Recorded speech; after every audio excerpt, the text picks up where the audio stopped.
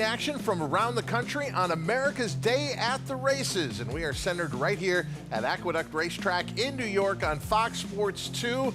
Welcome to our set, but we will also take you to Hot Springs, Arkansas, and Saturday. This is the race, the Oaklawn Park Handicap, the renewal of a rivalry that started last year on the Triple Crown. It is sovereignty and journalism, and oh, by the way, White Barrio's in there as well. It is the best race of the year thus far.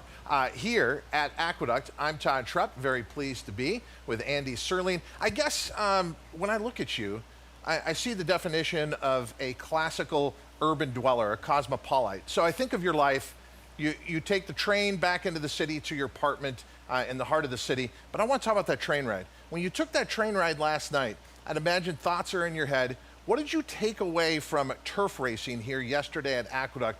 What did we learn? I think it's actually a good question, talking about the turf races, because we saw very dichotomous races, looking at the two courses. Two races sprinting on the outer, the only turf we can run turf sprints in.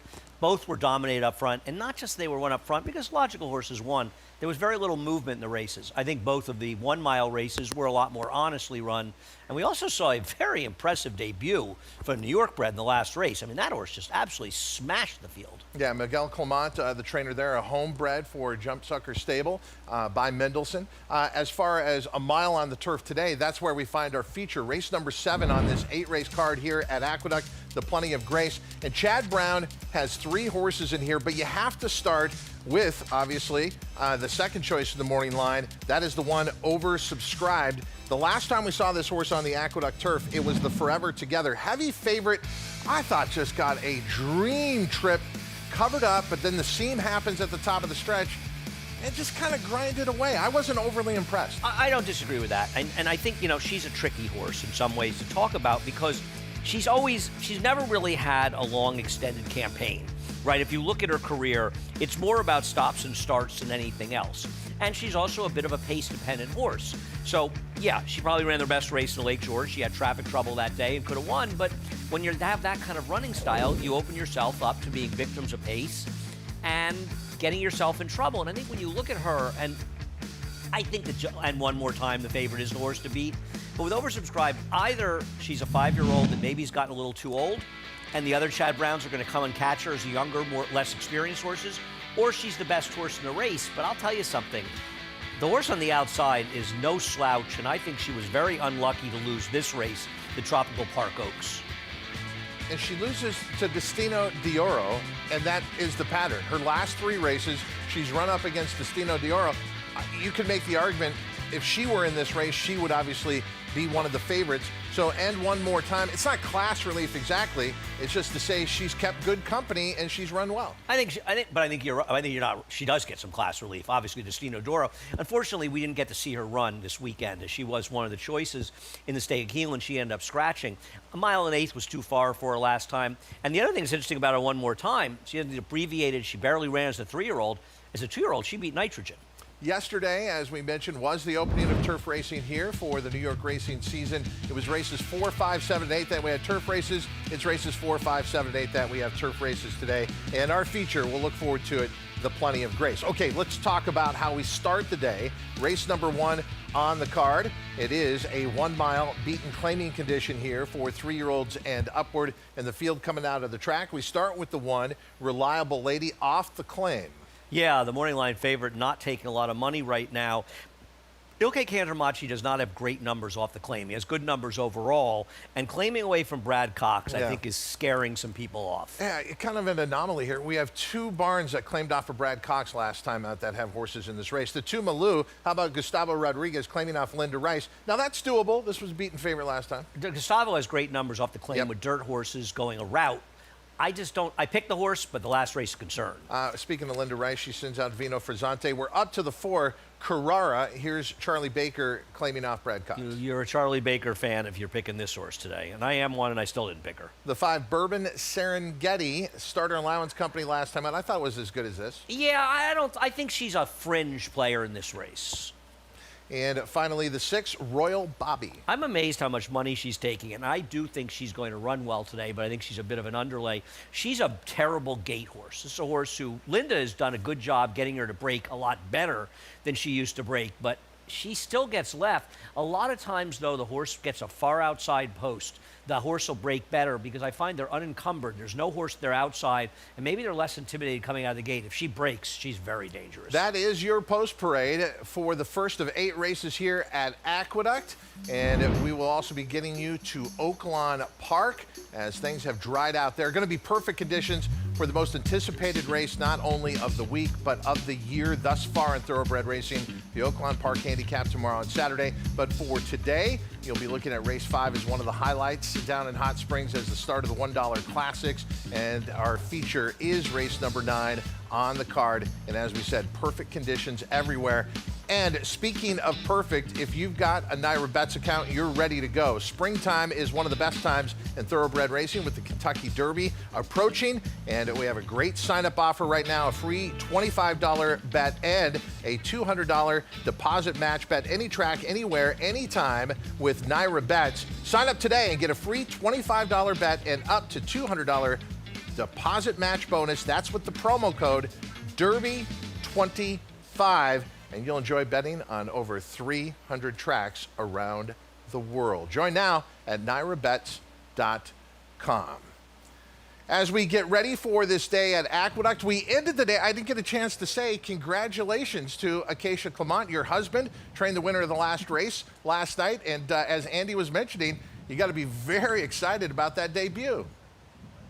Thank you, Todd. I'm just the cheering squad for the stable for sure, but really exciting and a terrific ride by Manny Franco on the turf, saving all the ground for all of its debut last night. Now, taking a look at horses for the opener here, the number 2, Malou, is where we'll start, as this horse was first off the claim for Gustavo, and she got by far the most spirited warm-up in this group. Ricardo Santana took her right away from the pony, really started revving her engines out there, which I appreciate because she broke slowly last time out, and I think she runs her better races when she can be forward, and it does look like that's the intention today, to try to get her out of the gate better and to be into the race a little bit more early. Obviously, she does have that concerning last race to deal with, but I think before that she was incredibly consistent, and I expect her to break better today. Now, the number 1, Reliable Lady, she has been reliable altogether. She is consistent as well. She's first off the claim too for Ilkay Cantermasi. My concern with her had been the stretch out and distance. I've always felt that she's built a little bit more like a horse that wants to go shorter. That said, since I've last seen her, she has actually become a little bit more athletic, which I think is a plus for her. She's going to stretch out, and we'll see if how far she can take them. But I do think that she has some natural speed, and given that she's going from a sprint to a route race, she likely will try to take them every step of the way in here. One thing I don't like is that she was a short price last time, had dropped to this level when with Brad Cox, and couldn't get the job done, getting caught late by a closer. So we'll see if she can turn things around off of that disappointing head defeat last time out. I took a bit of a shot with the 3, Vino Frizzante. She's a horse that's not necessarily pace compromised, which I think is to her benefit, and she goes back down to the level at which she has run her better races. She comes back in just 7 days, and I don't love to see that Linda Rice has a horse that was running against far better company in a tough open allowance last time. 1 week turnaround right into a claiming race, but she is being aggressive. And like I said, this was a horse that was claimed for 50,000, ran and won for 30. So I think it's a little bit more just of a logical move. She wasn't able to compete against tougher company recently. She makes sense in here, and off of the quick turnaround, super weight and coat on her, great energy, things that you like to see for a horse that is coming back to the races relatively quickly. And she is, I think, a little bit of an appealing alternative to the 2 on the inside. And taking a look now at the 1, Reliable Lady, and the most recent start, March 7th, Andy, race number 6 here at Aqueduct. This horse would be claimed out of the race, beaten as the favorite, second beaten ahead. This was going 6.5 furlongs. We're obviously going a mile today. Did this horse have any excuse getting beat on this day? Not that I saw, and I think you sort of named the question in this race, going the mile today. You've got a horse that couldn't finish the deal as the heavy favorite last time for a barn that wins at a high percentage in New York. going 6.5 furlongs. Now you want her to get a mile off the claim, and I do think the distance, and Keisha brought this up earlier, and I think she's absolutely right. She's run okay at a mile, but I wonder if it's a little bit of a question in this race and one of the reasons that she's not favored. Yeah, and if you look at the winner had trouble and still got by Reliable Lady, who was wanting, it seems, there in that final half of furlong. The 2 is now in our favorites role, Malou. That could change by the time they break out of the starting gate. But this is the horse you like off the claim. Yeah, I don't love her. I found this to be a very, very difficult and wide open race. I picked the race 2-6-1. I just respect Gustavo off the claim, and if you draw a line to her last race, which I don't think you just want to do, she's the horse to beat in here.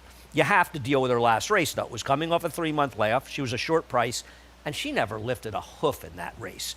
Now, she gets claimed by Gustavo, who has a terrific record, claiming off the claim with dirt routers, did very well claiming that horse, whose name is escaping me, who actually won our Suburban and turned out to be a very good horse last year. He was the one that was very much involved in the DQ in the Jockey Club Gold Cup last year. Phileas Fogg, thank you.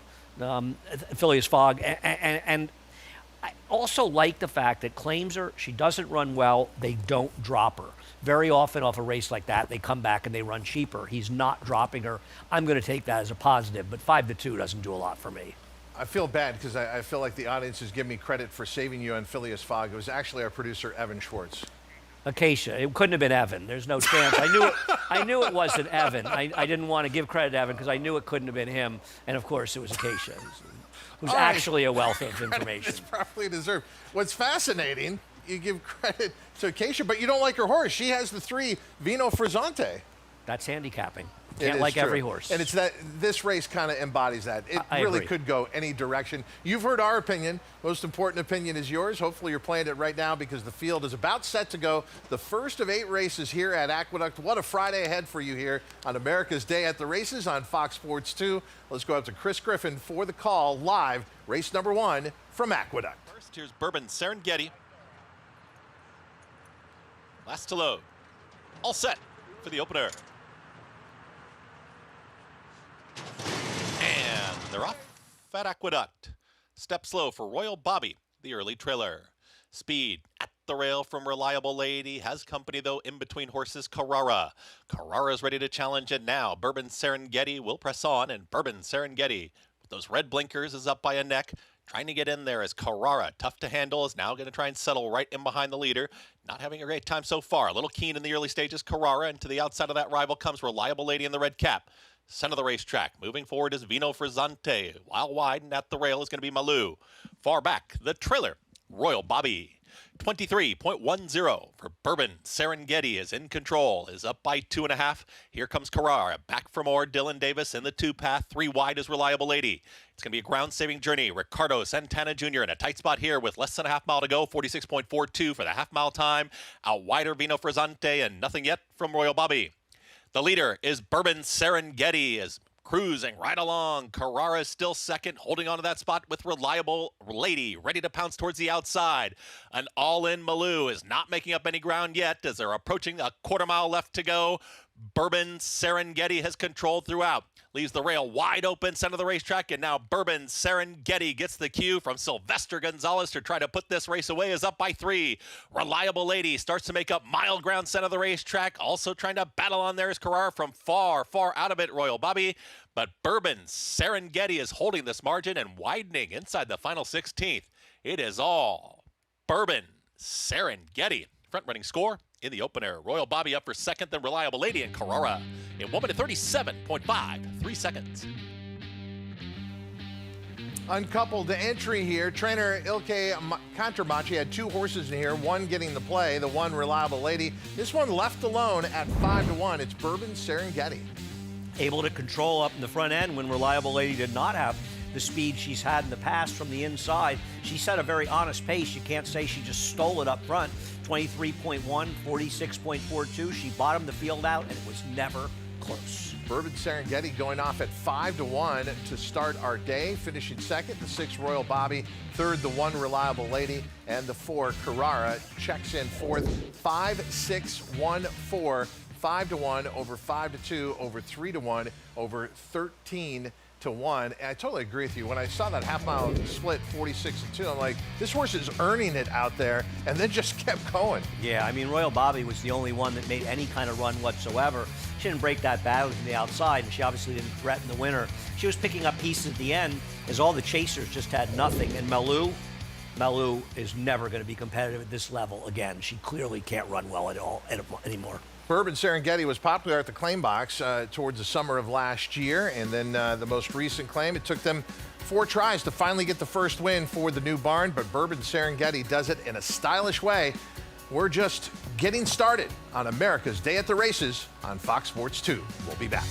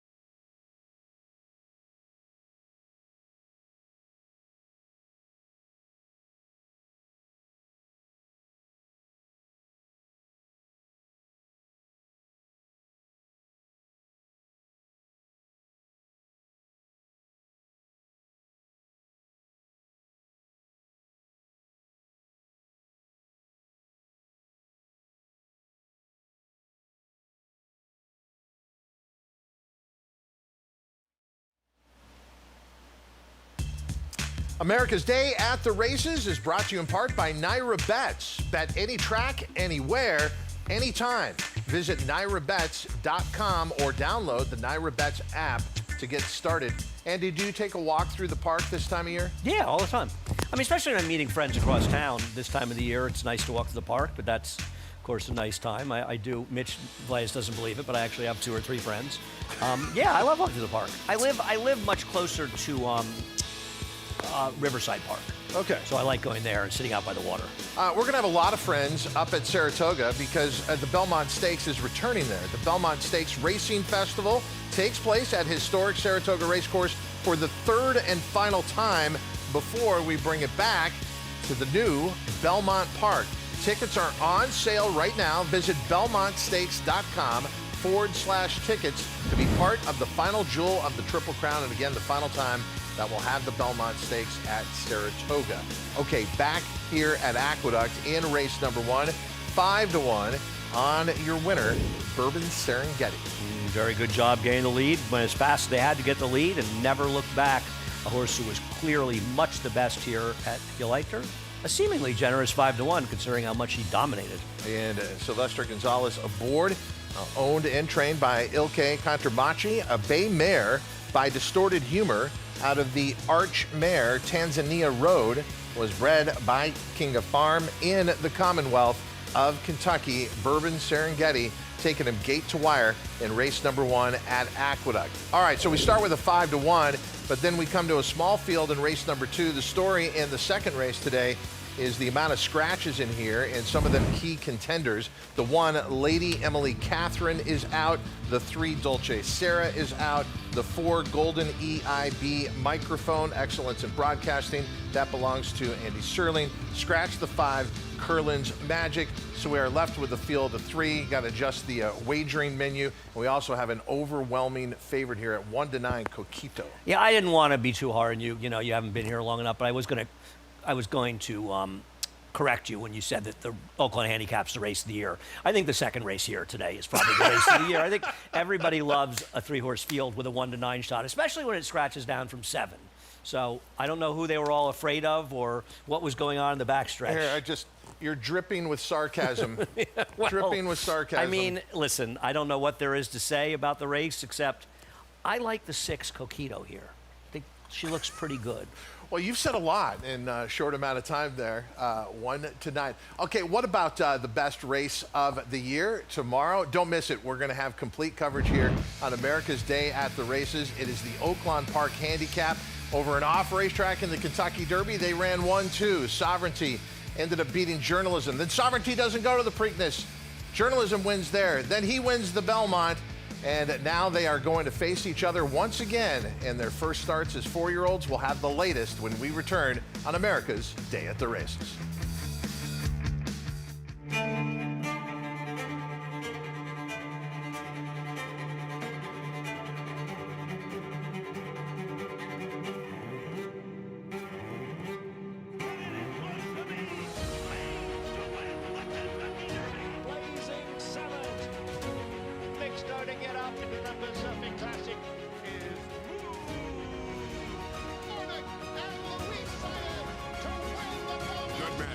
The classic sire. You bet with Naira Bets. Bet any track, anywhere, anytime, including all 3 legs of racing's Triple Crown. Download the Naira Bets app to play today and get a $25 free bet plus $200 deposit match bonus. Watch live horse racing, get expert picks, boost your bankroll with daily promotions, and hone your handicapping skills with exclusive tips and tutorials.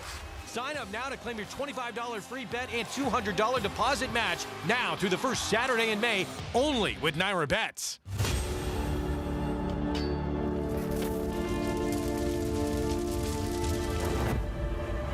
Look at these 2 juveniles going at it, and it is Forte. It is Forte in front. Forte on to victory here in the Grade 1 hopeful.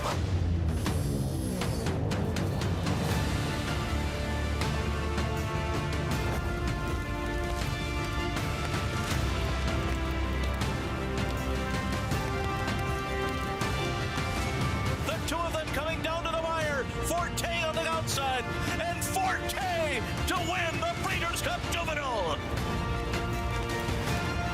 Forte starts to gather in the top horses. This is going to be very close, but the champion prevails. Forte wins.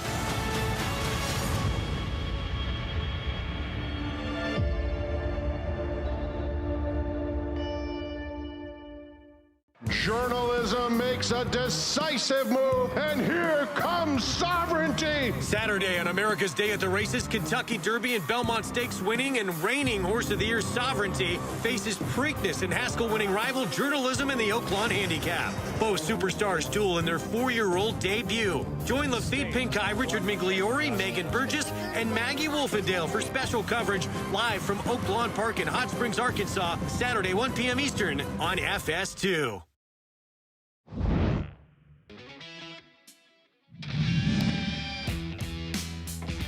They turn for home in the Oaklawn Handicap, and it is Concern to the outside. Silver Goblin to the rail, and between them, Cigar. Cigar has that in front. Silver Goblin second. Concern tried, but he's all done. Cigar leads it. Silver Goblin can't keep up. The Oaklawn Handicap, and number 1 rating will go to Cigar by 2.5. Welcome back to America's Day at the Races, and you are just checking out the incomparable Cigar winning the 1995 Oaklawn Handicap. It's one of two that Hall of Famer Bill Mott has won, and boy, he was just a sensational talent. As we welcome you here to Hot Springs. Hi, I'm Maggie Wolfno alongside Richard Migliori, and you just said to me, Meg, is he one of your favorites? Abso-freaking-lutely. Because that was probably about the time you were really falling in love with racing. And when you get a horse that's that consistent, that shows up, that puts together 16 consecutive wins, it's going to grab your imagination. And talk about a dream team. Hall of Famer Bill Mott, Hall of Famer Jerry Bailey, and obviously a Hall of Fame talent in Cigar. And they were just flawless for better part of 2 years. I was talking with Bill Mott this morning. He said he first came here in 1976 working for Jack Vanberg. Then he was out on his own a couple years later, and they wouldn't give him stalls here. Now, look at where he is as he will send out Sovereignty, the reigning horse of the year in America's Best Racing Race of the Week. It is the Grade 2 Oaklawn Handicap, and it is Sovereignty's first race back as a 4-year-old, as well as his main opponent that we saw through the 3-year-old season in journalism. Yeah, now he does have 2 victories over journalism, but journalism was not embarrassed in either one of those. And if you think about the Belmont Stakes, journalism ran in the Preakness, and a tough Preakness, having to muscle his way through with no place to go mid-stretch, and then come back 3 weeks after that and face a fresher cigar. I'm going to say cigar. Okay. Sovereignty. But the other thing, too, is this is 9 furlongs, and those were 10 furlongs, and maybe that played a little bit to Sovereignty's strength. I was thinking the same thing, though both horses are 2 for 2 at the 9 furlongs. Checking out their last meeting together. They were supposed to have another showdown at the culmination of last year in the Breeders' Cup Classic, but this was their last meeting, last year's Belmont Stakes. Yeah, and you saw that there was Sovereignty following in the wake of journalism. Journalism basically got first run on him, but you see the way Sovereignty he's relentless. He just keeps coming at you. That stride never diminishes. And it feels like, and I was talking with Junior Alvarado this morning, he said, if I'm within a length or 2 of anybody, I just can't imagine anybody out finishing him. It is true. I mean, you watch his workouts too. He doesn't wow you in the morning, but every single time he is out galloping out his competition, he's always got something left in the tank. He did arrive here earlier this week, Sovereignty, on Tuesday, and he has been training under the watchful eye of Bill Mott.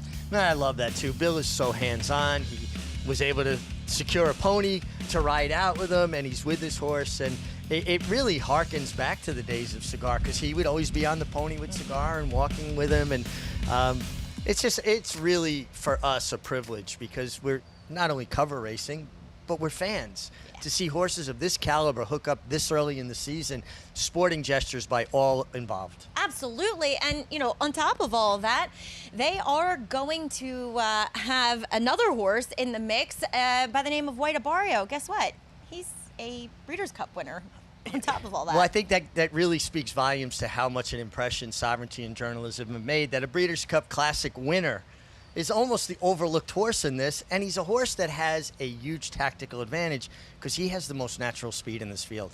As we welcome in the 3rd member of our team here at Oaklawn, Megan Burgess, who is trackside. Meg, I mean, there's no looking past a $7.7 million earner in White Abarrio, except you have Sovereignty and journalism in this field.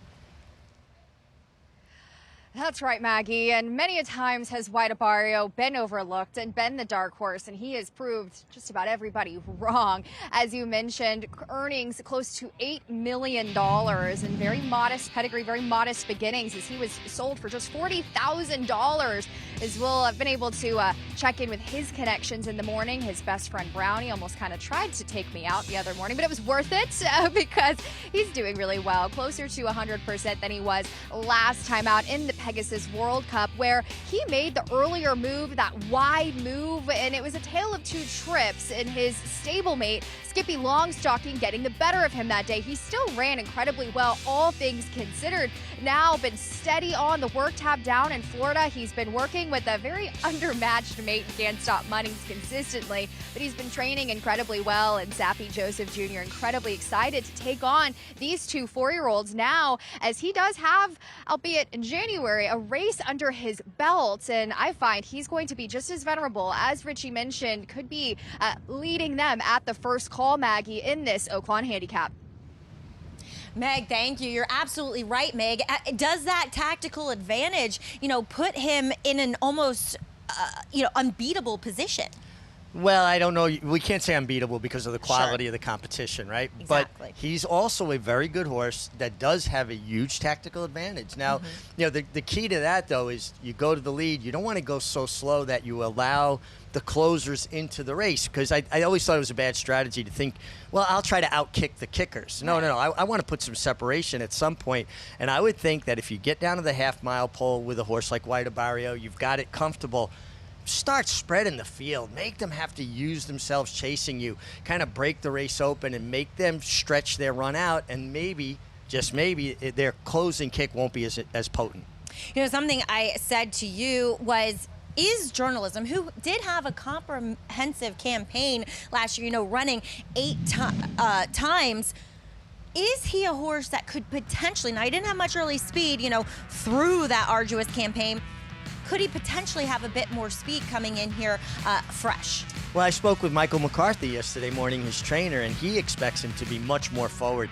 He said if you looked at his early races last year, like the San Felipe, he was right there in a stalking position. He goes, he actually lost a bit of his speed as the year went on. He did. But he's fresh, exactly, and there's not a lot of speed in here, and he acknowledged that as well, and he said I could see him laying up to a lot closer to the pace. That's great to hear. He will be reunited with Jose Ortiz, who rode him only one time last year. That was to that 4th place finish in the Breeders' Cup Classic. So if I had to put a gun to your head right now, who do you like? Well, this is a tough question for me. I'd want to ride White Barrio, okay, because I think we'd play to each other's strengths, and I'd put him on the lead, and I would figure out where I was going to rip the race open. But I keep going back to how confident Michael McCarthy sounded in journalism. That's great to hear. And I was speaking with the examining vets here 2 mornings ago, and they were all like, to a man, this is maybe the most perfectly conformed horse they've ever seen. Always said. Yeah. I agree. And here are trained veterinarians, people, medical professionals for horses, telling me the same thing that you've said. His mechanics are almost flawless. Now, I do think the reigning horse of the year does look tremendous. I watched him train here this morning. He looks fabulous and really fit, too, off the bench. So I'm so excited to see what goes down in tomorrow's Oaklawn Handicap as we welcome back in to the show Todd Schrupp and Andy Serling. Guys, your thoughts on tomorrow's showdown? Well, I want to pick up what both of you are talking about with journalism. He's imposing. I happened to be there at Del Mar when he made his debut, and in that moment, I knew I was looking at a horse that was going to go on and be a force in his 3-year-old season, and he was. Going into the Kentucky Derby, he was the horse more than Sovereignty in a lot of ways. Sovereignty was working well, but journalism always had the spotlight on him. And so in some ways, with Sovereignty taking that over, there are some who might say journalism is underachieved. But if there's a day where he's going to put it together against Sovereignty, it's got to be tomorrow. Yeah, and I know that it's not your opinion he's underachieved. I just think he had the misfortune of running to a very good horse. It's what happens. You can go back in the 70s and say if Affirmed hadn't been born, Alydar would be remembered as one of the all-time greats. I still think of him as one. And I don't think there's any shame in the losses to him. The other thing I would say about it is if you look at the arc, you talk about journalism, he didn't have much of a break last year going to Triple Crown races. And I think he had a slightly more arduous campaign going to Triple Crown races and had actually run more impressive races, whereas Sovereignty was just starting to come into his own. And I don't think the journalism we saw in even winning the Preakness, but also running second at Belmont, was necessarily the same journalism we saw with those impressive races at Santa Anita over the winter, and Sovereignty was getting better. So I think you were going to see a more evenly matched race here. It's also the first race for both this year. I don't think either trainers got their horse at their absolute peak for this race, and I'm just excited for the race. If somebody said to me, Sovereignty's going to be 3-5 and journalism's going to be 2-1 or 5-2, I would bet journalism, because I think he's priced more than compensates for it. I understand the allure of taking White Barrio. Now, if I read Ortiz could rate rhetorical in last week's Maker's Mark Mile, he's capable of rating any horse in a race because he just completely took away that horse's natural advantage, as he often does. White probably finds himself in front. Irad is not the type of rider, as Richie was talking about, to open up on a field, and I don't think he can anyway. And I think journalism's going to be fairly close to him in this race. Well, that's Jose Ortiz. I think he's going to be more aggressive. That was some of the criticism to Humberto Rispoli, who had previously ridden journalism. Two factors that I need you to comment on that I don't think we've talked enough about. These two horses meeting at a 1.1 miles. Sovereignty has obviously gotten the best of journalism at the 1.25 miles.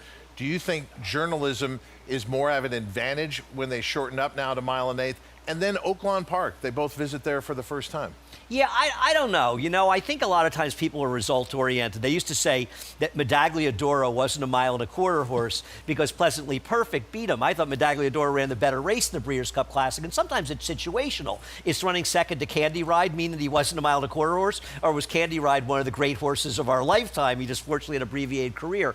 I don't know. I think it's an interesting point. I certainly will say that Sovereignty has no problem with the 1.25 miles, and he's run his better race at those. But I'm not worried about journalism running in the 1.25 miles, but I wouldn't say the 1.1 miles isn't at least fair for journalism. You know, my hope, honestly, with these two horses is, first of all, they stay sound and they have full campaigns. But I hope this is the first of 3 or 4 meetings during the year, because I think we all, you say these cliches, and sometimes there's truth to it, sometimes they're overblown, but there is no question the most memorable great things in racing are rivalries. Yes. You know, Affirmed and Alidar, Sunday Silence and Easy Goer, Nashua and Swaps, you want to go back a long ways. How about another one? Ali Sheba and Ferdinand and Snowchi. These horses racing against each other. I got another one. Serling and Shrupp. There you go. Except we actually like each other more than those other horses do. But I think the rivalries really get people excited. And it's like, you know, you take the Rachel Alexandra Zenyatta argument. It's still going on. Yes. It's almost 20 years later. And, you know, the Zenyatta fans are adamant. The Rachel Alexandra fans, of which I'm one, are adamant. And that's a good thing. It's a great thing when people are arguing about things going on in racing because they care and they're passionate about it. So let's hope for a full year of the two of them knocking heads. Can I get an amen? No. We are a minute away There are only 3 of them, Todd. A minute away from race number 2 at Aqueduct. Unfortunately, it's just a 3-horse field here and 1 tonight. So the way to play this, you know this going in, it's a 3-horse field, the second leg. You should have played a pick 5 to start, then you got a 5-1. I'd be eliminated, but maybe you should have. Well, you had a free square here. Let's talk more about Coquito, though, and go back to March 28th. Race number 9 here at Aqueduct. It was the most recent start, 3rd beaten a length. Now, you could look at this horse. How would you look at races March 12th, then March 28th, here April 17th? I mean, this horse has been really busy. I agree. This horse had a fairly heavy load. This trainer, Stephen Schauer, you may not be that familiar with, started out in his own. He was involved, with the players group when he started training. He's won plenty of races. The thing is, not only is it a small field, this horse has a huge tactical advantage on the race. Aside from being the best horse in here, I think what a lot of people will do is single this horse in the pick 4. It'll be very interesting to look at the will pays for the pick 4 going into race 5, assuming this horse wins, and the pick 3s, because this horse is going to be a super short price in this race. All right, waiting for the field to get to the starting gate for race number 2 at Aqueduct, but let's return to Oaklawn Park.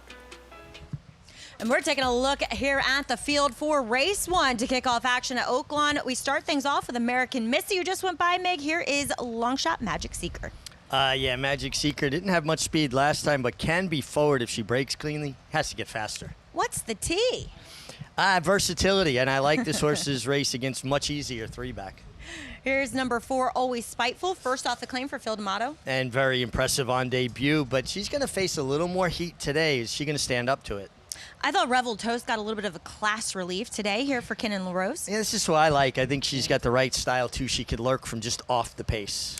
Here is the new acquisition for Peter Miller. Clapback brings speed to the table. Yeah, and Clapback's a little bit of the kind of runaway speed. You know, if you go back 2-back, you could just see the horse running through the bridle, and I think she's going to keep things pretty heated up on the front end. Even money a favorite, Always Spiteful. First off the claim, we'll see if she can go back-to-back as we head back to the Big A. And Maggie, we're sitting just inside of a minute to post here. The field getting close to the starting gate. You know, one thing, you know, going back to people who are just getting into the game and learning. One of the things when I first started was obviously getting to understand the odds and figuring them out and the fractional odds. And so to put it in perspective for our audience, 1 to 9 on our favorite here, you look at the number on the right, that's the investment. You look on the number on the left, that's the profit. So you bet 9 to win, to get a total of $10 actually. back. You know, keep in mind we can't show 1 to 10. It's actually numerically 1 to 10. Now, with today's breakage, this horse can pay anywhere from $2.10 to $2.39, actually. So can I ask the existential question? So since ask. a lot of places, I don't know if I'm going to like the answer. So a lot of places are going to penny breakage, down to the penny. Well, just us in Kentucky right now, right? Yeah. So when they eliminate the penny, how does that work? Well, if there's no pennies, what am I going to walk up to the window? And you're like, yes, you're supposed to get 2 pennies here, but there are no more pennies. I have an opinion on this, actually. I don't think betting at the window, I think it should be rounded up or down to the nearest nickel. Down to the nearest nickel. That's what I think. So much of the money is bet through accounts. Yes, it doesn't true, come to play. True. It'll be an issue a bit in Saratoga, where you do have an enormous amount of people actually betting at the windows. Yeah. I think in a racetrack, it probably happens at Keeneland a bit, where they have a lot of fans there.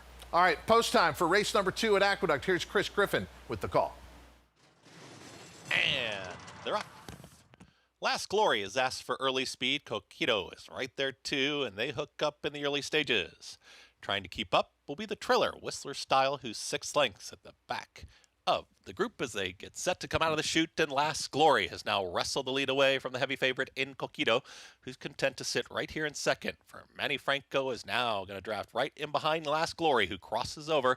It's Last Glory, Coquito, and still far back early, Whistler Style. 23.76 the opening quarter mile. Ricardo Santana Jr. and Last Glory, they're up by 3/4 of a length. Did leave the rail open so far as Coquito's trying to pull right through there, and now shutting off that hole a touch is going to be Last Glory. A rider's race right now as Manny Franco, with 4 furlongs left to go, encourages Coquito to try and keep up with Last Glory, who's in front by a full length. 46-4, that half-mile time. The trailer, still Whistler Style, is warming to the task, is now within 4 of the leaders, and Coquito has run right by Last Glory. Last Glory is now having to steady briefly, approaching a quarter mile left to go, and Coquito is trying to put this race away.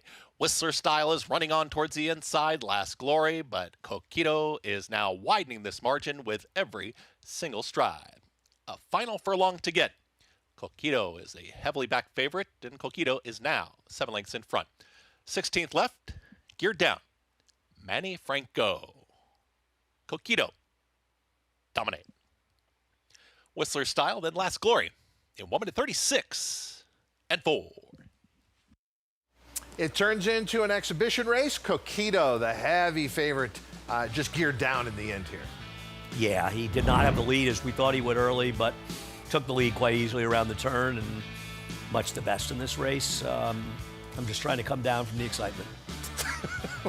You've got to save some of your energy for tomorrow, because it's the Oaklawn Park Handicap. The best race of the year so far. I just hope the Oaklawn Handicap can live up to the excitement of this race. To give you an idea how heavy of a favorite this horse was, aside from the odds, there was $69,084 in the win pool. $49,334 was bet on Coquito to win. We'll come back with those prices, at least in name only, for the second at Aqueduct. But as promised, back at Oaklawn Park, getting closer to post time for race number 1. Anchoring our coverage there, Maggie Wolfendale. Thanks, Todd. And Mig, as we see 4 to 5 on number 4, Always Spiteful.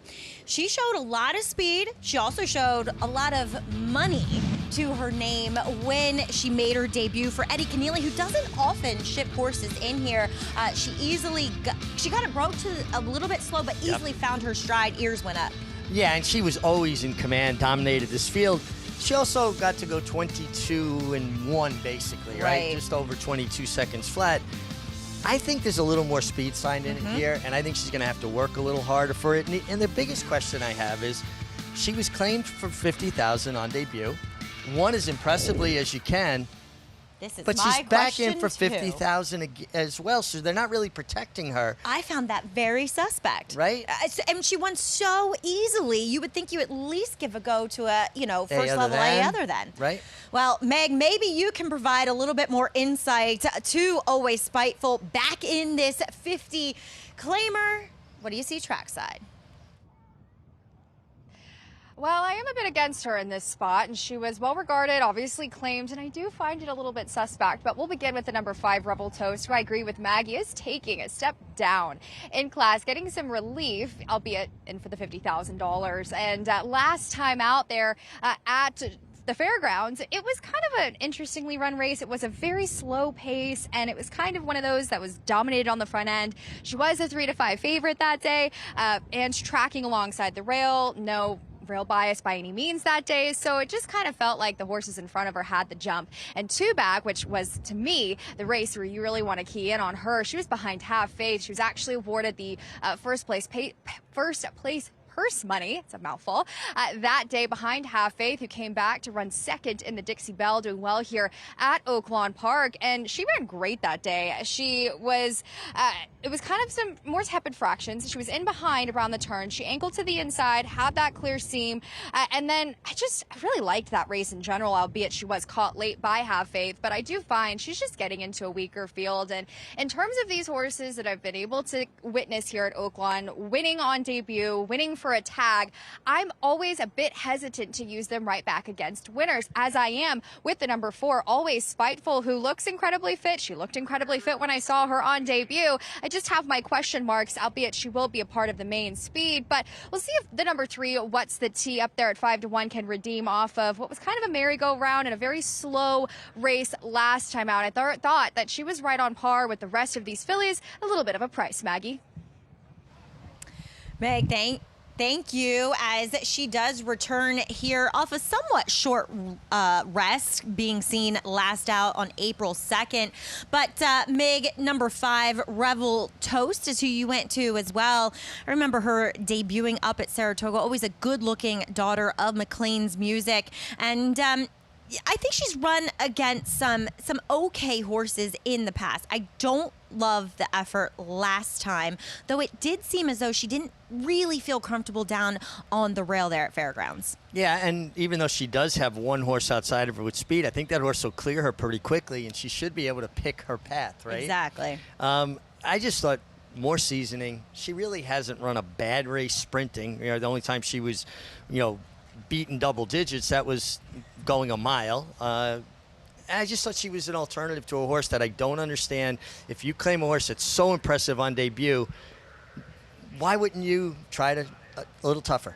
Here's a stat, speaking of first off the claim, though, from Peter Miller, with a 50% jump up in class. He is 5 for 19, 26% with a 166 ROI. So she's sitting up there at 13 to 1. She does have speed from the outside, as we get it to Matt Dinnerman for the call of the opener here from Oaklawn Park.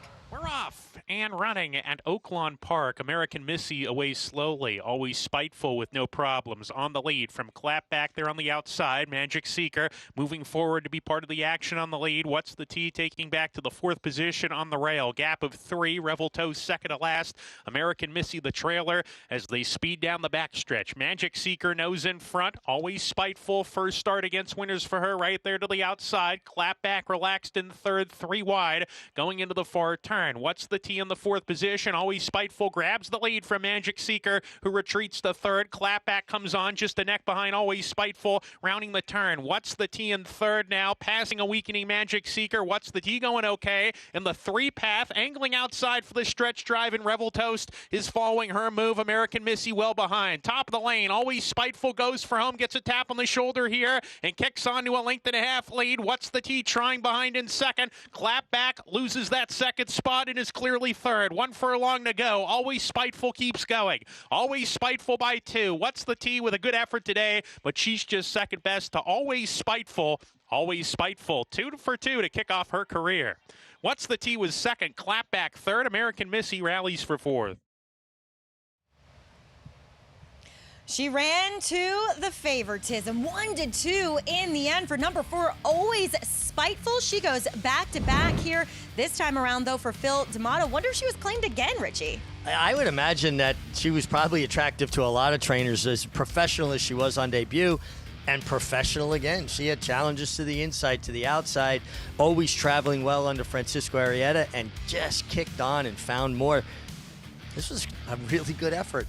What's the Tea ranged into the race while 3 wide around the turn, ran respectably, but always was going to be second today. Yes, no doubt. Always, What's the Tea, second best. The disappointment was the 5, Rebel Toast. She just never looked like she was traveling comfortably. I know. I wonder if somebody dipped in for her first time for a tag, but no doubt about your winner. Always spiteful, 2 for 2 in her young career so far. As we get it back to New York with Todd and Andy. Maggie, some symmetry here. Heavy favorite wins at Oaklawn Park with ease. Heavy favorite wins with ease here at Aqueduct. Yeah, this was, to be honest with you, it wasn't that much less competitive than the one at Oaklawn where the favorite got it done. Horse had been claimed away from Eddie Keneally. Not an easy thing to do in Coquito with the scratches. I mean, listen, she was the horse to beat if the race remained intact with the scratches.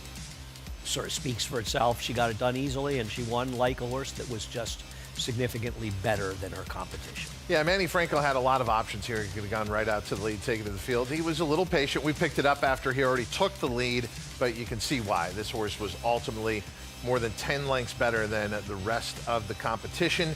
Coquito getting the win for owner-trainer Stephen Schauer. Dark Gray, a brown mare by Connect out of the Uncle Mo mare, Troubles No Mo.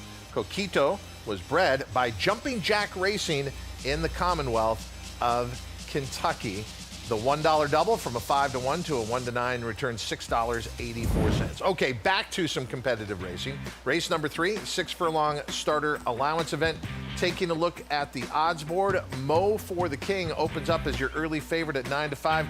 Good favorite right now or questionable favorite? I mean, he is the horse to beat in this race. The problem with him is that he got a 91 buyer figure last time, and any speed figures you're looking at, he ran a huge number that if he duplicates here, he is an extraordinarily likely winner, a much more likely winner even than his 9-5.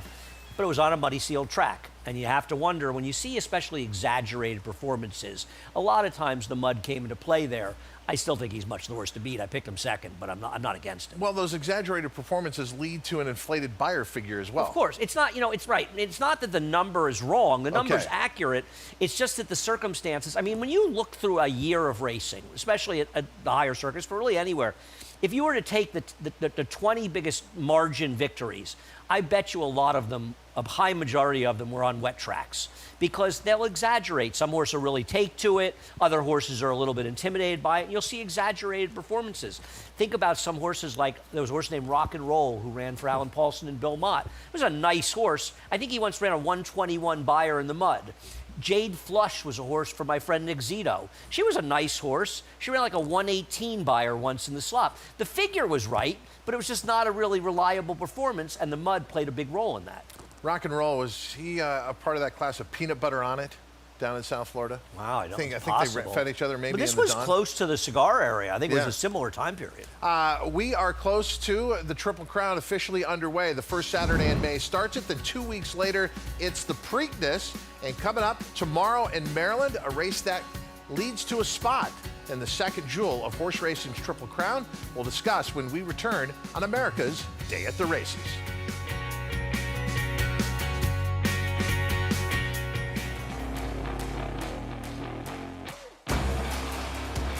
Here comes that big gray Tappet Trice right down the outside.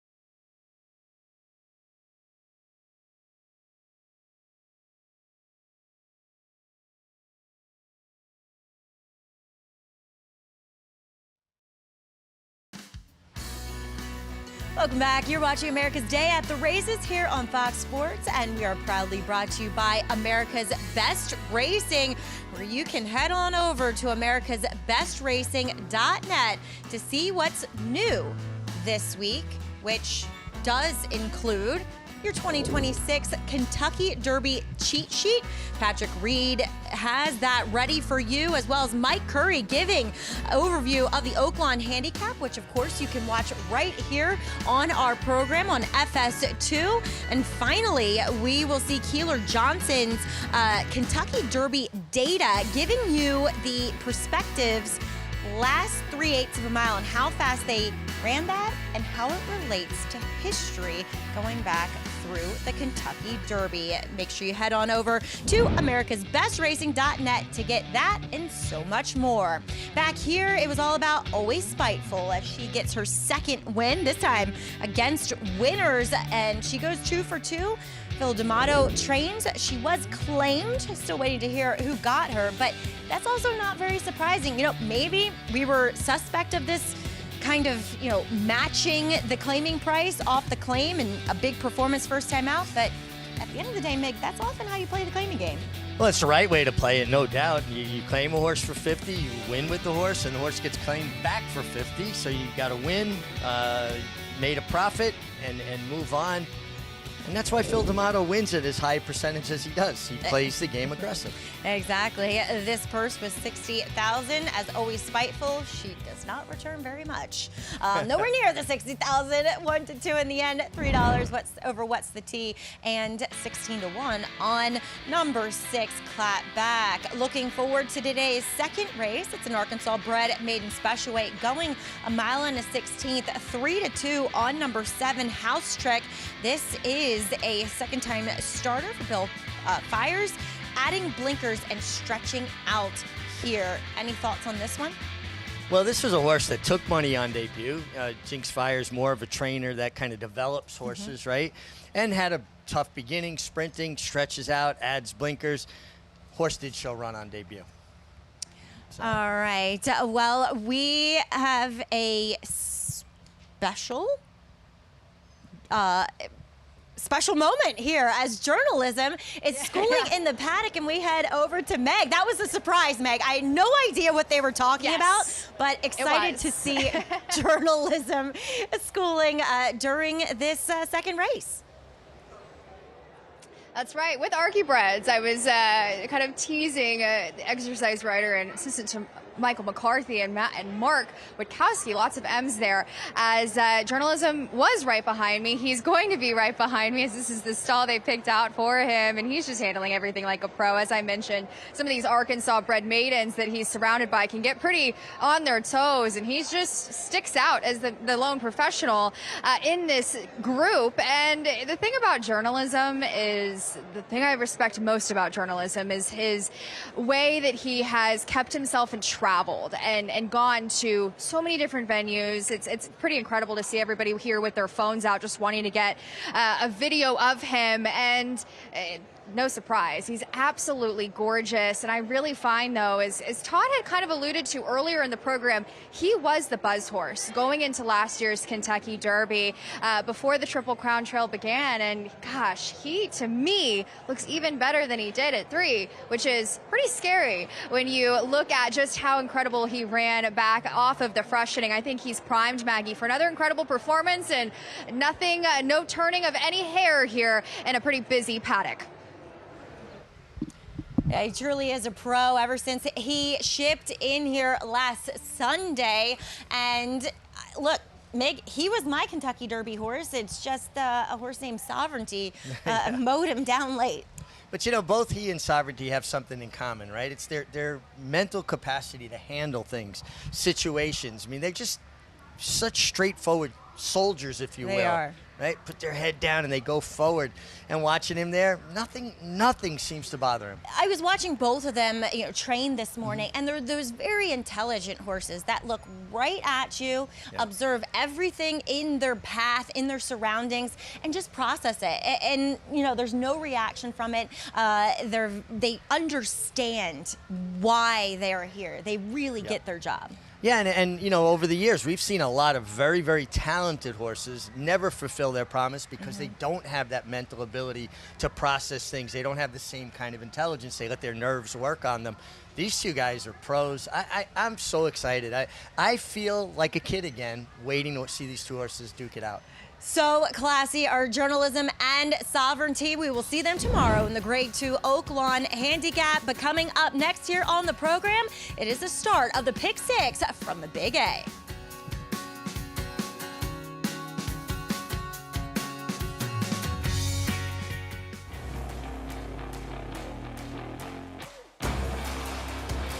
Here comes that big gray Tappet Trice right down the outside. Trice wins the Toyota Bluegrass. Tappet Trice's 2024 debut was awesome. Tappet Trice is lunging. Tappet Trice wins the Woodward.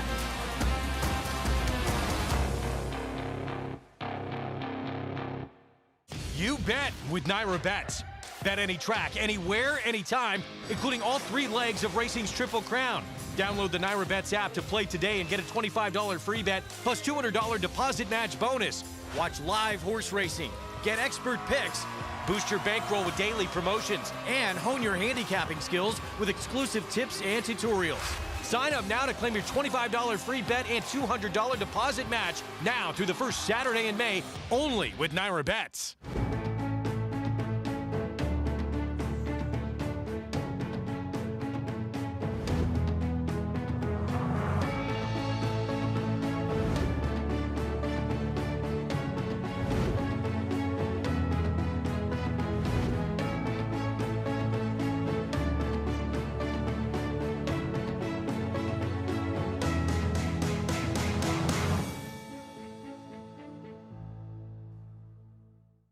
Adelphi Racing Club offers the unparalleled excitement of owning thoroughbred racehorses at a fraction of the cost. We're not just a syndicate, and our members aren't just investors. We are partners. Our New York-based high-performing equine athletes, trainers, and jockeys compete and win at the highest level circuits. Contact us online to get a taste of the Adelphi difference, and let's win races together.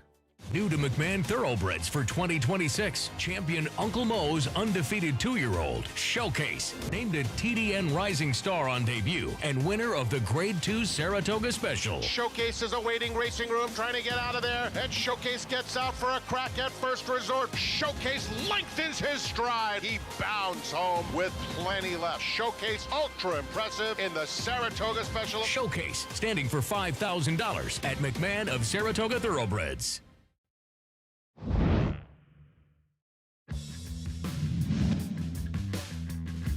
Disputed testimony down on the inside.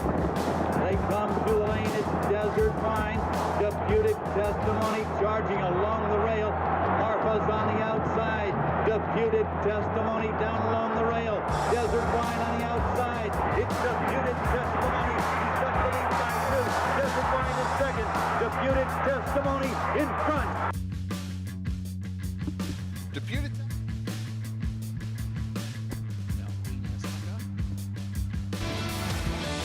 And to the Preakness because of what's coming up tomorrow at Laurel. Look, like we said, a lot of people are going to be focused on Oaklawn Park. We will too, but don't go to sleep on the card at Laurel tomorrow, Andy Serling. I agree. You know, I'll make you laugh. Eric Donovan, who's our, sort of in charge of our department, he said to me on I think Wednesday, he said, I have bad news for you. I'm going to make you look at a bunch of races at Laurel on Saturday. You probably don't want to look, blah, blah, blah, because we're covering And by them. the way, Eric appreciates you recounting this conversation on air. Well, it's because I said, that's all right, I'll take a look at them, but I was grumpy about it. And I looked at them, and they're great. They're actually really fun. Good, I yes. texted Eric and I said, actually, I'm happy you made me look at these races because they're really good. There's 3 turf races, including the Henry Clark. And there's a turf sprint that's absolutely loaded. They're big fields. And the 2 dirt races, the Weber City Miss, which theoretically is the Maryland prep for the Black Eyed Susan, and the Tessio as well. I'm going to There are some funny morning lines. I don't have my BBs in front of me, but there is a Peter Urton horse in the Weber City Miss that's one of 2 horses that are going to take the bulk of the play that somehow is 10-1 in the morning line, will be closer to even money than 10-1. I disagree with the morning line, the Tessio, that has Voldendam as the favorite.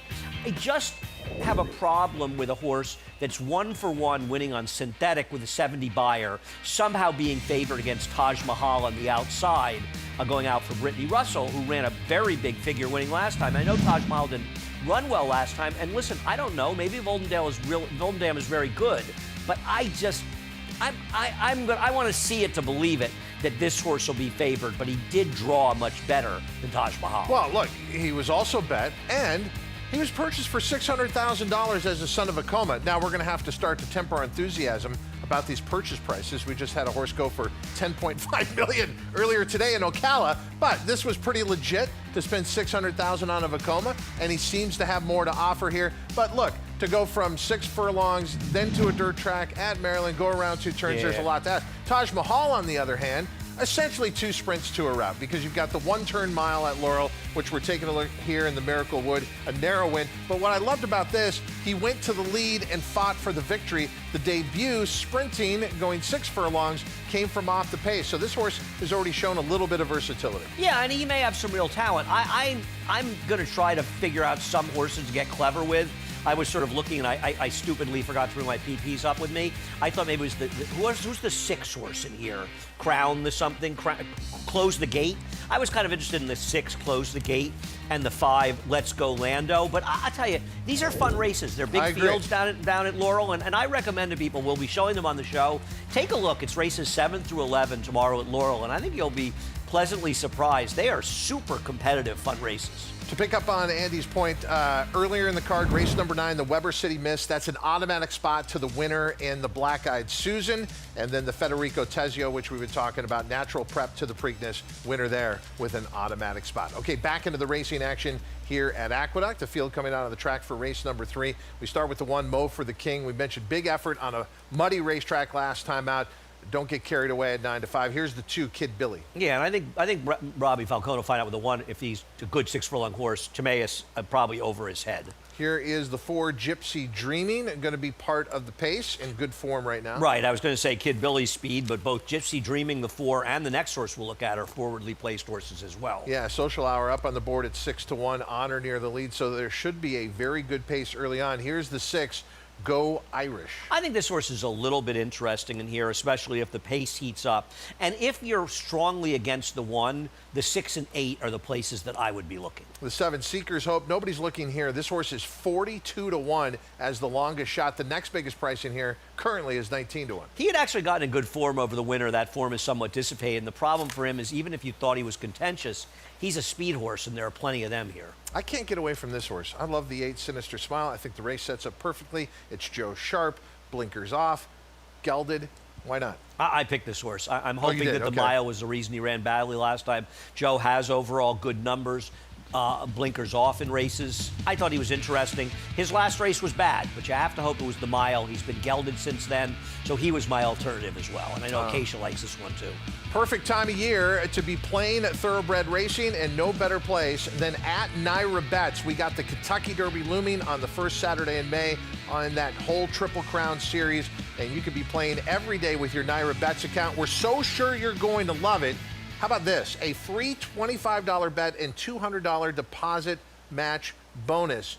Sign up today and get that $25 bet, the $200 deposit match bonus with the promo code Derby25.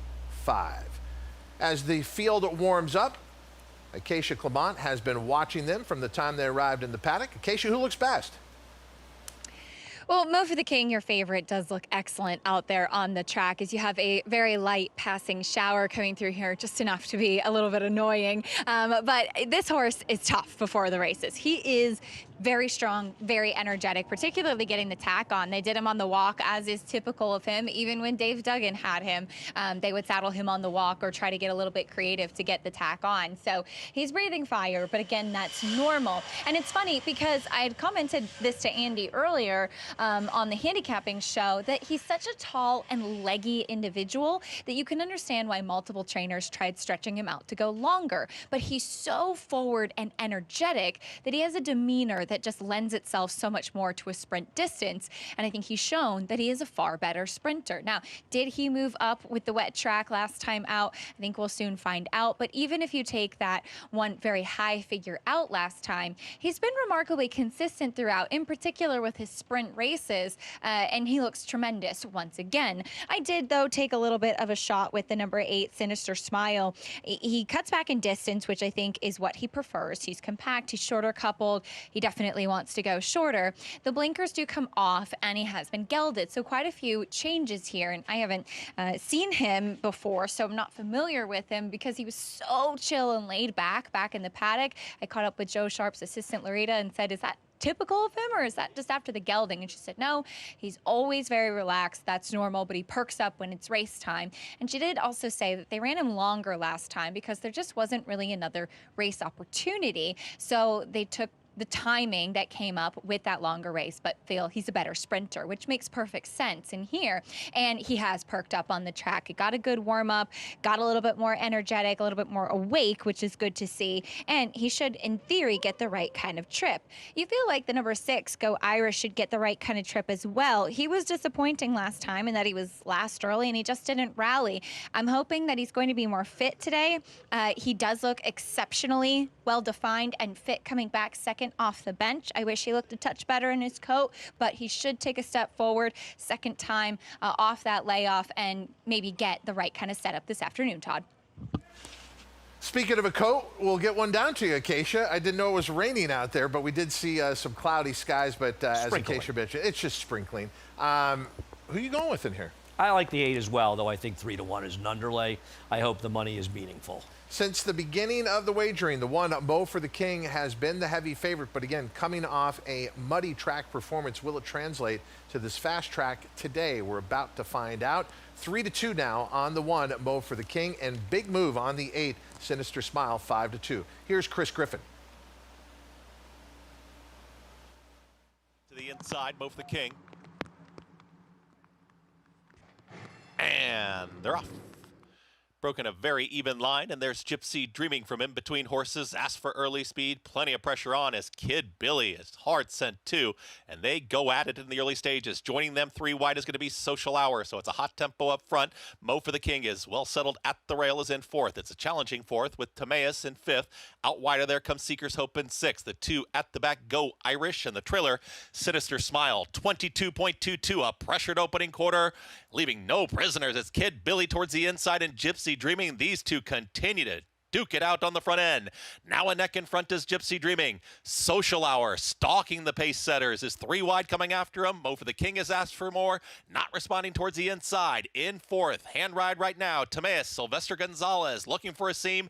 Gypsy Dreaming turns up for home, is in front. Timaeus is looking for a way out, is to the inside of the stablemate in Social Hour. Center of the racetrack, here comes Seeker's Hope. It's getting tight there for Timaeus, just got shut off there by Social Hour towards the outside.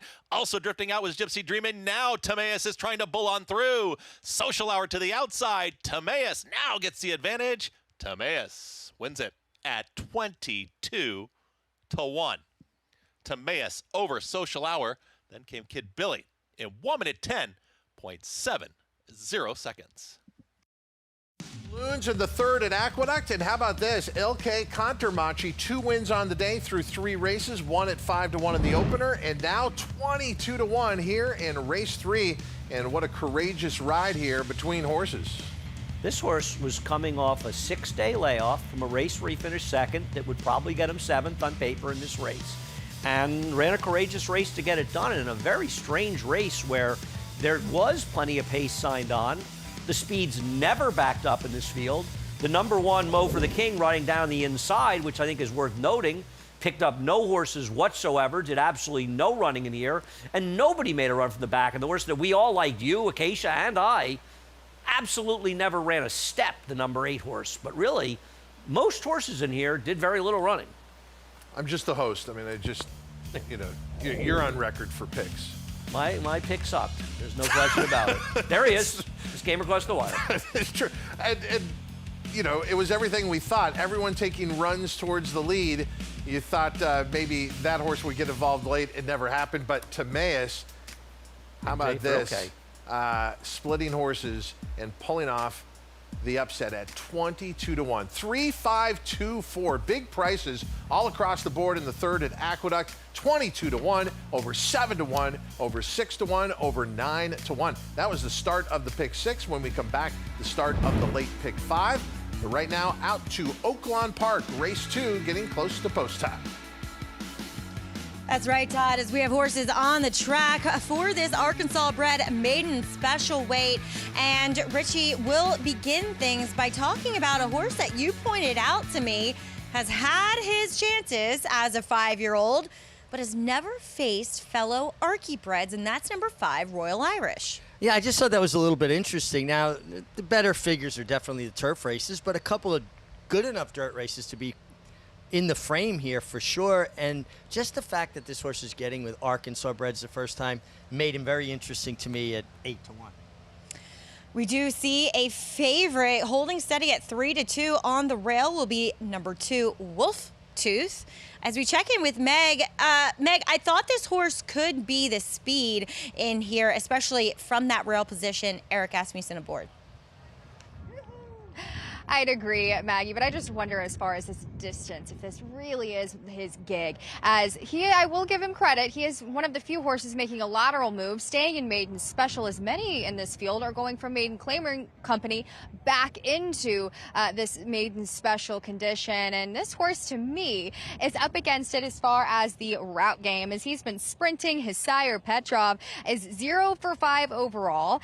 And I just don't, he doesn't really strike me as a route type, especially when you take a look around at his competition, who I find are more inclined at this distance. He's a ball of muscle. He's compact. He has been kind of that burlier, heavier bodied sort over the course of this meet. I will say this is the most fit I've seen him look, which given his steady diet of races in the month of March, coming back here in April the 17th, it appears so. As last time out, he got Lasix for the first time and ran on well. I mean, 70s Music won an Arkansas bred stake in his subsequent start. So he makes sense. I just want no part of him at a short price, now stretching out in distance. But the number 6, Yankopin, last time out was second by a mile at 28-1. But this horse has improved to me physically, just taking steps forward. He wants every bit of this route of ground. He's a big leggy individual, but I will say he wasn't the best keeper of his condition and of his weight. This is the best I've seen him look, which encourages me. I find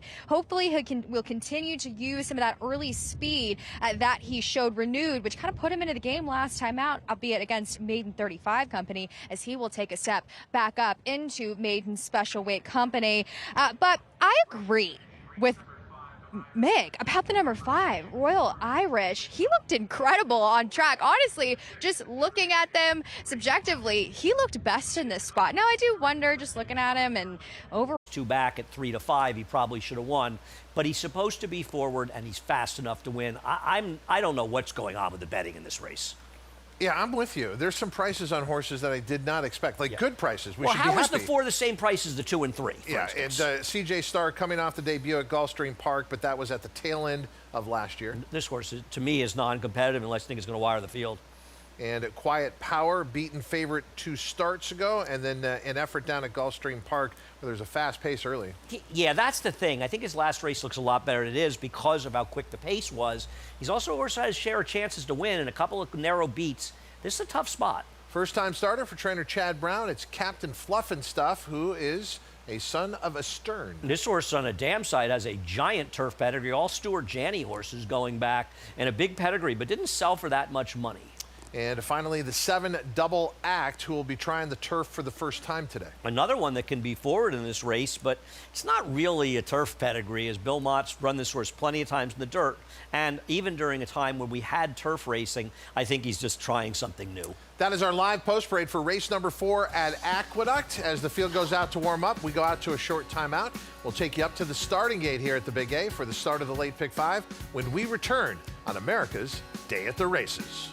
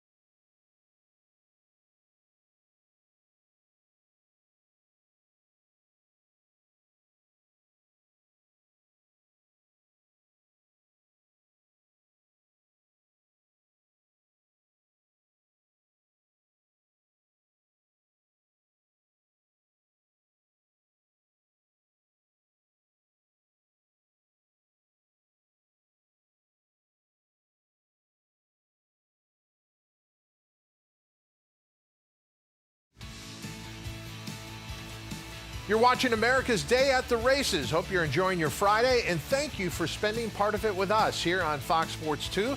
I'm Todd Trupp, very pleased to be with Andy Serling and Acacia Clement on site here at Aqueduct. We'll also get you to Oaklawn Park. Race 3 is about 9 minutes away, but this is a live look as the field is stepping onto the turf course to cross over to the inner turf course to go a mile here in race number 4. Andy, we can see your bottom line. You like the 2 Organite despite the 0 for 5 record. I agree, but this horse, you know, the lack of speed is the biggest concern for me. But this horse has run well in a lot of those races, been against the track in some of those races, comes back as a new gelding, and I think this horse is consistently the best horses in anybody. I am befuddled by the betting here, and the morning line maker would agree. Our morning line maker, who rarely gets things wrong, really is an inaccurate line for this, which is unusual, but I agree. I could never have imagined the number 5 being favored, a horse who's never run fast enough to beat either the 2 or 3, doesn't have any speed whatsoever. If you're worried about the lack of speed from the 2, how are you not worried about the lack of the speed for the 5? Acacia, how do you see this race as they arrive at the starting gate? I'm with Andy. It is a little bit mystifying, but I do agree about Organite. I think he's very talented, and I thought that the gelding would make a big difference for him. This was a horse that always, before his races, was lacking focus. He'd be screaming and hollering. He was still a little chatty today, but he looks exceptionally fit coming back off the bench for Dave Donk. The 6, Captain Fluff and Stuff, is a first-time starter for Chad Brown. Second dam, very good turf horse, so plenty of pedigree. I want to wait and see one with this horse. So not the best in his coat, and he has been here in New York throughout the winter and took a little bit of time to warm up. The 4, CJ Star, on paper does not look fast enough, but my goodness, this horse is attractive, very big and imposing individual out of a South African mare. They're in the gate for the 4th. Here's Chris Griffin. And they're off. Breaking inward was Quiet Power, but did break quickly. It's Quiet Power in between horses. At the rail, there's Party Animals in the early mix, and from the far outside, Double Act is going to join that leader. Double Act now puts a nose in front, is in the 2 path, trying to cross over, is taken back, will be Party Animal, is now going to sit back and let Double Act and Jose Lezcano press on. So it's a clear leader. Double Act into that turn is up by a length and a half, almost 2. To the outside, Captain Fluff and Stuff is now stalking, has taken second. To the outside, a Party Animal, still at the rail in 3rd. It's a tight hold on Quiet Power. Quiet Power just on the muscle, wants to go. Held back in by Kendra Carmouche, is in 4th, gets some cover. Out wider comes CJ Star. Center of the course, has some forward momentum now as Double Act is trying to slow things down up front. Second to last, Organite and the Trailer up for an Oscar. 24.28 for that opening quarter mile. Double Act went 50.38 for a half mile time, is up by 3/4 of a length. Captain Fluff and Stuff is still to the outside here from second. At the rail, a patiently ridden Party Animal, Quiet Power, just waiting for the cue. Kendra Carmouche looming up on the outside. Now letting Quiet Power run a little bit 3 wide. Just behind them, CJ Star. At the rail, Organite nowhere to go, and the Trailer is still up for an Oscar. Double Act has been doing the running throughout, is up front. Quiet Power unleashed is trying to find more. In between horses, Party Animal, and there's CJ Star down the center of the course. It's Double Act in front. CJ Star is trying to catch that lone leader. A 16th left to go. Double Act got right to the lead, and it was over. Double Act at 15-1. Another long shot on the afternoon. Second came 2 as CJ Star, then a photo. Quiet Power with the oncoming Organite in 1 minute 38 seconds flat. It has been a day of prices with the exception of 1 race on this card at Aqueduct. But how about the early pace here? Did you imagine a scenario where someone could get away with a half mile and 50 and change, and that happened to be Double Act? Yeah, if I had bet CJ Star, I wouldn't be happy with Javier Castellano. I don't know why a horse that's supposed to be forward is in the middle of the pack making a 4-wide brush, and I didn't like him at all. This horse was able to clear the lead in a very slow pace. I don't know where the 3 was last the whole way around the track, and maybe the 3 just can't run at all anymore. But how is that horse not a little more forward? It was a very strangely run race. I'm not surprised this horse was forward. You just would have thought there was at least a little bit more speed in this race. A very oddly run race, an oddly bet race, and an oddly run race. I got to tell you, I couldn't have had this horse. This was a day where I haven't really liked any of the winners, save the 1-5 shot, 1-9 shot in the second race. I'm shocked by this horse. He has no turf pedigree at all. He had some good dirt races, but he's not bred for turf, but he got to the front and he won. So it's not a Friday fun day for you? Not so far, but it's a fun day. I'm here with you. It's all good. We will have a carryover in the pick six, in all likelihood. It's going to be very unlikely after these two Opening winners. quarter mile, 24-1. The second quarter mile in this race was 26 seconds. The race was over. Yeah, there are a lot of rides. One of the reasons that Flavien Prat has dominated so much is he takes advantage of some inept riding often by other riders. And I think we saw some inept riding in this race, to be honest. Maggie, only Andy Serling could bring Flavien Prat into the conversation talking about a race in New York when Flavien's riding in Kentucky right now.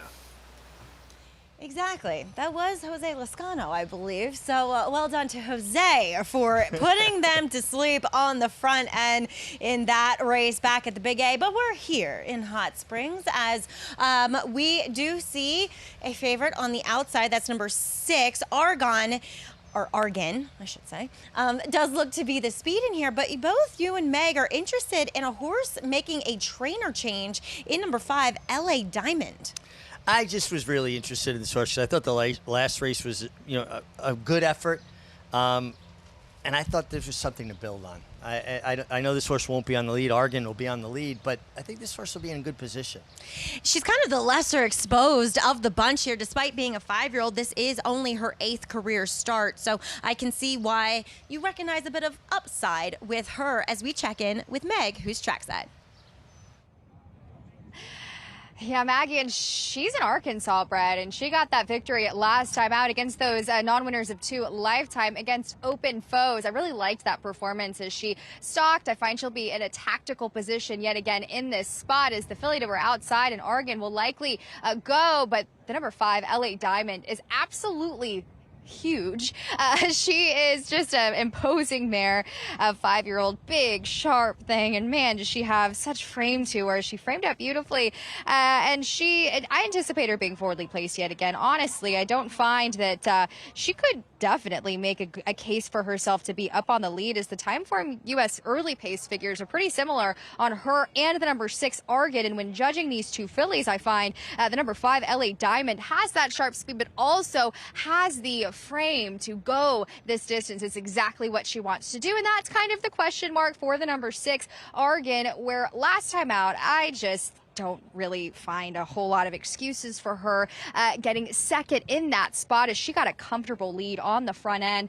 They set pretty slow fractions early, and then she was pounced upon late by a horse that kind of was a long shot that day. So I will say she sticks out as the kind of more petite, shorter couple type. She does have some frame to her, not a ton of legs. She is a daughter of Nyquist and doesn't quite look as honestly as big and strong as perhaps her pedigree would allude to, but she was incredibly reserved in the paddock. She really doesn't give you the indication that she's that sharp speed horse when you're just around her, and in terms of her disposition, I find she'll be strong again, but she's incredibly vulnerable to me in this spot. Taking favoritism at this point, even money, is too sharp for me on her. But as far as the number 2B, Boltoro, coming out of a key race back on March the 21st, where she faced similar company, and she was just flat that day, trailed off of those slow early fractions where it was kind of dominated more towards the front ends. But I will say she's got some back races in here,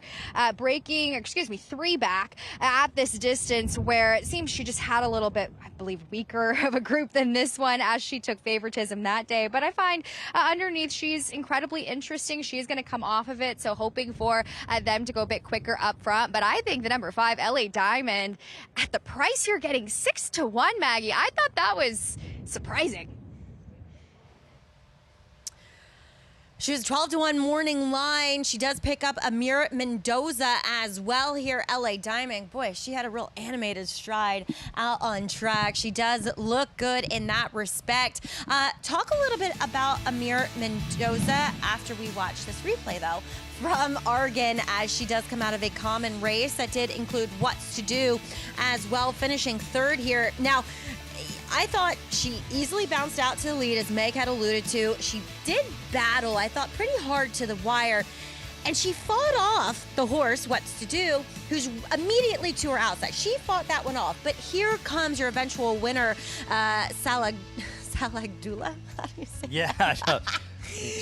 Salagadula. Salagadula. Well done. And just like nips her in the shadow of the wire. I don't think she ever saw that horse. Well, that was the definition of winning the battle and losing the war, Correct. right? And you're so intent on beating the horse right outside of you, you're not even aware of this other horse creeping into the picture on the outside, and she didn't even have time to re-engage if she had anything left in the tank at that point. But it was an extremely game effort, and it does feel like she may be in a position to kind of control again on the lead. Yeah, I did not see any other horses that had particularly as much speed as her, though I do think the horse that you like, LA Diamond, could be thrown into that conversation. Talk a little bit about Amir Mendoza. He does feel like the apprentice here at this Oaklawn meeting that has had the most success. Yeah, he will be the leading apprentice at this Oaklawn Park meeting. I've seen a lot of maturation from this rider, particularly from a physical perspective. He's just gotten stronger. And there's no replacement for repetition, doing it over and over and again. You're just going to build the kind of muscles and the muscle memory you need. And I've seen him really, really get physically much stronger. And he also seeing a race better and better. Again, experience. Yeah, I mean, the reps just, when you're trying to do something as a profession, the reps just make you so much better in the end. Another horse that could be brought into the speed conversation is number 4, Mo Enchanted in here. Tried sprinting last time, did not run particularly well, but I don't think this horse necessarily has a chance in here, but I do think, from the more inside post position, could be in the mix early. Well, potentially, certainly could be a part of that pace. If you go back, 3 back, she's up on the pace 47 flat, and she's head and head for the lead. So there is that kind of speed in there if they choose to use it. We'll see what shakes out here as we see Argan as your favorite on the outside. Will she try to clear from that far outside post with Manny Escobar aboard as we get it out to Matt Dinnerman for the rest of the load and call here for the 3rd at Oaklawn. Spotted live.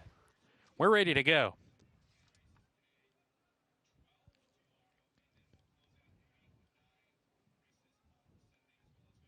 And we're off. Good start from Argon from out wide and going to the front at once here. Has the lead from Mo Enchanted, who's running in 2nd. Cyrenac Lake taking 3rd. LA Diamond to the outside here. Bolt Toro off the pace going into the turn. Legally Lucky 2nd to last, and Chasing Shadows at the back as they corner into the 1st turn. So Argon up top here. 1.5 lengths clear in the early stages. Cyrenac Lake strides into 2nd. Mo Enchanted happy to track on the rail 3rd. LA Diamond right behind her. Then Bolt Toro running in the red, white, and blue is running 5 off the pace, 2 clear of Legally Lucky, and 3 back to Chasing Shadows, who can only see backside as they're in single file. The 7 fillies and mares down the back stretch they go. It's Argon. She's opened up a 2-length lead and 5 furlongs to go. Mo Enchanted moving through on the inside, level 2nd now with Cyrenac Lake, 1.5 lengths to LA Diamond, and Bolt Toro, who's right inside of her, attempting to get closer, has some horses on restraint right now with a half mile to go behind horses. Gap of 2, Chasing Shadows out of last. She's past Legally Lucky, who now drops to the back as they go into the far turn. Argon with about 3 furlongs to go. The leader's still clear. 1.5 lengths now. Cyrenac Lake getting closer, and here comes on the outside Mo Enchanted, who's beginning to give way rounding the turn. LA Diamond's making a move from 4th. She's level 1st now, coming to the top of the lane in the 3 path, and Bolt Toro's trying to kick it in, caught 4 wide. Legally Lucky farther out as they come down the lane. LA Diamond challenging Argon on the front end here. Bolt Toro grandstand side in 3rd, needs to quicken a little more, but she's trying to here with 1 furlong to go. It's Argon still on the lead, trying to repel the challenge of LA Diamond, and Bolt Toro on the outside. Bolt Toro trying to reel in Argon. Argon 100 yards from home. She's got a 1/2 length edge, and she has got the win. Argon game today. Bolt Toro 2nd, LA Diamond 3rd, and then came Mo Enchanted. I don't know, Matt Dinnerman says it a little bit differently, but Argan, she saw every challenger today, Richie, and she led them gate to wire. Well, it looked like it might be a replay of the last start. Yeah. When LA Diamond, came and put a lot of pressure on her, and she was able to fight her off, but the difference was LA Diamond fell away enough where she could see Bolt Toro coming on the outside, exactly. And then she kind of found a bit more. But another game effort. She takes a good punch, and she's the last lady standing in a barroom brawl. She threw her ears up in the shadow of the wire, too, said, got it done today. looked as though she was very proud of herself. Well, she ran too hard to lose last time, and it would have been a shame for her to run this hard again and lose again. But, you know, when horses throw their ears up like that, it's always an indication to me that they're looking for some company.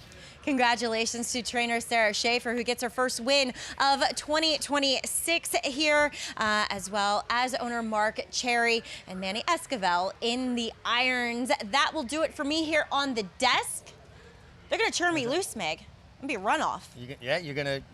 I'm Maggie on the loose. Maggie on the loose. Good. I'm looking forward to it. I'm seeing who the fans like here at Oaklawn between journalism, sovereignty, even White Barrio, as we get it back up north to New York as Todd and Andy, well, they're checking out another upset winner. Todd? Yeah, this one, what's the word you use? Befuddling? Yeah, this one's a little, I mean, listen, it's a first-time turf horse that has dirt races that are fast enough to be competitive here. It's just not a lot of turf pedigree, and this is not one of Bill Mott's strong suits. But Jose Lezcano rode aggressively while other people were, I don't know if they're not reading the form, I don't know what they're thinking. But for instance, the 4 who finished second, who I did not bet, and I know you liked, and I did not. This horse was best. If I bet the 4, I would be pissed. Because, first of all, he's last early. He's supposed to be forwardly placed. Then he's making a big, wide middle move. All the things sort of wrong and the wrong kind of trip for a turf race. But not Jose Lezcano. He was taking advantage of other riders not being as aggressive as they should have been. Can we say pissed on America's Day at the races? I don't know. I just did. And so did you. Because sometimes when I'm on Talking Horses, anything goes. We don't have to apologize. Do I have to apologize for that? Nah. I mean, I watch mainstream TV. They say far worse than that, not just on cable. All right, looking ahead, race number 5. So we're talking about this pick 5. It had a 1 to 9 in there. You could say a free square. The worst you can do is $2,000, and that's to Di Natale, who is 3 to 5. Is this horse that heavy of a favorite in your mind? I mean, her turf defeat 2 back. Download the Naira Bets app to play today and get a $25 free bet plus $200 deposit match bonus. Watch live horse racing, get expert picks, boost your bankroll with daily promotions, and hone your handicapping skills with exclusive tips and tutorials. Sign up now to claim your $25 free bet and $200 deposit match now through the first Saturday in May, only with Naira Bets. Join analysts Matthew DeSantis and Kaylee Shapiro on the road to the Kentucky Derby and Kentucky Oaks. Get picks and analysis for all the prep races and gain insight into promising contenders on the trail to the Derby and Oaks. That and more on the Naira Bets YouTube channel. The Belmont Stakes Racing Festival returns for the final time to historic Saratoga Racecourse. Don't miss the Belmont Festival at Saratoga. June 3rd through 7th. Secure your place in history at BelmontStakes.com.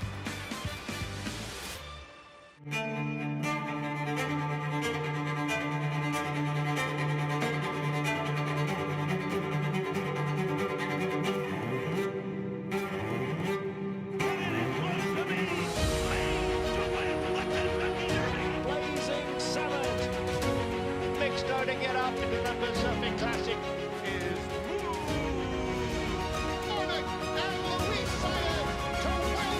Good Magic, the classic sire. It's a perfectly timed sale. When you're racing in a place like Keeneland, it gets everybody's adrenaline pumping, and then to be able to transfer that adrenaline right down into the sales environment. Sales a great addition, I think, to the end of the meet. Everyone's want to participate, so it's fun to pick up a horse. It's a great sale to find a horse with potential. Got to see them on the track and see how they perform. Really kicking off Derby week. Welcome you to the April Selected Horses of Racing Age sale. Good to have you back with us.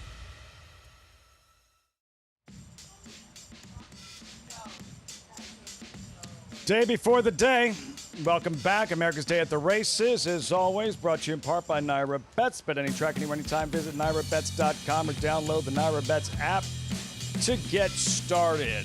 Downtown Hot Springs is a cool town, food, entertainment, nightlife, and yes, a very, very excitable racing town as well. Now joining champion jockey Richie Migliore, I'm Lafitte Pinkai. Richie, you can really get the sense something important is about to happen here at Oaklawn tomorrow afternoon. Well, to see 2 horses the caliber of sovereignty and journalism who were decidedly the 2 best 3-year-olds last year, to have them coming back as 4-year-olds is exciting in its own right. to have them coming back as 4-year-olds and facing off this early in the season bodes well for us as people that cover racing, but also as racing fans. Then we may get to see them settle their differences on the racetrack more than a few times this year, and that would be extra special because rivalries create fans. Little breezy here in Hot Springs. The rundown Saturday Stakes schedule. The undercard supporting cast, Bathhouse Row with a place in the Preakness starting gate on the line. Valley of the Vapors for 3-year-old fillies. Speaking of which, the field, Valley of the Vapors, race number 9, sophomore fillies a mile. And number 6 is Sticker Shock, who is the 9-5 morning line favorite amongst this field of 8. Richie, this was 2 starts back. Sticker Shock. Like, I don't know what happened in the fantasy, but this is why she was 9-5 in the fantasy. In the Grade 2 fantasy, the biggest race they run for 3-year-old fillies here, prep for the Kentucky Oaks. What I like about this effort, Scott's Law comes to her with a lot of momentum, and you can see she drifts out to meet the challenge, and she keeps finding, but keep an eye on an inside ear, her left ear. She keeps on flicking that ear forward as though she's almost bored. Yeah, I'm in front. If you put more pressure on me, I'll find more, but every time I get away from you a little, I start to just kind of ease up a touch, and I like horses that meet challenges like that. Are you willing to just ignore, draw a line through her no-show in the fantasy? Well, I think it's foolish maybe to just draw lines through races that are poor willy-nilly. But I saw something about 2 or 3 strides out of the starting gate that makes me believe that she kind of stung herself. She kind of broke out, overstepped a little with her hind hoof, caught her front leg, and when she did that, the rest of the race, her ears were pinned. She never looked comfortable. She never looked happy. So I think that even though she came out of the race, by all accounts, sound and happy, fine, I think she might have hurt herself superficially there. Yeah, the consistency has not been a hallmark of the 3-year-old fillies this winter and spring at Oaklawn Park. That's the Valley of the Vapors tomorrow afternoon as we welcome Greg Wolf to the broadcast, joining Andy Serlung on set with this pick 4 on tap, Greg. 3 races of which on grass. Lafitte, I thought the Valley of the Vapors was the backyard of Saratoga. Often your excuse.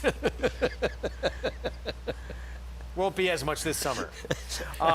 Thank you. Good to be on the program. Beautiful Friday afternoon. And yes, turf racing aplenty here in the spring, day 2 of turf action. It's great to have it back. It is. It'd be greater if I could find some winners in those turf races, but we did see a long shot winning last rake. And so far, the theme of today is 1 small field with a heavy favorite and 3 nice prices. So if you've done anything smart today, you're doing well. Yeah, race 5, we're 6 furlongs outer turf, entry-level allowance. We're approaching the 8-minute mark to post, and we have a 2-5 favorite coming up. Di Natale. You know it's spring, you know it's turf racing when Wesley Ward shows up, and he's going to have 2 in here. He does, and he is so dangerous with chippers coming in from Keeneland over the years. And this horse's turf sprint 2 races back lost a nose decision of the undefeated and now stakes winning Gratefully, who would also be around 2-5 in this field. Short Price also has a little backup plan. Dang, here comes Shang, but this is no question the one to beat as we head downstairs to Acacia.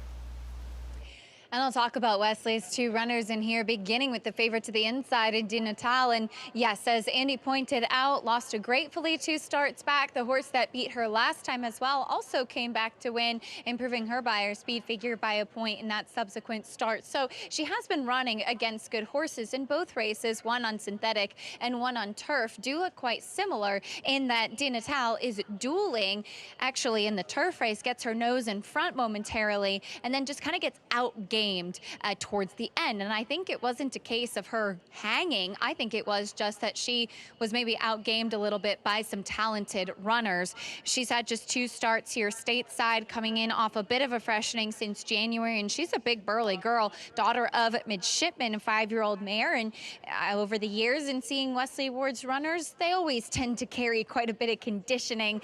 She is completely dappled from head to toe, and she's sharp, nicely into the bridle in here as well. I do think that she is going to be dangerous because she has the ability to show speed and to kind of press. Her stablemate, I think also has quite a bit of speed, though she's not as quick immediately out of the gate. Talking about the 6, Dang, Here Comes Shang. If you watch her last race at Keeneland, She does not break quick and then kind of hustles forward to press inside, and she ended up taking over and just getting caught late in the stretch there. But she was able to wire the field back in Saratoga, and I saw her that day, and she was much more relaxed than she had been when she came back in May off of the layoff. And so I was curious to see how she was acting today. Incredibly professional. Very laid back, which I think is how she acts when she runs her better races. She also looks exceptionally fit, not having raced since October, which I do appreciate about her because she's also a good doer. Super coat on her.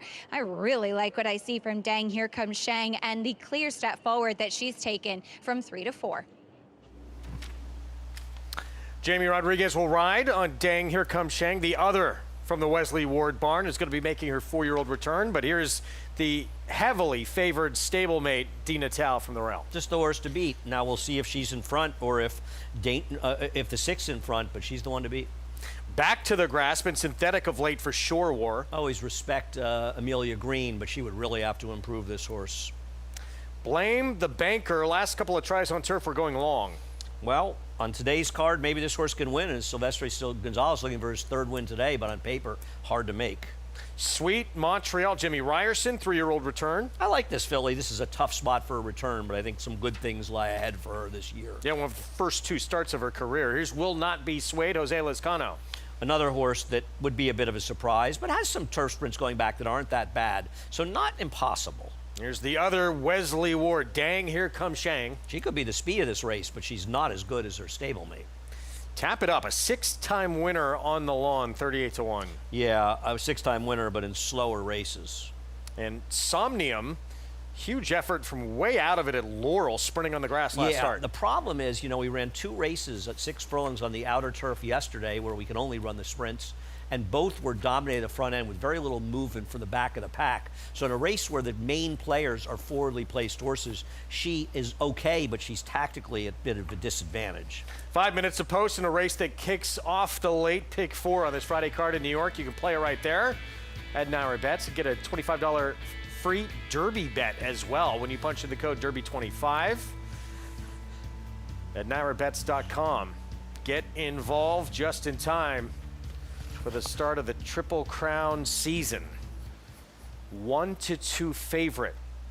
Dina Tal, we talked about who she faced in that state's debut back in October 2025 and her only turf start here in the U.S.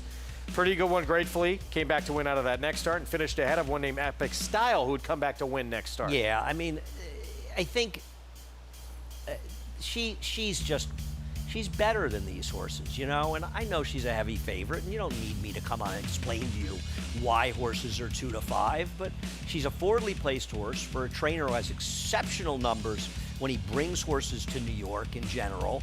She's coming out, you see that head bob loss to an undefeated, a horse that has a chance to be one of the better turf spinners in the country, and gratefully, frankly.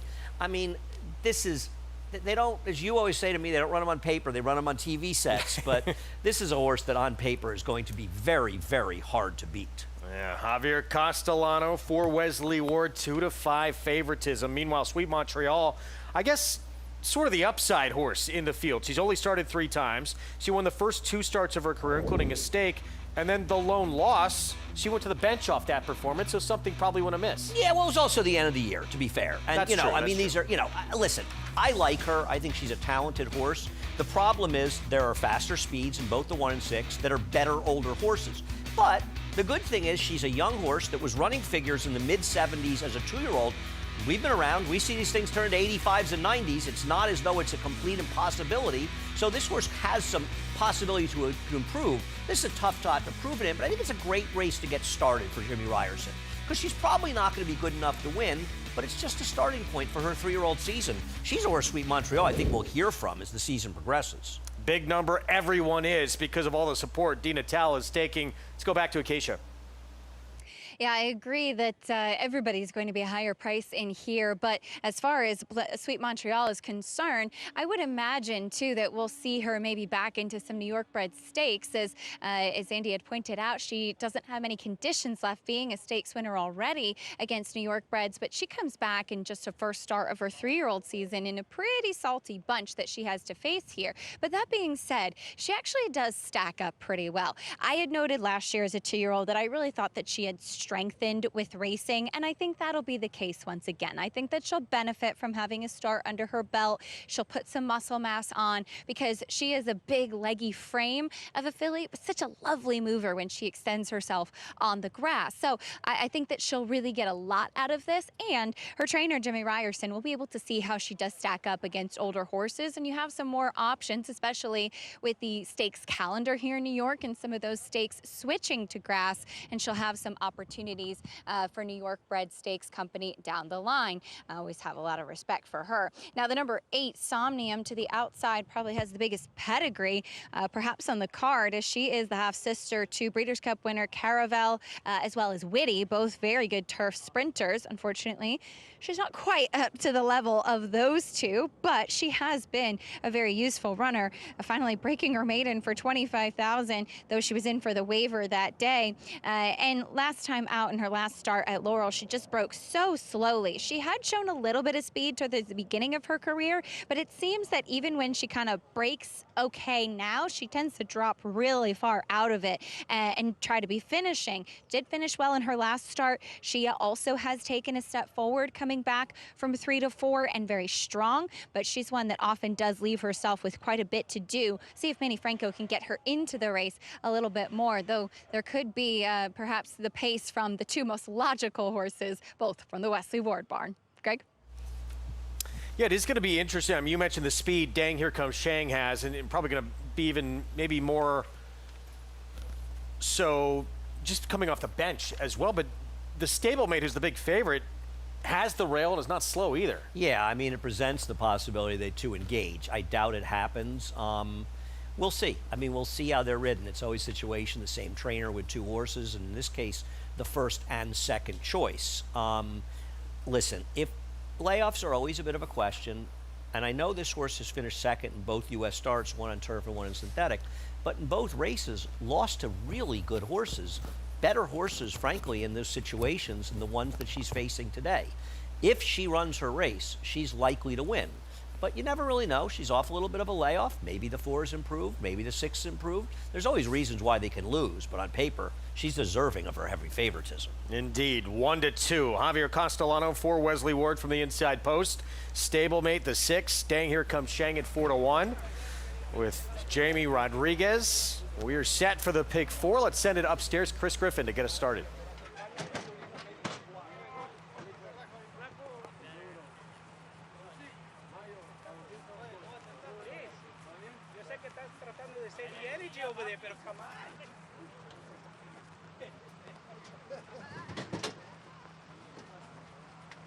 Somnium. Last to load. All set.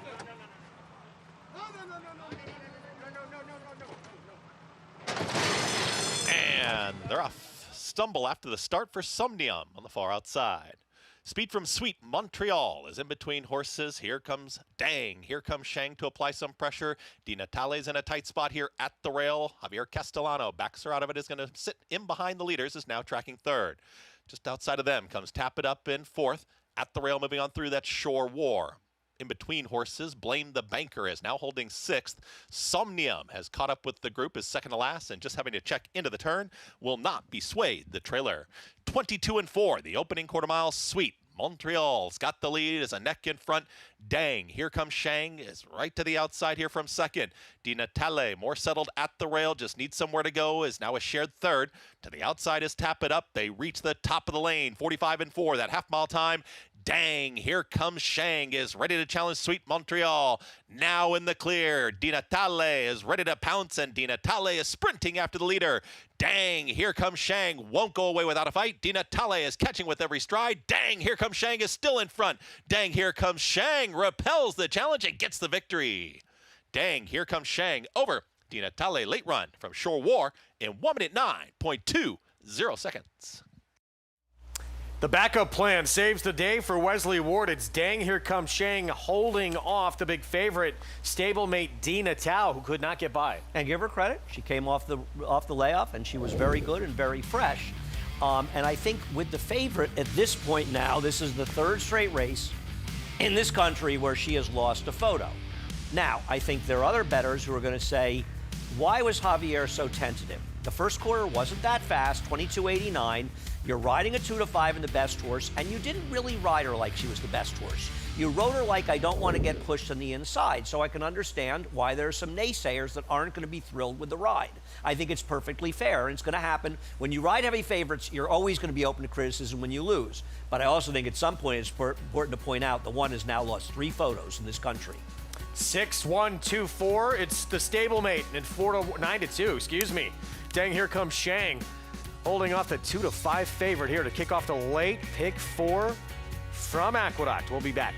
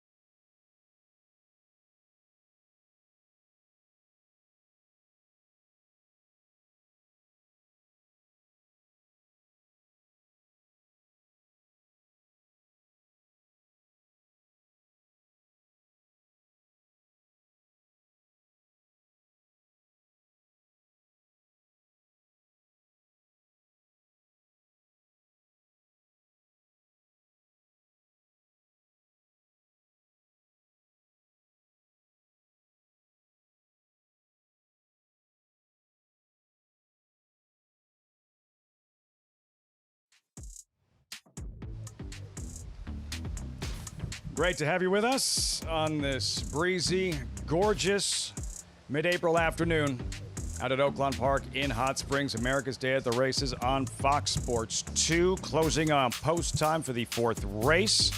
About 3 minutes out.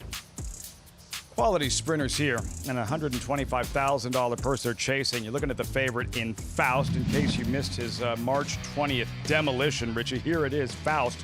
In command, turning for home, and pours it on.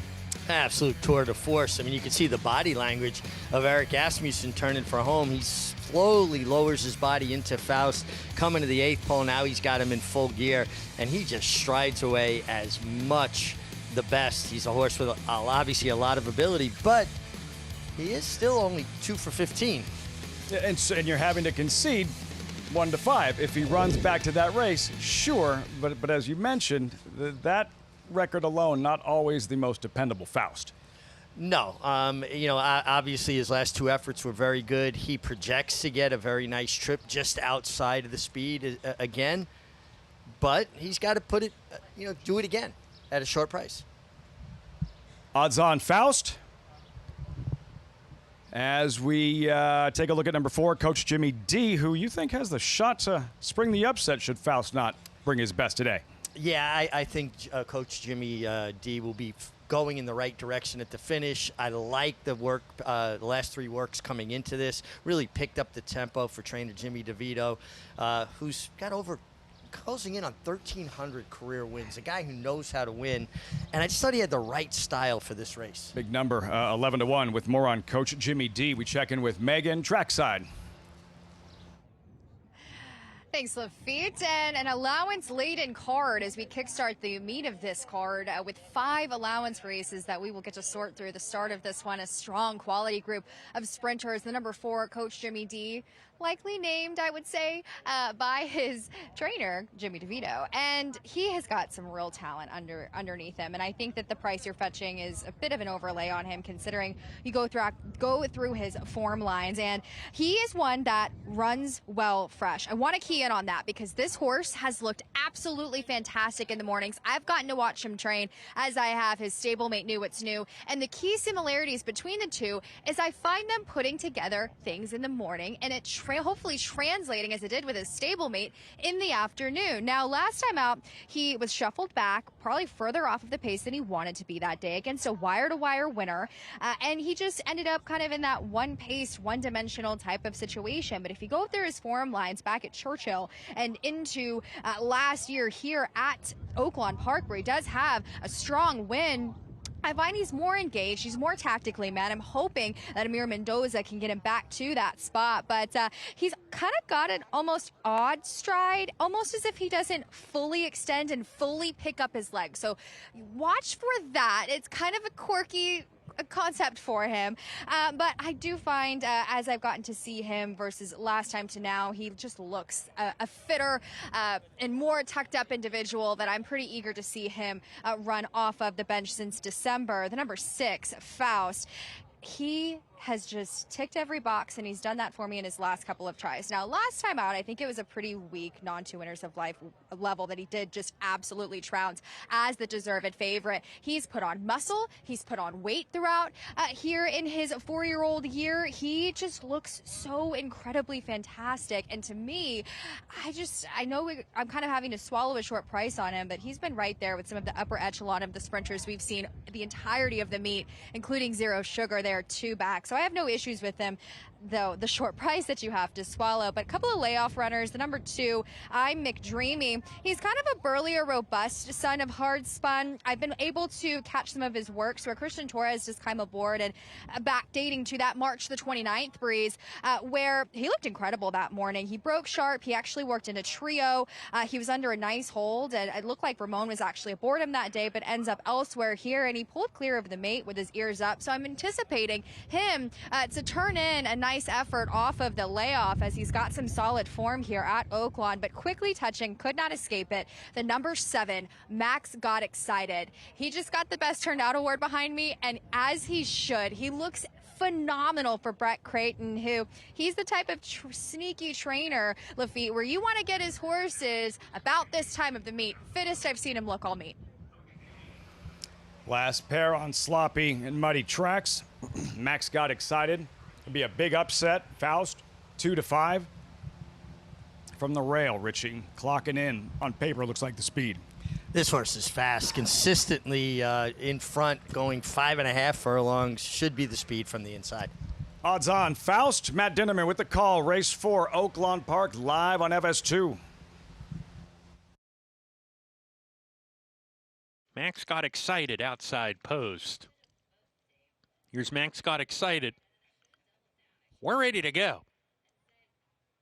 And we're off. Good. Good beginning from the favorite Faust and the rest of them who all broke cleanly. I'm McDreamy fairly close. Here's clocking in from the inside, moving up. 3 runners across the track. Clocking in, nose in front of I'm McDreamy, and Faust who's 3 wide. Gap of 2. I Got Game settling off the pace. In a good spot, he's running in 4th. Perfect Force down on the inside, racing in 5th. Coach Jimmy D. Max got excited at the back together. Contentious tempo, and they went 21-3. They're moving out on the lead here. Clocking in inside. I'm McDreamy between horses. Faust still 3 wide as they go into the 4th turn.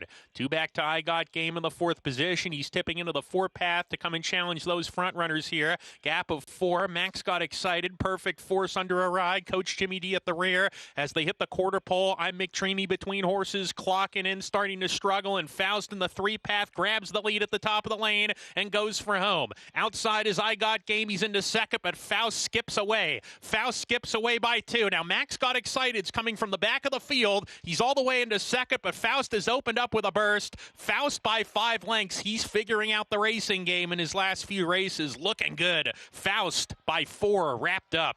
Max got excited, out finishing Perfect Force for 2nd. It's a 1st and 3rd place finish for trainer Steve Asmussen. I Got Game was 4th. Just too much. Faust, as the odds-on favorite, delivers 2 straight daylight wins with Eric Asmussen in the saddle for Father Steve. Yeah, listen, Faust just looked best on paper and delivered with another nice performance. Maybe it just took Faust a little time to figure the whole game out, but another dominant performance by Faust. Kind of interesting. In the first race today, Lafitte, filly that won at $50,000 claim, her second start ran 9 and change. Faust just ran 9 and change. So kind of a strong performance, a horse to keep an eye on going forward. The horse from the first race, Always Spiteful. The Heilig Broats Faust locked in by a Grade 1 winner, Volatile. Took down a Grade 1 event at Saratoga a few years back. A solid effort from Max Got Excited, the long shot Megan said to keep an eye on. Yeah, you talked about how good this horse looked, and he ran on to be 2nd best here. I thought Coach Jimmy D was in a position to finish and at least get 2nd, kind of flattened out late. 6-7-3-5 here at Oaklawn Park. Back to Aqueduct, Greg, where we just watched Dang. Here comes Shang take down race 5.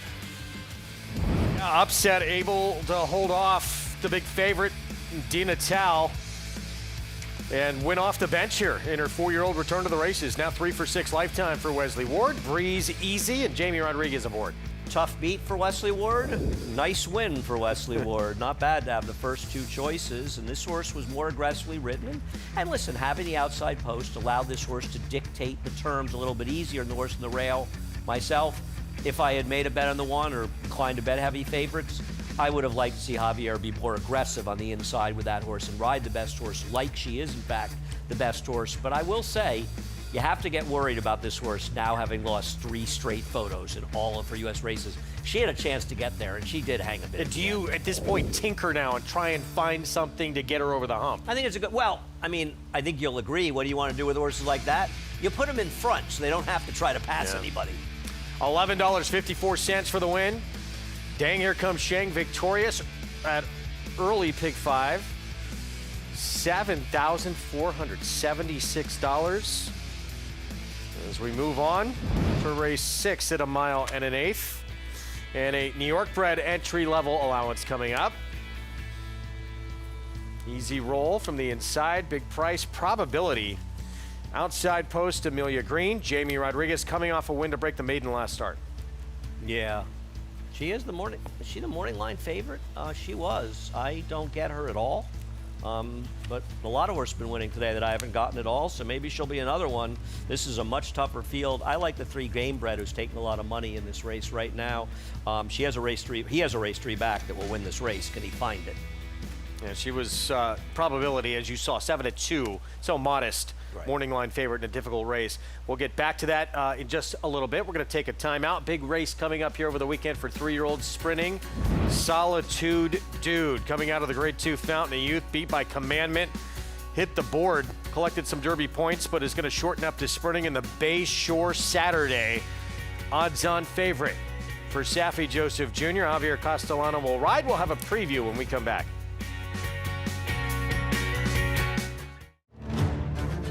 A surging debut at 2, an international tour de force, an explosive winner of 2 sire-making Grade 1 races.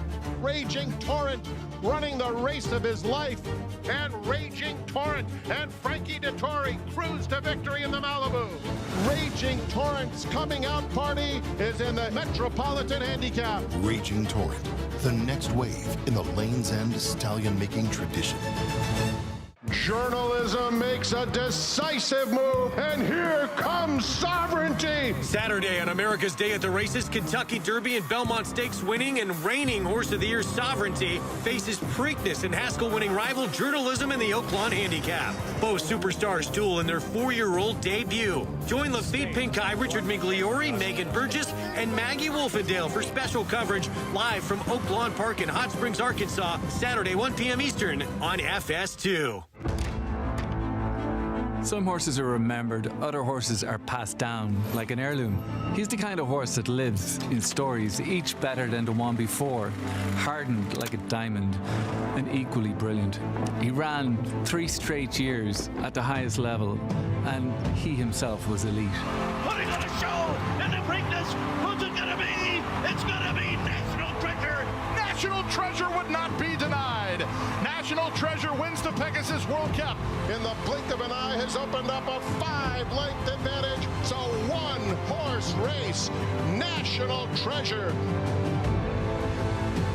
There's a brilliance in the way he moved and a tenacity in how he finished. By quality road with a wealth of family, and he raced like he knew it.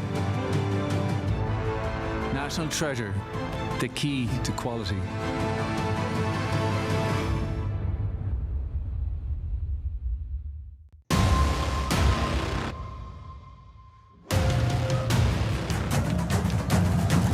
Passion, performance, and the pursuit of excellence. At West Point, the horses are the heart of what we do. The partners really are the soul.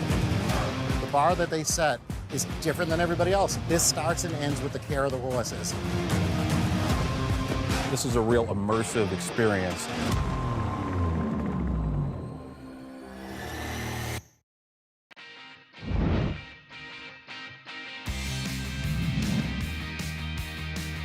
Secretariat is fourth, and Actuality finds room on the rail. The field straightens away in the stretch. Impecunious has the lead by a head.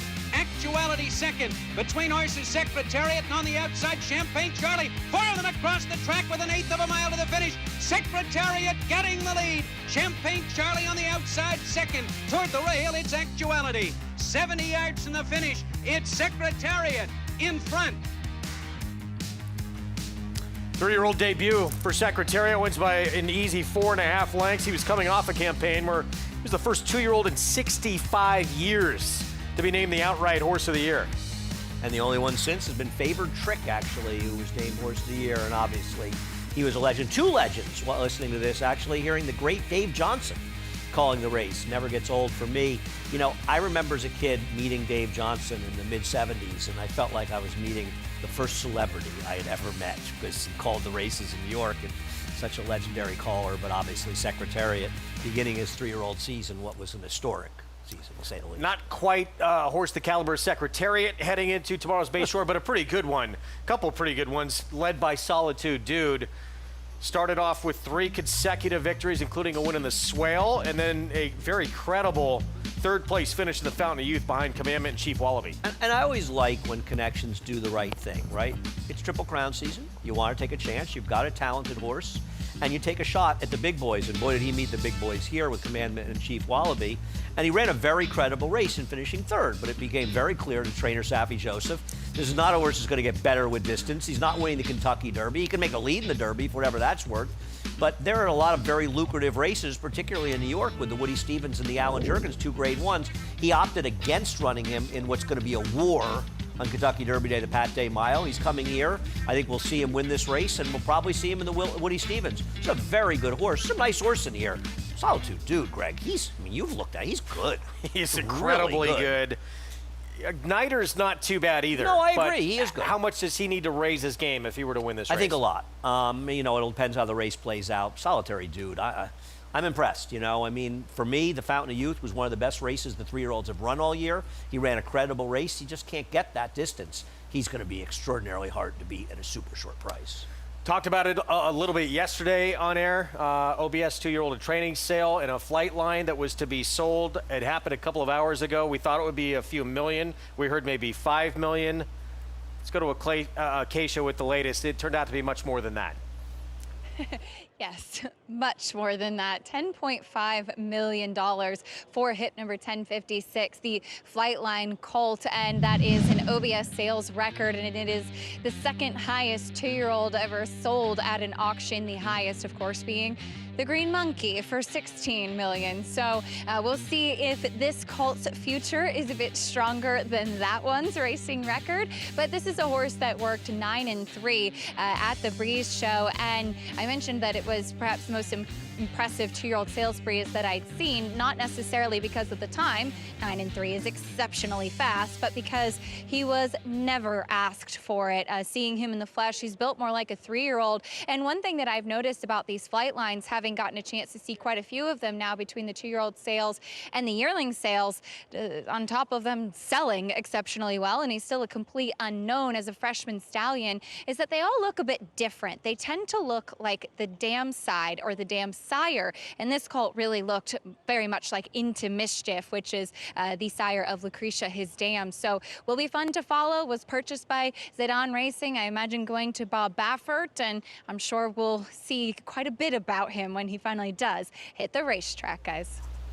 Talk about, I mean, someone who can handle pressure, no question, but a horse with that kind of price tag, you want to deliver right off the bat. It's a lot of pressure, there's no doubt. I don't know, it feels to me like Flightline's already being set up to be a disappointment as a stallion. Even if he wins every big race, they're all selling for $1 million or more. He was obviously the best racehorse we've seen, at least since Ghost Zapper, and really one of the most talented horses I've seen in my lifetime in the track. He was a remarkable horse. Whether or not he passed it on to his progeny is another story. And when you're spending $10.5 million for a 2-year-old, I'm not sure what the horse has to do to not be a disappointment, but pretty heady, I should say, expectations when you spend that kind of money. We'll see if they can live up to it. Unbelievable. Unbelievable to see that price. Second biggest price ever, as Acacia mentioned, behind the Green Monkey, who did not do very much on the racetrack. I was at Belmont. He got a big, to be fair, he attracted a big crowd on a weekday to the Belmont paddock for his debut. That's his biggest accomplishment. Well, we got race 6 approaching the 6-minute mark to post from New York. Well, the post parade for you when we come back.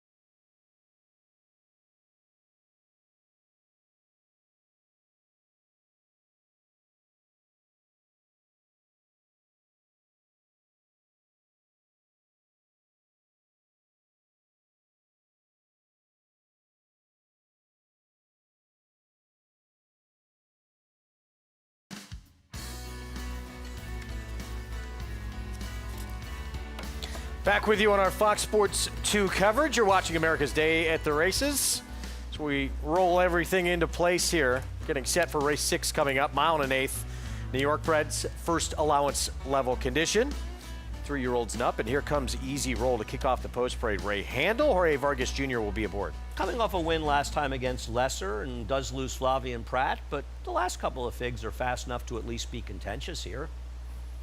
Senegal making his way on track here for trainer Tom Morley. Seemed to have lost the race before they ran it last time, and the prior 2 races good enough to compete here. Very fair price right now at 5-1. A favorite. This is Game Bred for Charlie Baker. I like Game Bred. I'm hoping he can get back to that race 3 back. Inexplicably ran poorly last time. I would never bet him at 5-2 though. He was 8-1 morning line, and I thought he'd be closer to that. Dylan Davis on Kaz Oil Changer. He's the potential speed in here, and to me, he's an overlay. Mad Banker for Jamie Ness has Ruben Silvera. Yeah, he's run okay in his recent races. He's another horse that's certainly at least a bit of a player. Dalila Rivera, the hot apprentice on Corvus. Dueled with Kaz Oil Changer. I say, did finish ahead of that one last time. Not impossible. Smile and Say Cheese has a ridiculous off-the-charts performance back in December, sort of a one-off. I agree, and the mile and eighth, a bit of a question, too. And probability, the 2-1 favorite here, Amelia Green. I am perplexed as to why people are taking 2-1 on this horse. I know that he got it done at just under 3-5 last time out, but he draws a very difficult post against a better field. I think he is way overbet in this race. If he wins, I lose. And trying a distance beyond a mile for the first time in his career is out of a Curlin mare on the bottom side, so we'll see if that helps get that distance as we look at Game Bred for Charlie Baker. Broke his maiden for New York bred maiden 50 back in late September, Belmont at Aqueduct. This was to kick off the new year. If he's able to run this race, he's going to win here, in my opinion. And I can give him an excuse in his next start where he got caught behind a gold rail. His last race was not good, and I'm not going to defend it. I'm hoping he can get back to his better races 2 and 3 back, which can make him a player. But I also thought he was going to be closer to his 8-1 morning line, not the 7-2 he is now. So for me, he's going to have to drift up a little bit, but I am alive in the double, so I don't have to really worry about it. All right, well, Game Bred 2, 3, 4 starts back very good. As Andy said last start, not very impressive. Which Game Bred do we get today, Acacia? That is the question. That last race does concern me a bit. And he is stretching out to the mile and an eighth for the first time. But one thing that I do think is a feather in the cap for Game Bred is that he's a very laid-back individual. He has the demeanor of a horse that would suggest he should be able to effectively stretch out. Also, he's one that kind of wears his heart on his sleeve in that you can tell usually how he's going to run by the way that he warms up. If he's warming up fluidly, moving well, then he's usually going to come forth with one of his better efforts. And while he did stay with the pony for the warm-up today, he has been moving well out there on the track, which I'm glad to see. I've always had a little bit of a soft spot for Game Bred, but he can sometimes be a bit inconsistent. And as mentioned, that last race does worry me. But seeing him in contrast to this field, I'm optimistic about him getting the distance. And like I said, I do like how he's warming up. I landed, though, on the 2 Senegal, who gets back to New York bred company after facing open company last time out, going a mile and an eighth. And not to mention, the short comment says fractious at the gate. I wasn't here that day, but looking at that at the chart, plus watching his race where he was mid-pack and then got keen, never settled, it seems to me that he lost his race before it even began. Maybe he overacted in the preliminaries or going to the gate and then expending too much energy, getting keen, and he just was never able to have anything left for the taxing distance of the mile and an eighth. So with going back to a level at which he belongs with his New York bred company, he's been very calm and quiet out there on the track so far. We'll see how he does getting to the gate, but I just think that he's in the right spot in here. And his race is 2 and 3 back. I know his last win at the 9 furlongs was in a claiming race, but he clearly showed that he could do it, and he is one that is able to show some tactical speed. Now, the number 8 probability, still currently the favorite. I'm a bit mystified, to be honest. I know he has the Curlin on the bottom side. He was able to wire the field last time out, setting the pace and pulling away. He steps up to face winners for the first time. And furthermore, he's just not really built like a horse that wants to go any further than a mile. Even at the very beginning of his career, my complaint with him was always that he just never really seemed to go on. He's a rather unassuming individual. Maybe that pedigree will kick into play. He has been laid back with that demeanor like I talk about for the distance. Maybe that'll be in his favor. But given what we saw last time out with Dalila Rivera's aggression and Kaz Oil Changer, I do find it hard to believe that he'll be alone on the front end, Greg. 9-5 favoritism, probability outside post. Jamie Rodriguez, that's not where you want to be going a mile and 1/8 with that first turn coming up quick, but this one does have tactical speed, so we'll see if he can get over and save some ground. We'll see. It's not an easy thing to do. There's speeds inside of him. I think he's a horrible underlay. I have great respect for Amelia Green, but to me, this horse is way over bet. We'll see if I'm right or wrong. Chris Griffin with race 6 on our Friday coverage from Aqueduct here on Fox Sports 2. Goes in. All set. And they're off. Slow beginning there for probability on the far outside. Easy Roll with early speed, and Senegal is asked to be in the early mix. Game Bred is right there, is going to be 2 wide as they move into that turn. 3 wide. Red Silks is Kaz Oil Changer. Kaz Oil Changer wants to wrestle the lead away here from Game Bred, who doesn't want to give up that position yet. And now Kaz Oil Changer, Dylan Davis will press on. Game Bred is back to second. Here with the rushes, Mad Banker. In between horses is in fourth. Is hemmed in here by Probability, who moves forward, is now a close-up second. Back to fifth is going to be Senegal as they work to the back stretch. Then in 6 is Corvus, who's to the outside of Easy Roll in between horses second to last. And the trailer, Smile and Say Cheese. 23 and 4 for that opening quarter mile. Kaz Oil Changer is the lone leader. Plenty going on in behind the leader as Probability had to move forward there, wide around the turn, but now is in the 2 path, is stalking.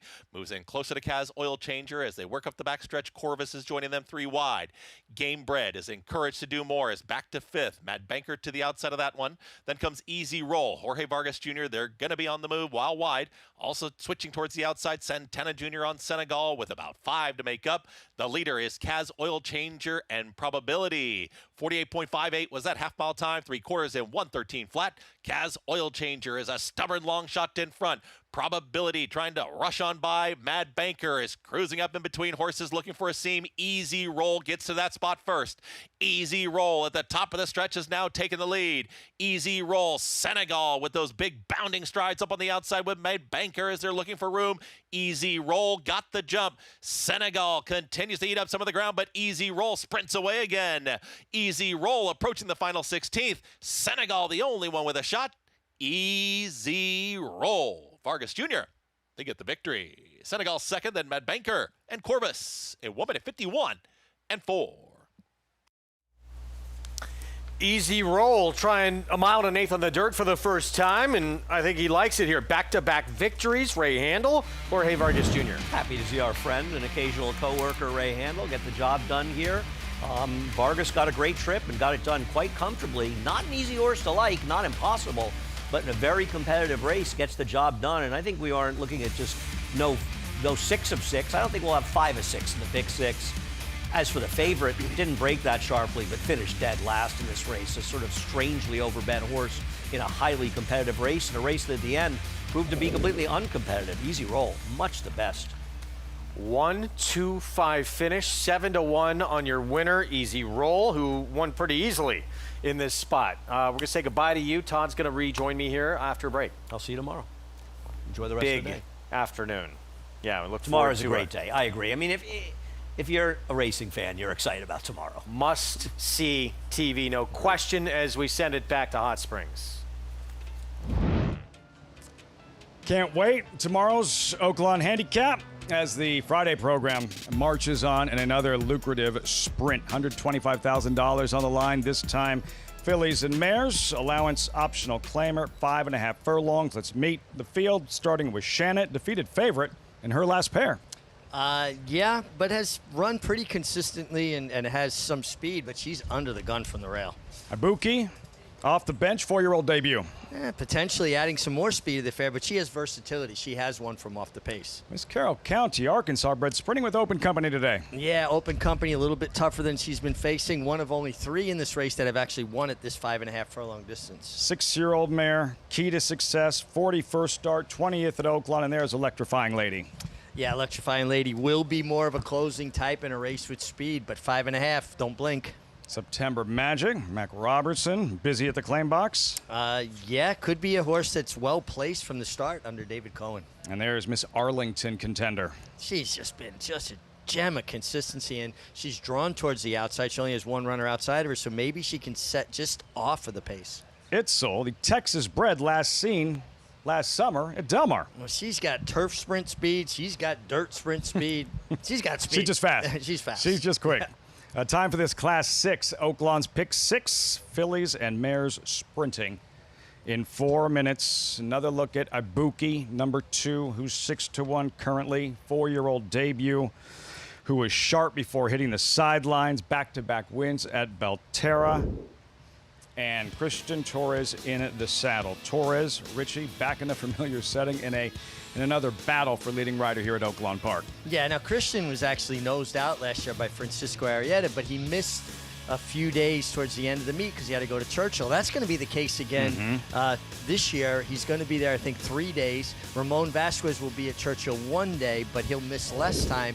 And they're both handled by Cody Autry, who has done a magnificent job. Last year he had Francisco Arrieta and Christian Torres. Now this year he's got Ramon Vasquez and Christian Torres. I get it, priorities, right? But it has to be frustrating to battle this long and not be able to see it through. We'll see how it all unfolds towards the outside. Number 7, Miss Arlington. All right, so your top selection here. Let's hear the remainder of the sales pitch.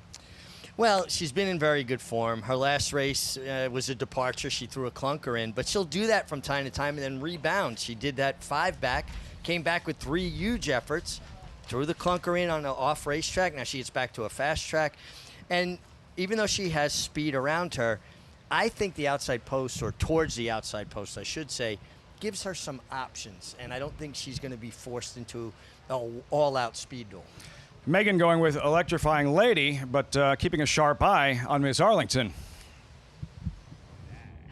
And she has been just that, Lafitte. As last time out, it was a very interestingly run race, and I find she was kind of just run off her feet a little bit. She didn't really get into the same rhythm. And I will say this, to me, she doesn't look quite as fit and tucked up. You know, last time out, I'll give her the excuse because she definitely doesn't have the body, as she's not a streamlined sort. She doesn't seem like the type that would fare on a wet surface, a sloppy sealed surface, I should say, that she caught last time out, where she just didn't fare at all that day. But if you go back to her fast races, they're very good. I just found my main problem with her, as it's very easy to tell on paper, is that she's going to likely get caught up in a very strong and contentious pace. Now, I do like that Keith is her regular rider, as if you go back and look over some of his key rides this meet, especially on a horse by the name of Queen Mallard, his hands, his ability to quiet a horse has been really incredible to see, and I think he's the perfect pilot for her, as Eric, his brother, will be aboard my top selection, the number 5 Electrifying Lady. Now, this horse does have a win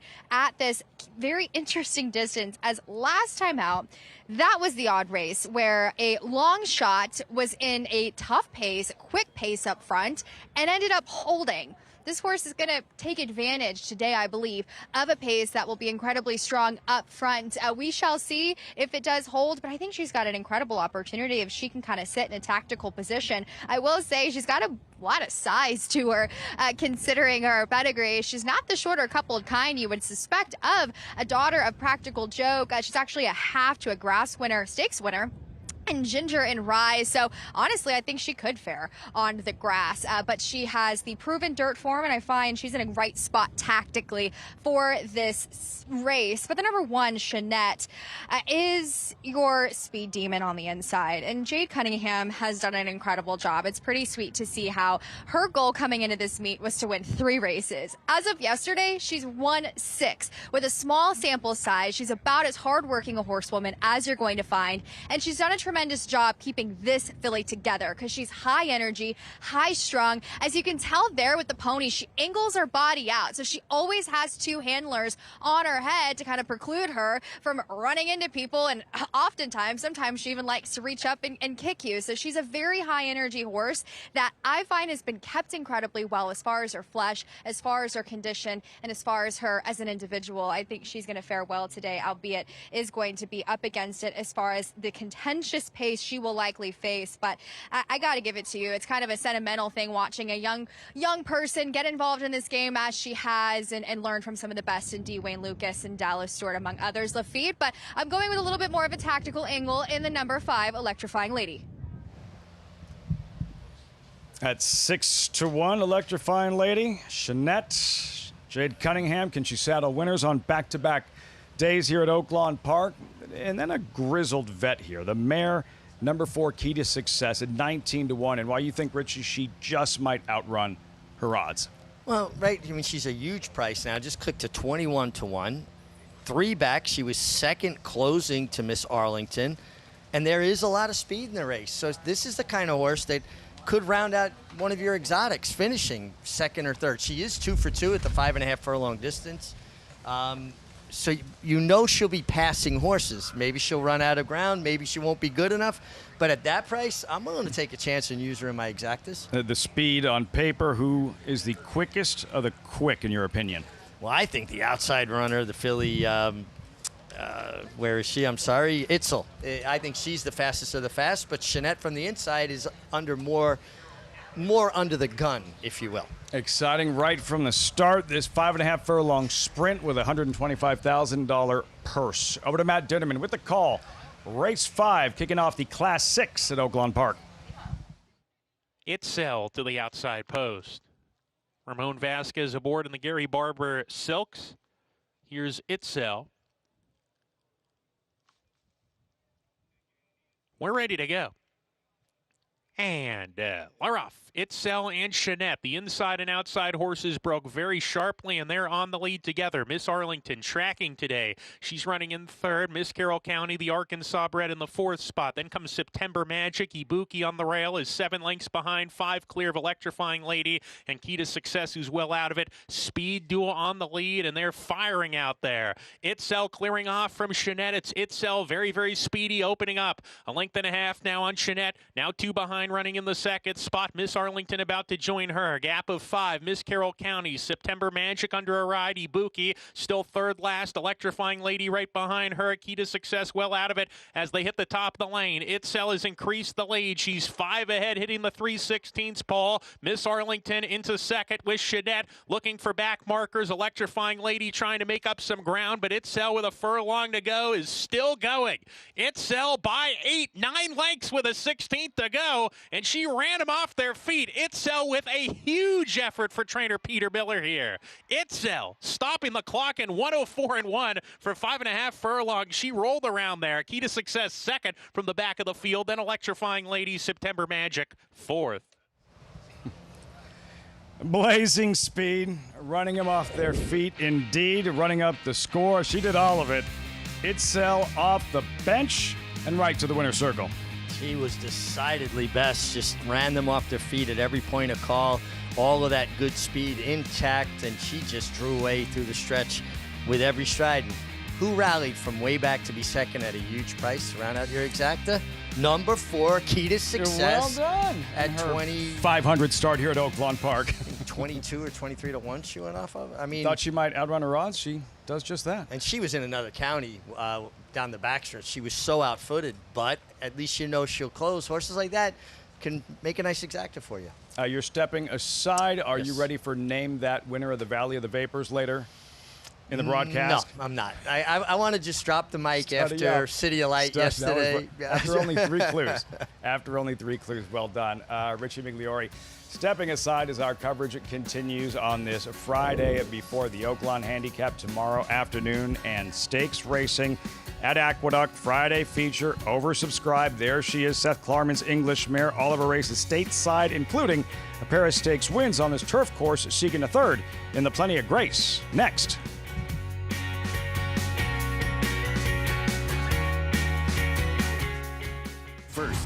First again and again and again. First mission, 4 graded stakes. He made finishing first his mission, and all with big buyers. Now he's a Darley Stallion, and breeders are falling in love with him. Here's fabled horseman John Williams. First mission is an eyeful.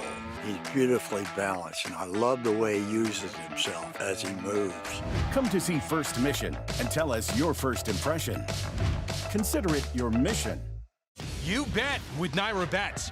Bet any track, anywhere, anytime, including all 3 legs of racing's Triple Crown. Download the Naira Bets app to play today and get a $25 free bet plus $200 deposit match bonus.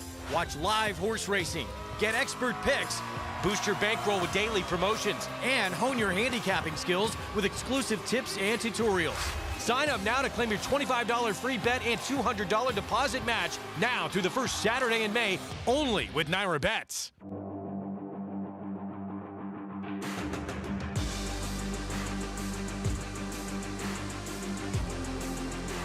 Bright future indeed. Bright future, the son of Curlin to win by 4. Bright future, Proxy, here's the line. Photo finish, Bright future. Bright future, look at that. Bright future, the class prevails. Bright future, standing at Claiborne Farm. New York breds. Race them. Respect them. Bet them. Respect them. Breed them. Respect them. Buy them. Respect them. Train them for a second career. Respect them. Join us in respecting thoroughbreds at every stage of life. Learn more at nybreds.com. Racetrack Television Network brings you every race, from every track, on every screen, every day. With monthly packages starting as low as $5, RTN gives you great value and access to more live HD streaming and race replays than anyone. Visit RTN.tv today to sign up and watch on almost any device, including Roku and Amazon Fire. RTN has packages that start at $5 per month.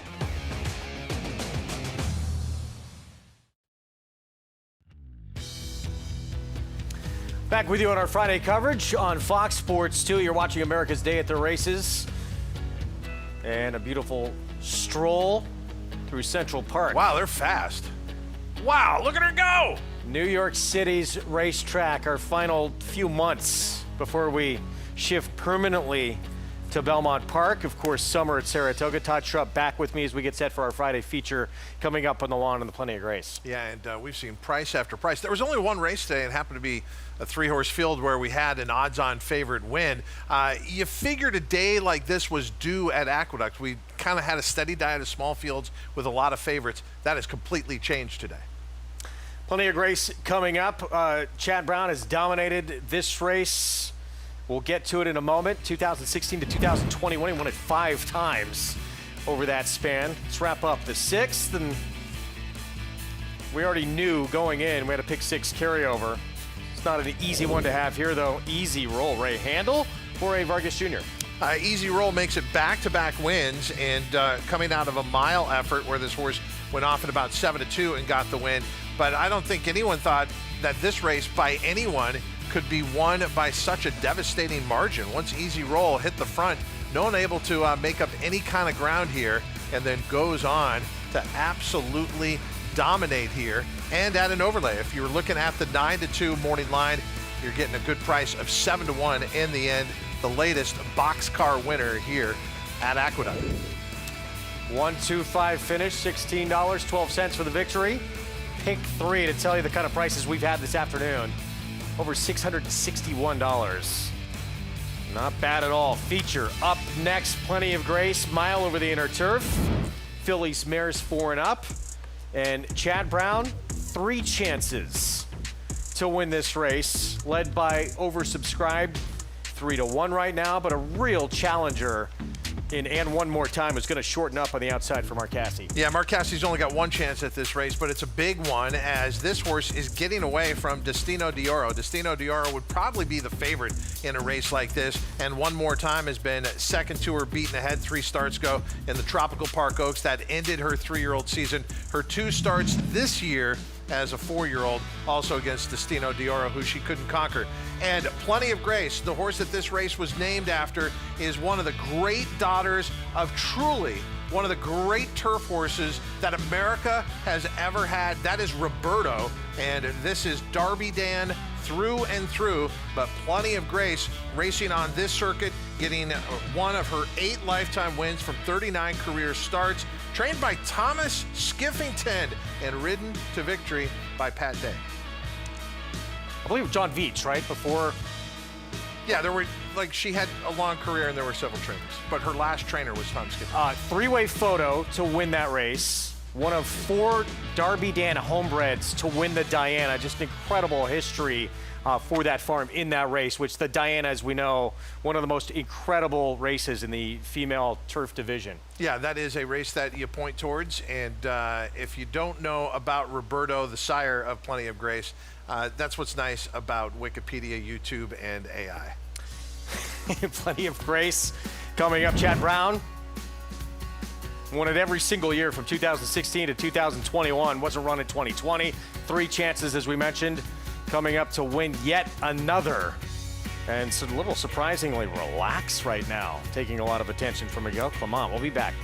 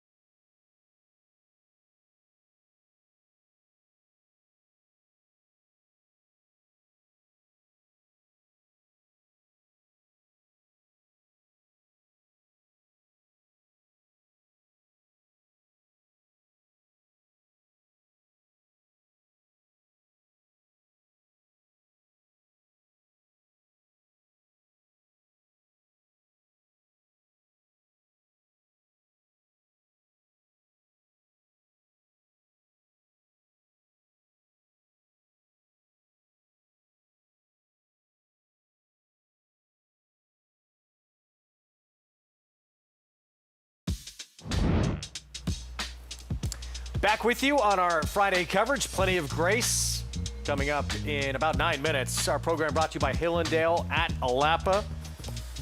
And right now, favoritism. It is and one more time, Marcassi. Outside post with Javier Castellano. Chad Brown, he is oversubscribed from the rail. He has Al Jafara, post 4 at 6-1, and Accent, the 5 at 5-1. Here's the favorite, though, right now, shortening up in distance out of the Hillsborough at 1 1/8 and one more time as we head down to Acacia. And starting there with the current favorite to the outside, and one more time. I saw her at Tampa last time out, and I really liked her, but I wrote down in my notes, just is built more like a miler. So I love the cutback in distance for her here today. She tried to wire the field in the Hillsborough, going 1 1/8 and just couldn't see the trip through. Not only is she built like a miler, but she acts like a horse that wants to go a touch shorter as well. She's very high energy. And I just think that this is the right spot for her. She's always like a coiled spring in the paddock, and she does have some natural speed. Interestingly enough, if you go back to her career as a 2-year-old, when she won the Grade 1 Natalma, she beat her stablemate and eventual champion Nitrogen that day. Now, she has not been able to stay maybe as consistently on the racetrack, so just making start number 8 of her career. But I thought even 2 and 3 back, she's run exceptionally well behind Destino Doro, who, as you guys mentioned, has been in tremendous form lately. To me, and one more time, is the horse to beat in here. But Chad Brown sending out 3. We'll take a look at the number 1, Oversubscribed, as she comes back out of an incredibly live race at Fairgrounds in the Outstall Memorial. Ran behind Expensive Queen, who would come out to dead heat in the Grade 1 Jenny Wiley in her subsequent start. And the 3rd place finisher, Sweet Treasure, ran and won at Keeneland this weekend as well. So facing tough company in there, and I thought that she was a horse that kind of did a little bit of the dirty work. There was a long shot runoff pace setter in front, and she kind of made that first move chasing in there. So a good effort, and off of a bit of a layoff Oversubscribed. She comes back now. She did win the Forever Together here at Aqueduct 2 back. I think this is a much tougher field than what she faced that day. And she's a horse that I think is maybe not to the upper echelon of some of the Chad Brown trainees, but she's always right there, and she always put forth a good effort. She's always energetic. She often can get a bit hot prior to her races. That's very normal for her. You can watch her most recent work on First TV down at Payson Park, where she worked in company with Accent, who's also in this race. And to my eye, I thought Accent was going a bit easier throughout. The Oversubscribed did have a massive gallop out, and she has some class to bring to this affair. Greg? Thank you. Post-parade coming up. As we look back at the last stakes win for Oversubscribed, it was last fall, Forever Together. She's a heavy favorite. She was 1-2, expected to win this race, and she did. Yeah, but she also got the ideal trip. I expected more from her, as they turned for home, just first jump on the leaders, no problem, and saved a lot of ground prior to that, covered up, and just wins by a half length. And I don't think it was a measured half length. She was all out here to win, and so this is a tougher field, and a tougher horse clearly, and one more time.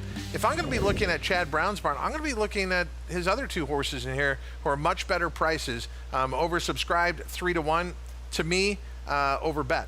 Coming out of an extremely productive race, so Expensive Queen just dead heated in the Grade 1 Jenny Wiley last weekend at Keeneland, who was the winner of that race. Next door, Do Gooder looks like she could be the speed of the race. Yeah, and that's about all that I could see her being here. She is 9-1. To me, that's a bit of an underlay, but still the longest shot in the field.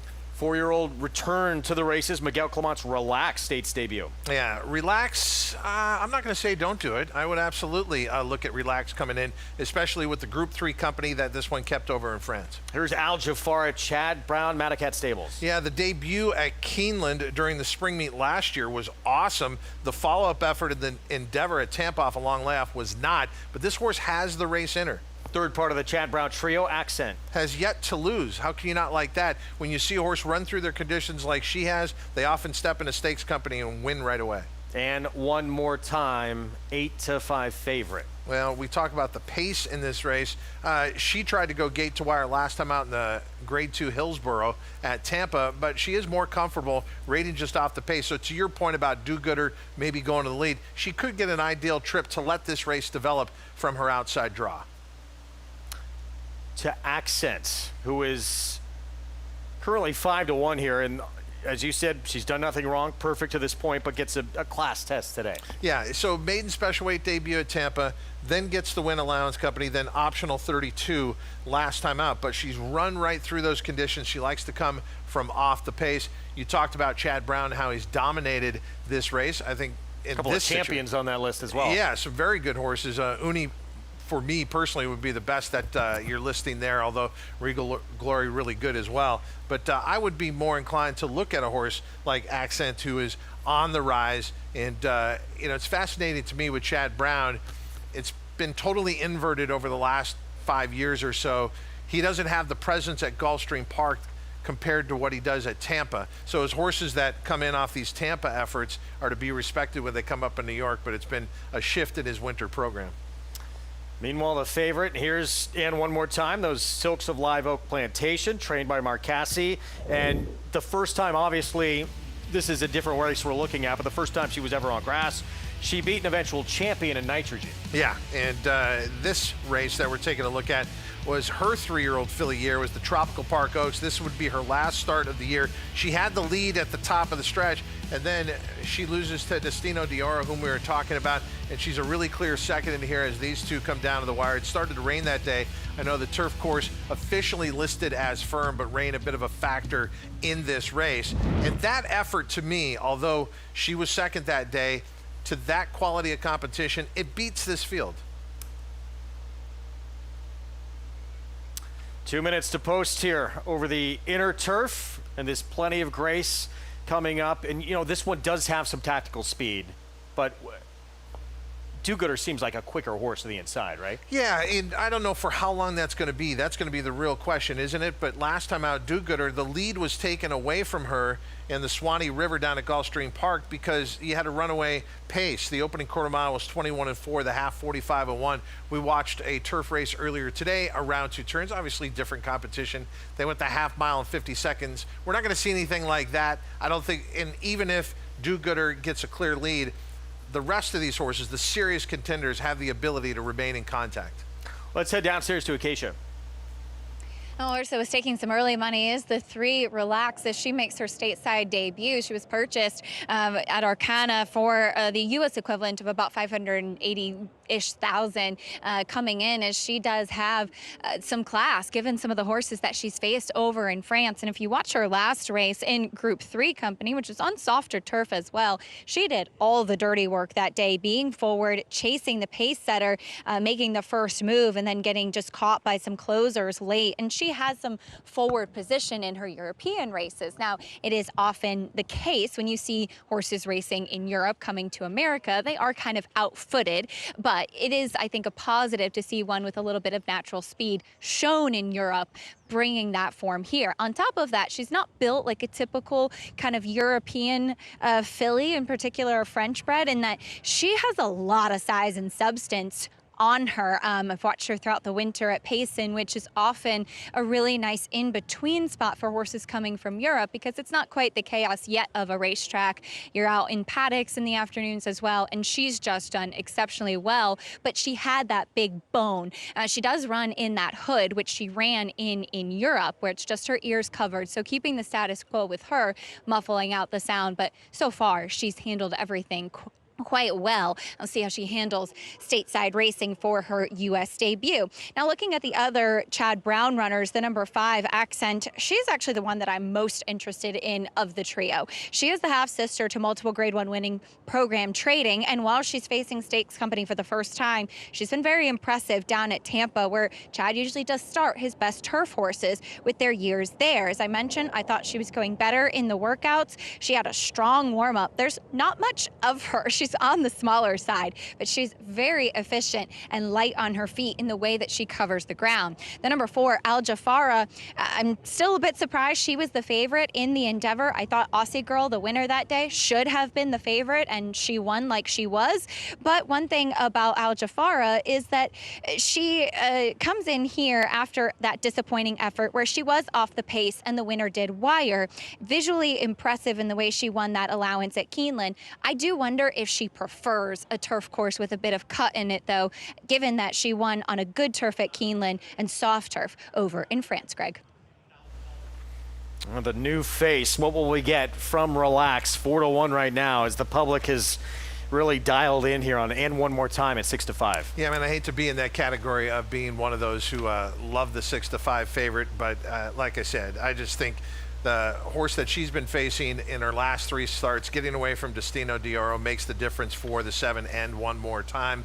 And as far as the Chad Brown horses, to me, the value is the 5, Accent, who Acacia was pointing out. Favorite will be last in line from that outside slot, Javier Castellano for trainer Marcassi.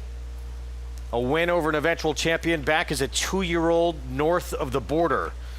And now shortening up in distance, with which Cassie believes will be perfect for her, as a 1 1/8 was a touch too long. There she is in those soaks of Live Oak Plantation. The Plenty of Grace, our Friday feature from Aqueduct. Here's Chris Griffin.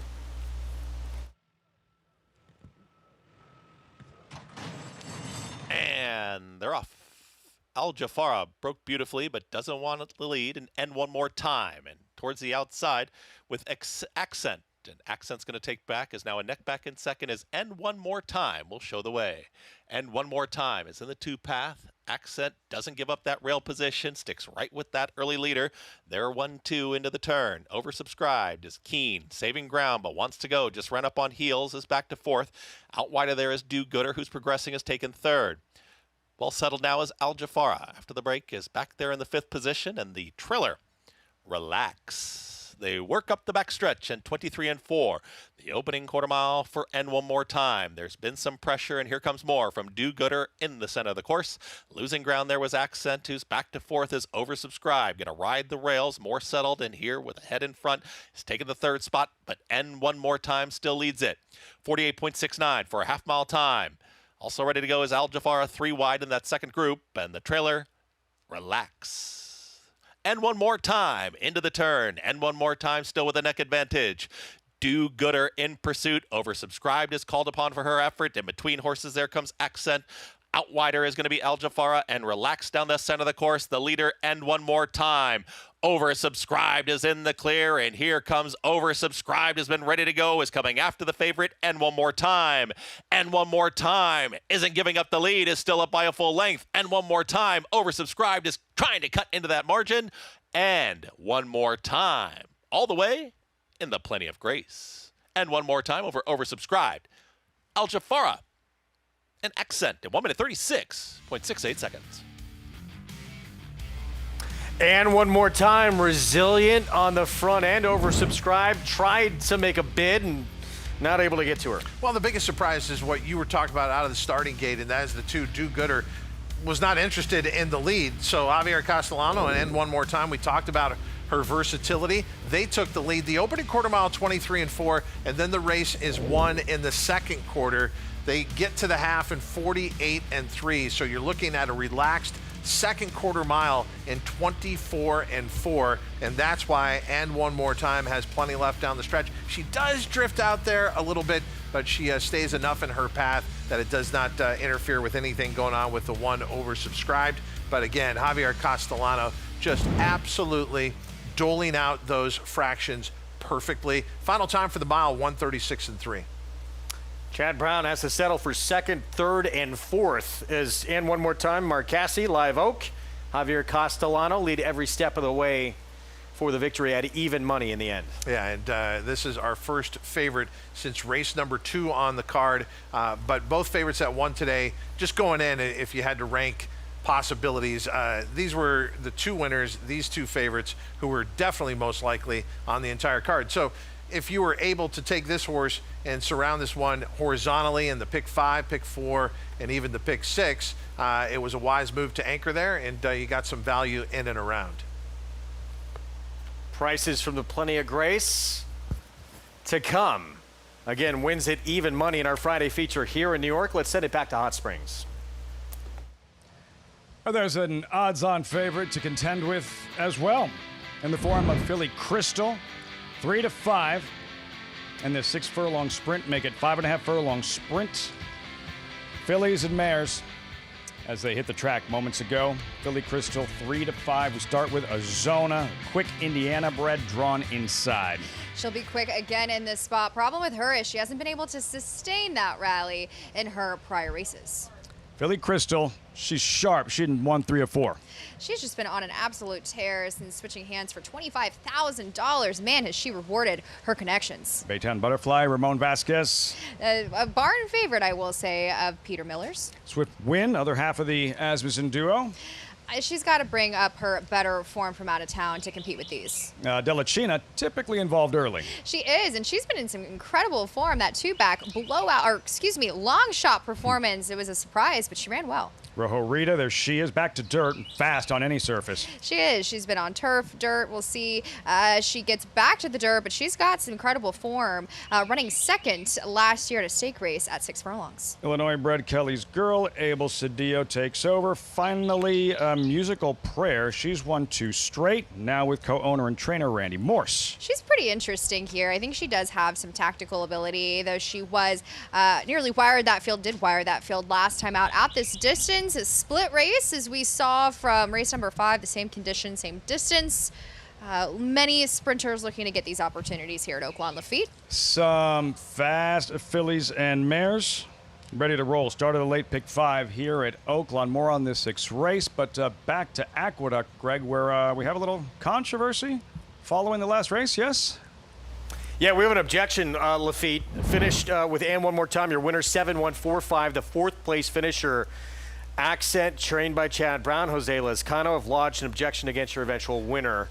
And it's around that first turn, a little difficult to see here with camera angles. Yeah, I think this might actually be the most telling angle.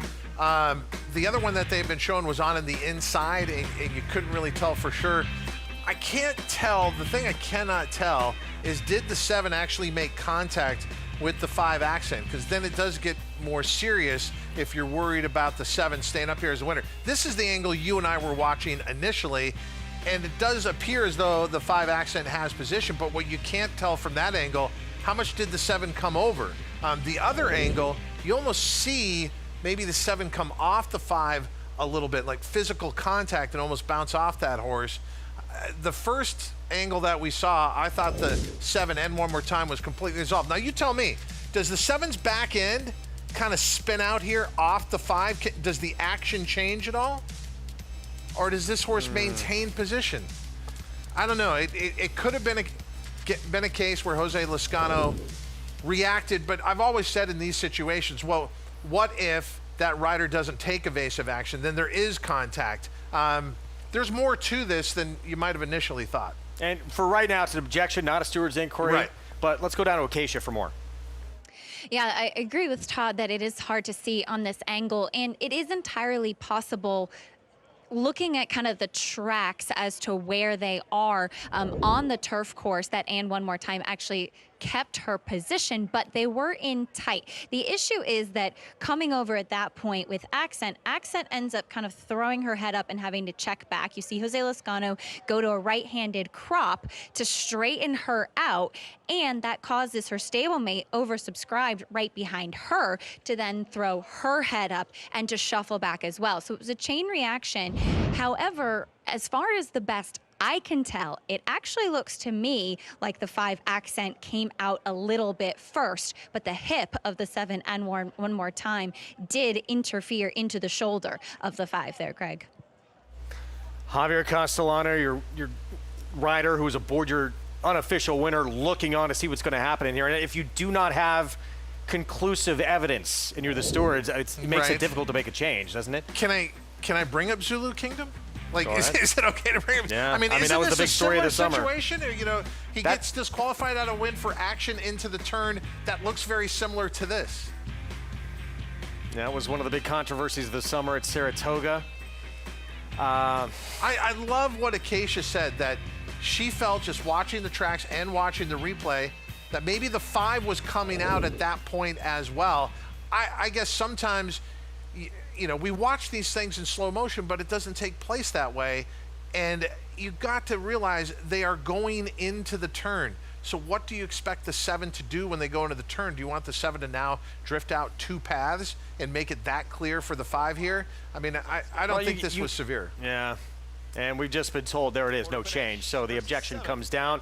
You're Chad Brown, you're Jose Lezcano. You got to take a shot, I right? agree with you. You know, the precedent that we talked about, some other instances a while back, you take a shot. But in the end, I think the stewards made the right decision here. So victory upheld. And one more time, your winner of the Plenty of Grace as we go back to Hot Springs. No change there at Aqueduct. Hopefully no such incidents of any kind in this upcoming 6th race. About a minute out, and we check in with Maggie. Thanks, Lafitte. And I have no problems with your current heavy favorite in Filly Crystal, but I think the race within the race is who is the fastest filly early. And while I think on the inside, the one in here, Azona, is a bit of a runoff speed, what's going to happen with the horse returning to the dirt for the first time in a while, number 6, Rojo Rita. Now, she made her first start for Dallas Stewart off the layoff at Fairgrounds, hard used on the front end. I mean, they went 20 and 4, 44 and 3. So those are pretty fast fractions, to say the least. And she is high strung. She held it together pretty well in the paddock, but once she got the rider on, once she got out on track, she was a live wire. So I think both of these fillies are pretty quick, and they're just naturally kind of fizzy animals that you need to just put your hands down and let them roll.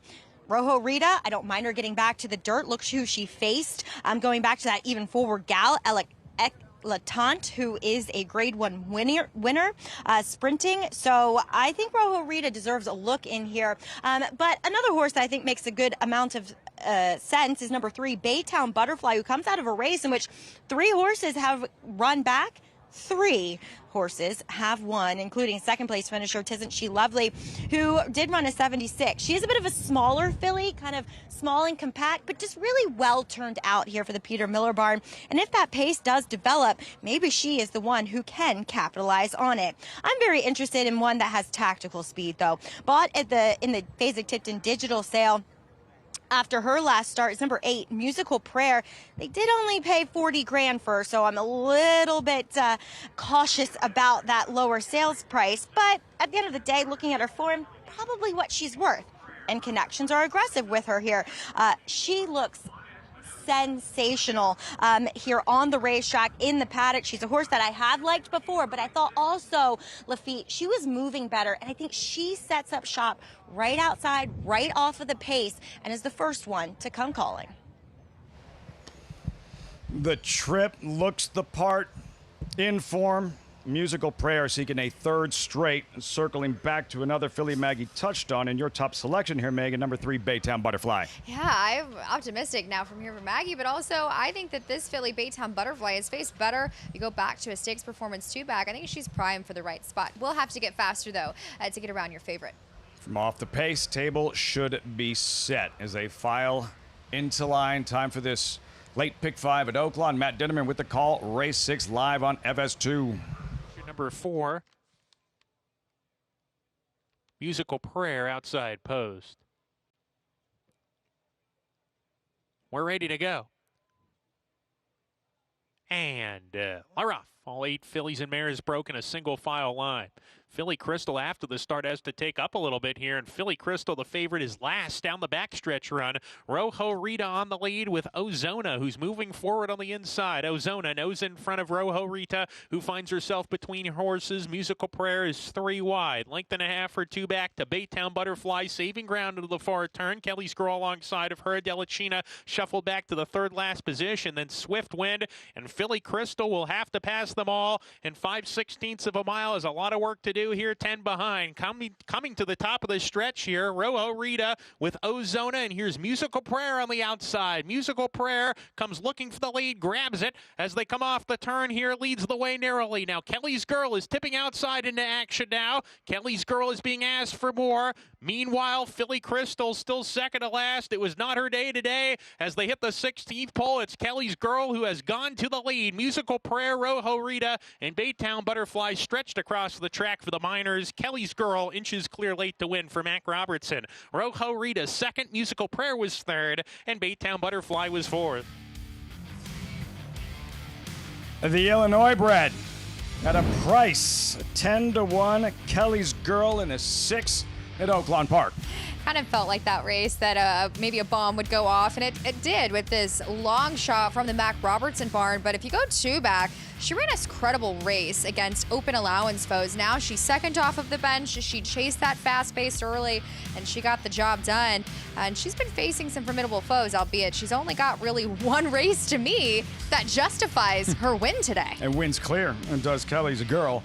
They're watching Filly Crystal, far back where anticipated, starts to mount a challenge. You're waiting for her to enter the screen at some point in the stretch. It just never happened. It didn't. I honestly couldn't even really see her for the majority of the race because she was off the screen, but not her day to day. Very contentious pace up front, as we kind of figured it would be, and Kelly's Girl getting the best of them in this spot. Again, second off the bench. Maybe that was the key for her coming off of that third place finish last time out. Mac Robertson winning trainer, Abel Cedillo taking over and guiding her right to the winner's circle, and still full of herself, Kelly's Girl 7 6, 8, 3, 10 to 1, over 4 to 1, over 6 to 1, over 17 to 1 in the 6 at Oaklawn Park.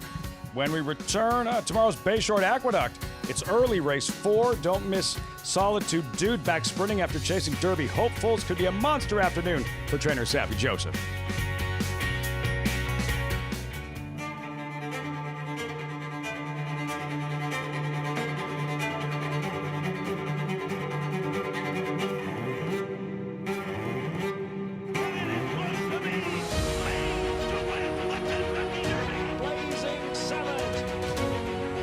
To get up into the Pacific Classic is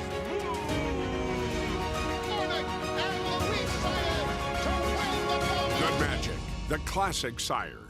RaceLens is the most in-depth product in horse racing, with unique features found nowhere else. True odds, predictive analysis, and pace projection. RaceLens. It will change the way you follow horse racing and take your game to the next level. Enhance your handicapping with AI Fast Facts, exclusively on Naira Bets. Open your Naira Bets app, click View Runner Details, and a stat-driven fact will appear for all U.S. thoroughbred racehorses. Download the Naira Bets app to start using Fast Facts today.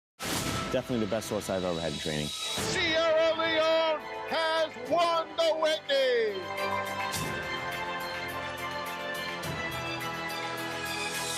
Sierra Leone, gun runner reaching for the wire.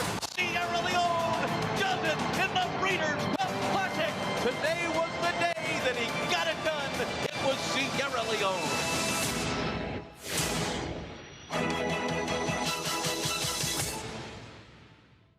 Journalism makes a decisive move, and here comes sovereignty. Saturday on America's Day at the Races, Kentucky Derby and Belmont Stakes winning and reigning Horse of the Year Sovereignty faces Preakness and Haskell winning rival Journalism in the Oaklawn Handicap. Both superstars duel in their 4-year-old debut. Join Lafitte Pinkeye, Richard Migliori, Megan Burgess, and Maggie Wolfendale for special coverage live from Oaklawn Park in Hot Springs, Arkansas, Saturday, 1 p.m. Eastern on FS2.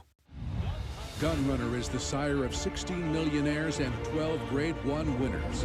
Last year, he sired $17 million yearlings, including the Keeneland September sale topper. He was the sire of the $2.2 million Keeneland November weanling sale topper as well. Gunrunner was the co-leading sire of 2-year-old Grade 1 winners, including Breeders' Cup Juvenile Fillies winner Super Corridoro. Gunrunner, breed true. Good to have you with us on our Friday coverage on Fox Sports 2. And watching America's Day at the Races, brought to you where you can play it all at Naira Bets. Bet any track, anywhere, anytime. Our feature in the book, Surviving the Objection, lodged by Accent, Jose Lezcano and Chad Brown. And one more time with the win and the plenty of grace. Our Winner Circle lead-in brought to you by Facing Tipton Digital, North America's #1 digital platform for thoroughbreds. Learn more about our auction schedule at digital.facingtipton.com. Let's get digital. Wins at even money here to return $4.28 for the victory. Live Oak Plantation owns. Oversubscribed Al Jafar for Chad Brown and wind up second and third. Let's go down to Acacia.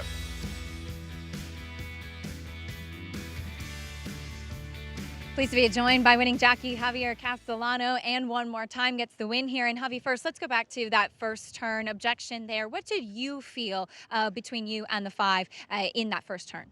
I tried to break out of the gate, get a position, but my horse did take the pace. He wanted to go to the lead. I let him fight it too much. I let him get my spot. And Jose Lezcano, he was in really tough spot. You know, it's a right corner here in Aqueduct. I tried to keep a space for him. Seemed to me, horse, he didn't handle the turf in the first turn. He tried to get out a little bit.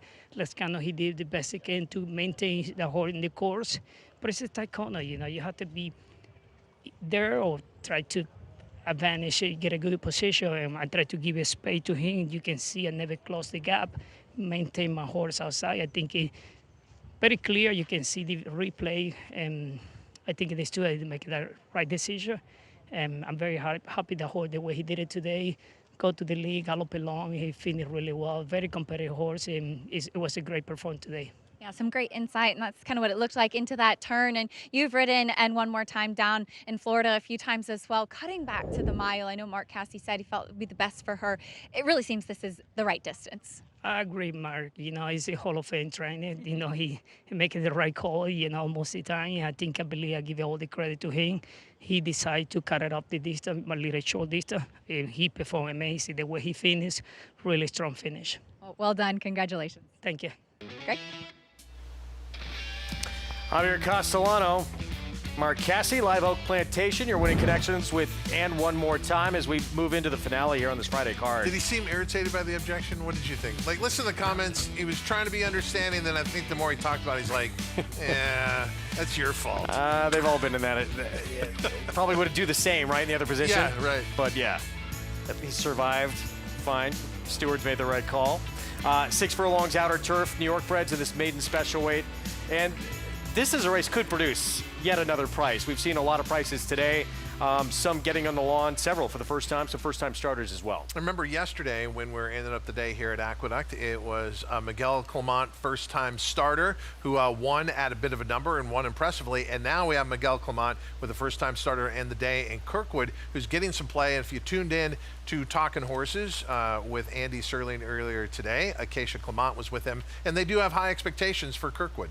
Yeah, Dan produced a stakes winner on the grass. Leon Blue won the Rick Violet in the past. We're going to get to tomorrow's feature early on the card. Race 4, Bayshore, 3-year-old, 7 furlongs on the main track. And this race obviously goes through the 3 to 5 favorite Solitude Dude, undefeated, 3 for 3, until trying the Triple Crown Trail, and probably the toughest Derby prep we've seen on the trail so far this year. I know obviously we're at the points races are all wrapped up. Fountain of Youth was very top-heavy, well, wasn't I it? think Florida all the way through, right? Because that preceded, obviously, the Florida Derby, where some of those horses did come back. Chief Wallaby and Commandment, who were the top 2 finishers. Solitude Dude settles for 3rd.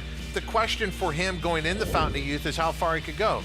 I think they saw the answer there, even though there were 2 quality horses in front of him. So now they come back to 7 furlongs. We spend all this time talking about horses trying to get to the Kentucky Derby, but yet we know there are 3-year-olds who are not going to be meant to go around 2 turns, not going to be meant for the 1.25 miles. But the sprint division is always fascinating, and you look at the big opportunities, especially here in New York, for 3-year-olds sprinting. That's what we're kind of seeing come together here. The Bayshore, kind of the start of that season, and then you have that, all those fantastic races to look forward to, especially Belmont Stakes Week for 3-year-olds on the undercard, a race like the Woody Stevens.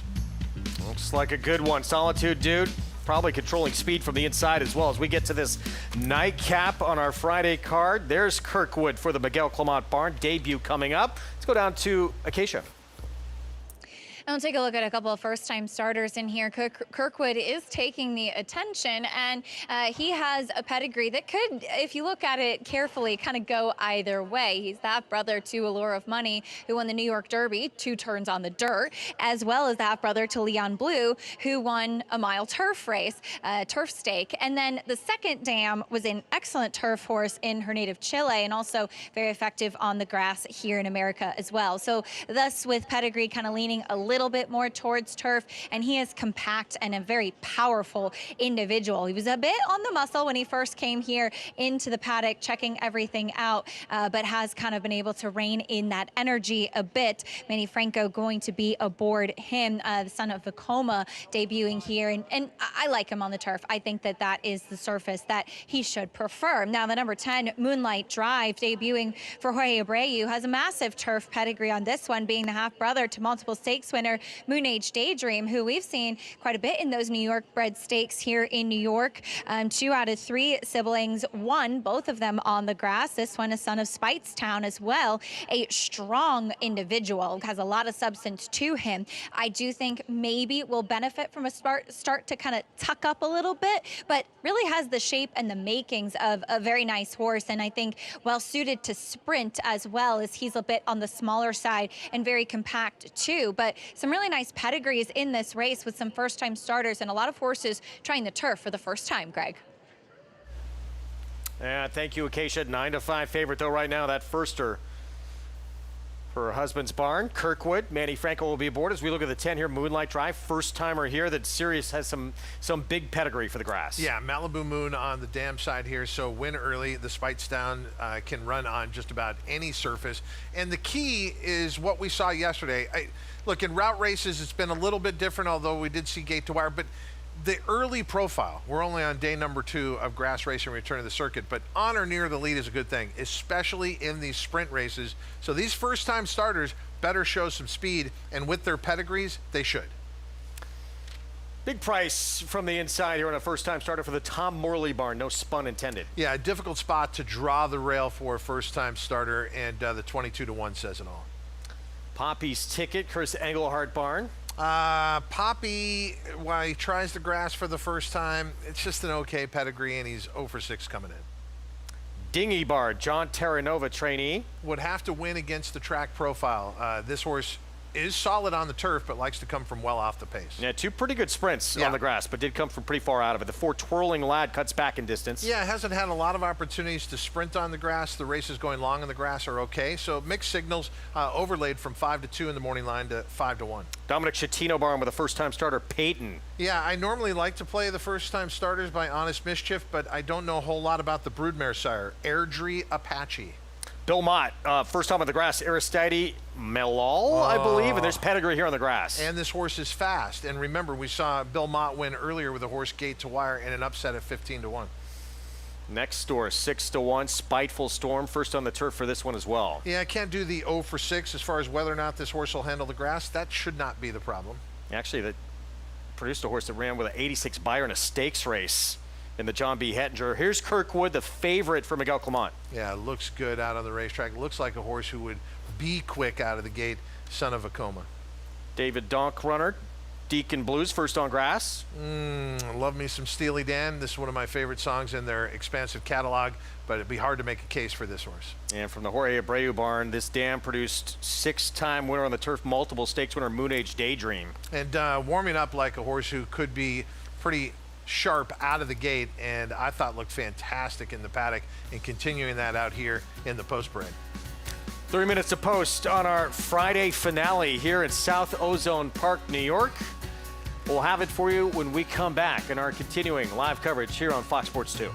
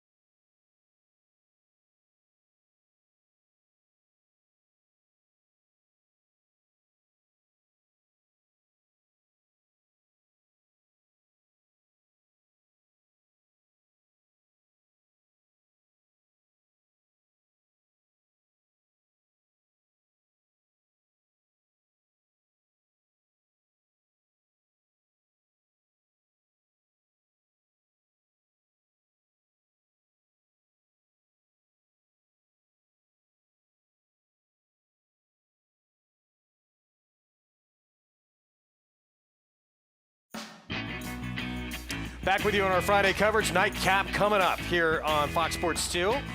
Program brought to you in part by Gainesway. Power, passion, performance. We're going to close things out. 6 furlongs spring on the outer turf in a New York bred maiden special weight. We have a late change here. A first-time starter from the rail. Big price. No spun intended is coming out.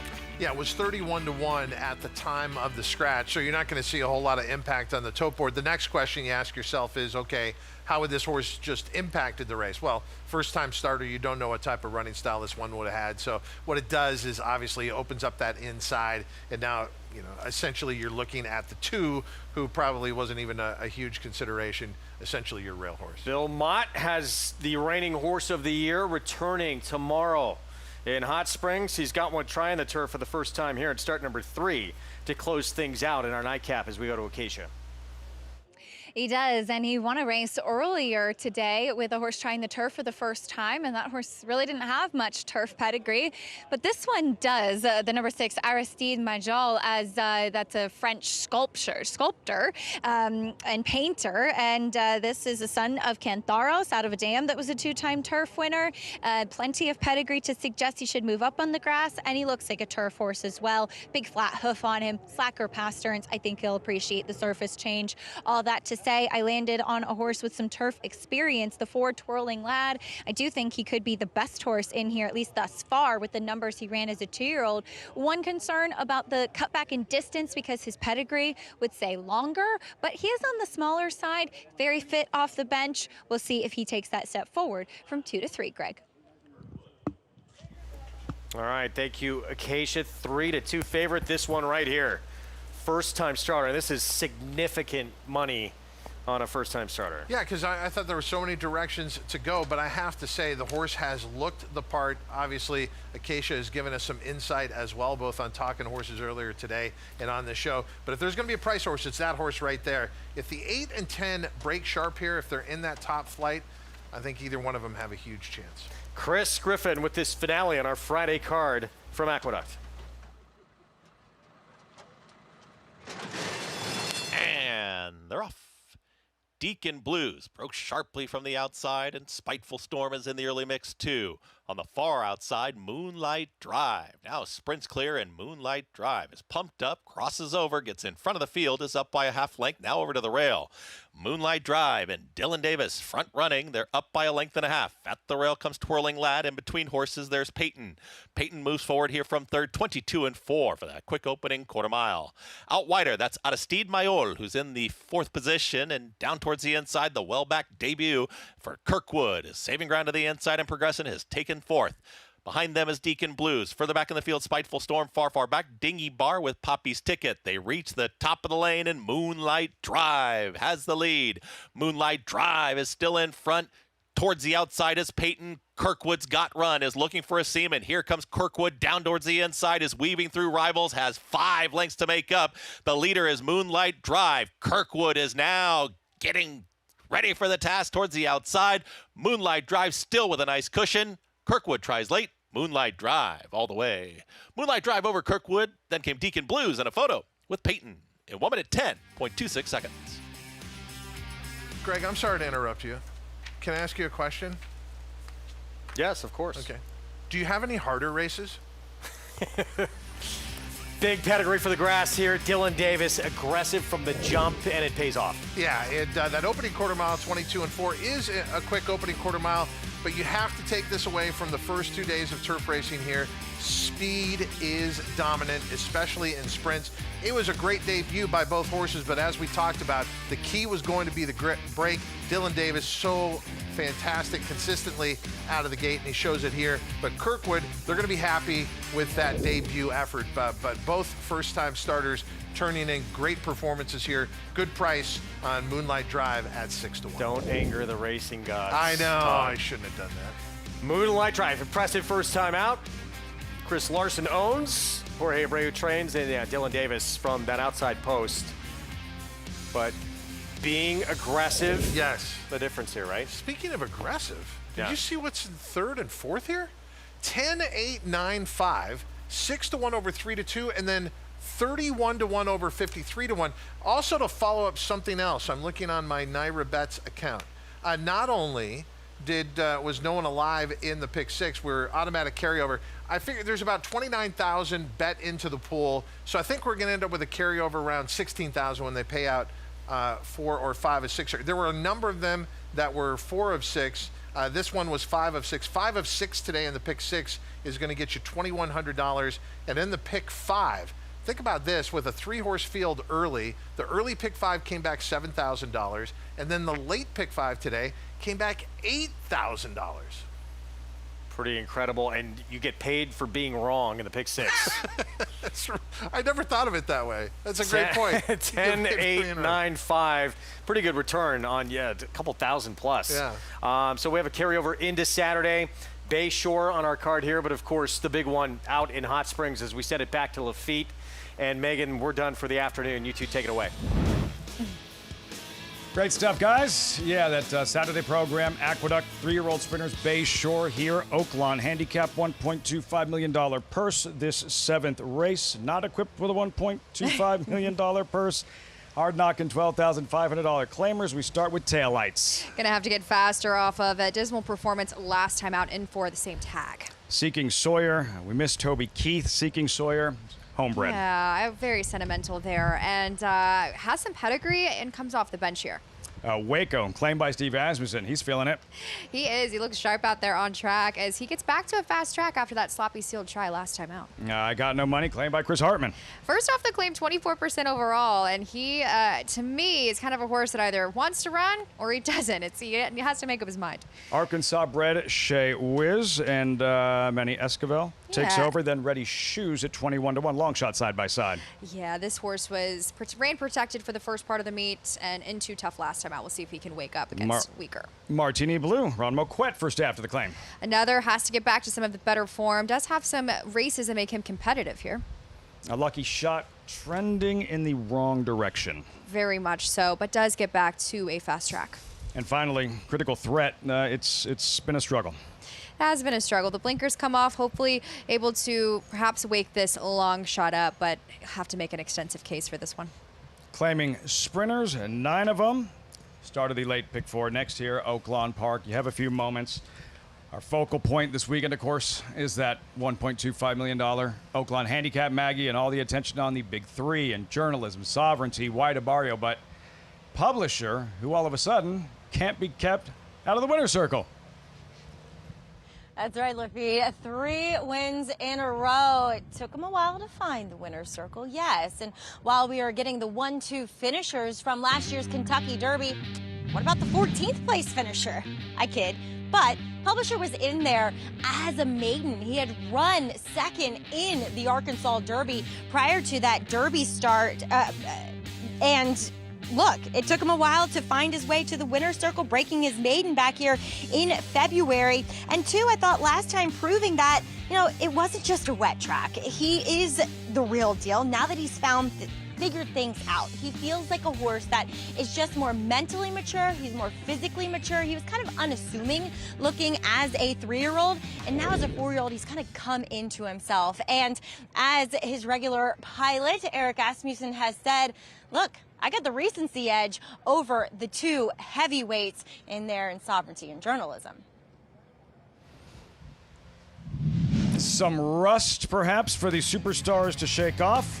No such issue for Publisher, his most recent, late March, Megan, and this victory in the American Pharoah. Yeah, he came off of the pace that day, a pretty solid one as the favorite, where he has been the favorite in his last 5 races. And he's really put it together, but I will say this, going through his races and being here with Richie Migliori, he is a horse that likes to pull himself up when he hits that front end. And he got a bit better. He still wanted to do it a little bit in this spot, but he's definitely developing and maturing out of some of his quirks. He's a great story and a fun horse to follow. He was like the lovable loser, and now he can't stop winning. The thing about him is none of the big 3 that we've been talking about, sovereignty, journalism, Wide Barrio, none of them have raced here at Oaklawn Park. And sometimes Oaklawn can be kind of a funny place. Horses that run well here are incredibly dangerous. He's got 3 wins from 8 starts, Publisher. He loves the surface. He's been training incredibly well. And according to the press notes, Steve Asmussen has mentioned, I do not run horses in positions where they cannot win. That being said, how much would he have to improve? Let's say that Sovereignty Journalism, that they run something mirroring a good race for them. Maybe not an A-plus race, a solid effort by their standards. How much would publisher have to improve? He will have to take a very considerable step forward. He's been running Beyer speed figures to give you kind of a guidance. About 95 has been his ceiling thus far. Journalism was in the mid to upper triple digits, or excuse me, Sovereignty and Journalism were in the triple digits. So he's going to have to get quite a bit faster to meet them. I mean, Journalism ran a 108 Beyer speed figure off of the layoff when he came back as a 3-year-old. So he's going to have to really take a step forward, but he seems to me in prime position to do so. I think he does get a piece of it, Lafitte. This is the time to take a swing. Right. This is the time to take a shot. Yeah.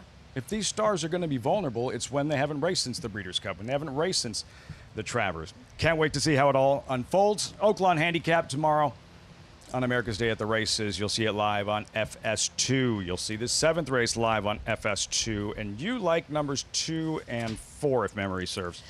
The number 2 is coming off of a pretty significant layoff in Seeking Sawyer, who we haven't seen since Louisiana back in July of last summer. But this horse is damn Seeking Miss Shelley. I remember seeing this horse run actually way back, and some of her races, she was versatile on the turf. She was a stakes winner, black type winner, and I think that this horse could kind of be sneaky under there as the obvious attention has gone to your now 3-2 favorite, and I Got No Money. And the theme here is several of these runners moving to powerhouse stables. Number 3, Waco, first after the claim, Steve Asmussen. Number 4, I Got No Money, first after the claim, Chris Hartman, 3-2 favorite. And number 7, in luckier, check that critical threat. Ron Moquette has one as well. Yeah, and the number Somewhere 2. in here. Martini Blue, first after the claim, Ron Moquette. Lane Johnston, the conditioner of the 2, Seeking Sawyer, hasn't won a race yet this meet. So would be, and it's kind of this time of the year, this time of the meet, where we're seeing those trainers kind of wake up a bit, get their wins in.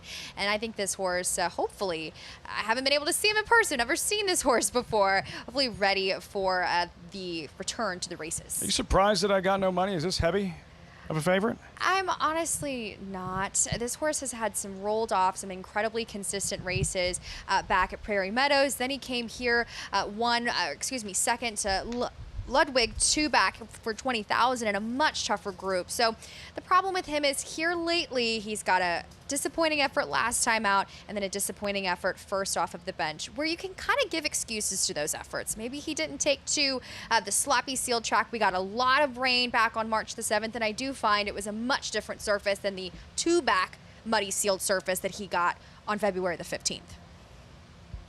Marching towards the starting gate, Shea Whiz would be an upset. 3-2, I Got No Money. Megan has Seeking Sawyer on top, 4-1. Pace, who's providing it? Who figures to provide the speed early on? Well, the specifics of the number 4, I Got No Money, is to break and go forward. This horse did not do that last time out whatsoever. Was kind of bumped and checked there at the start. So hoping he can get out of the gate cleaner with David Cabrera taking over in the irons. But I will say there's not a plethora of speed on deck. Perhaps the number 7, Martini Blue, could be in the mix early as well. 7-5 now, I Got No Money. Matt Dinnerman standing by. Load and call, race 7. Late pick 4 at Oaklawn. The 7th here in Hot Springs live on FS2. Waco about to come up, and Martini Blue.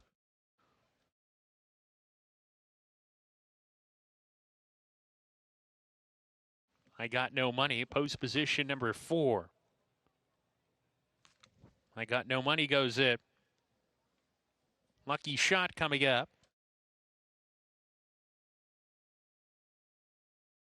Critical Threat to the outside. We're ready to go. And we're off.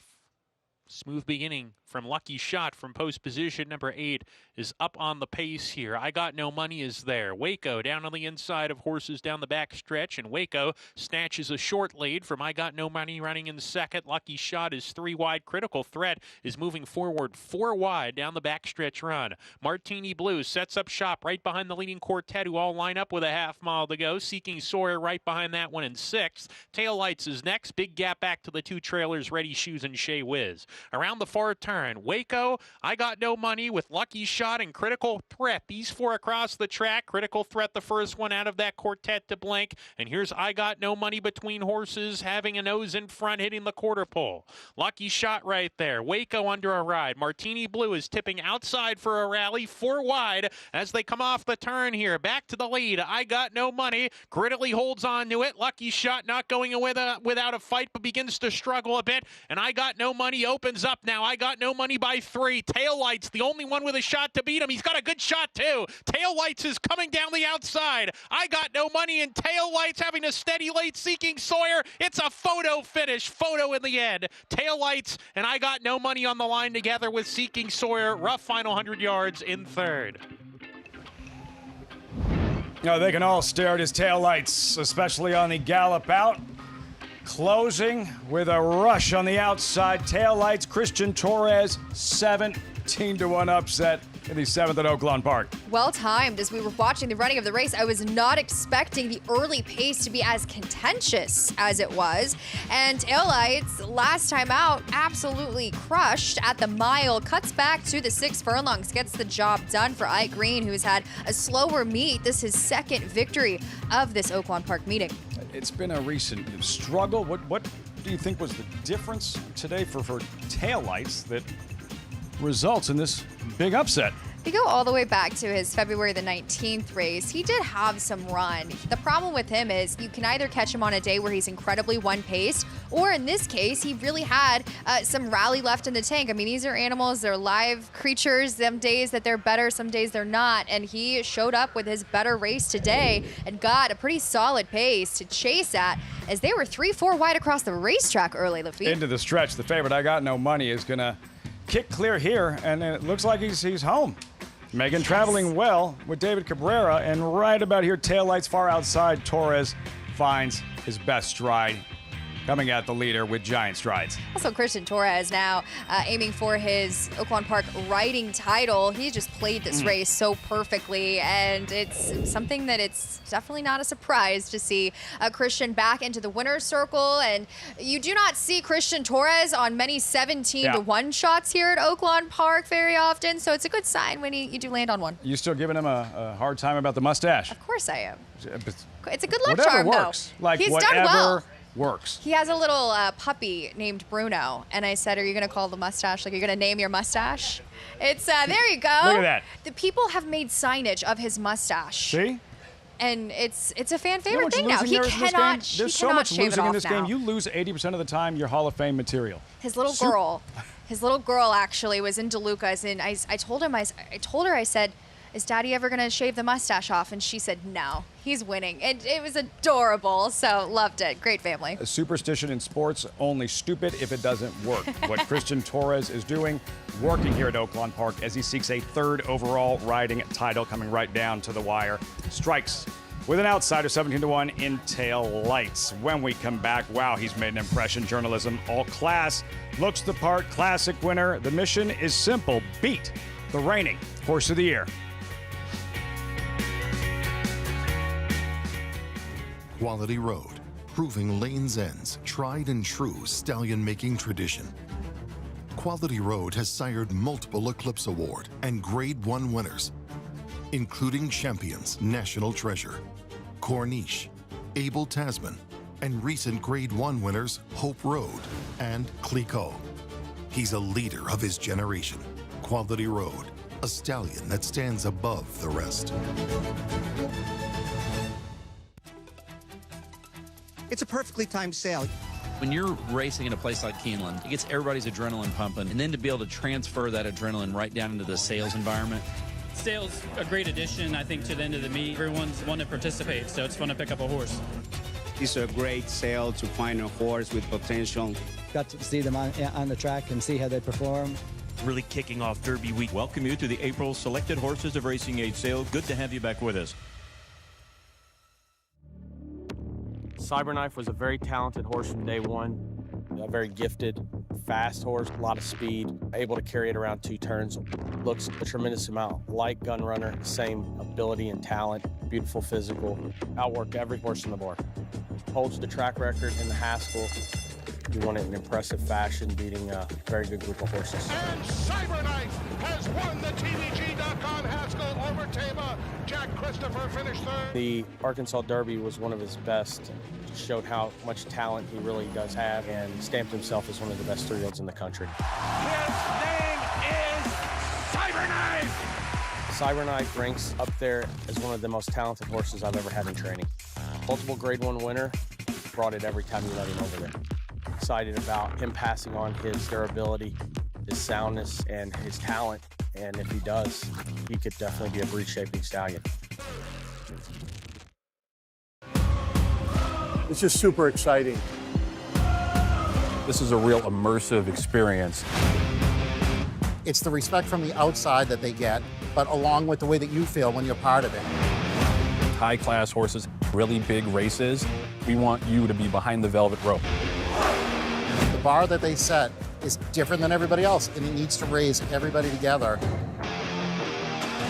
Your job is to show up and have fun. We'll take care of the rest.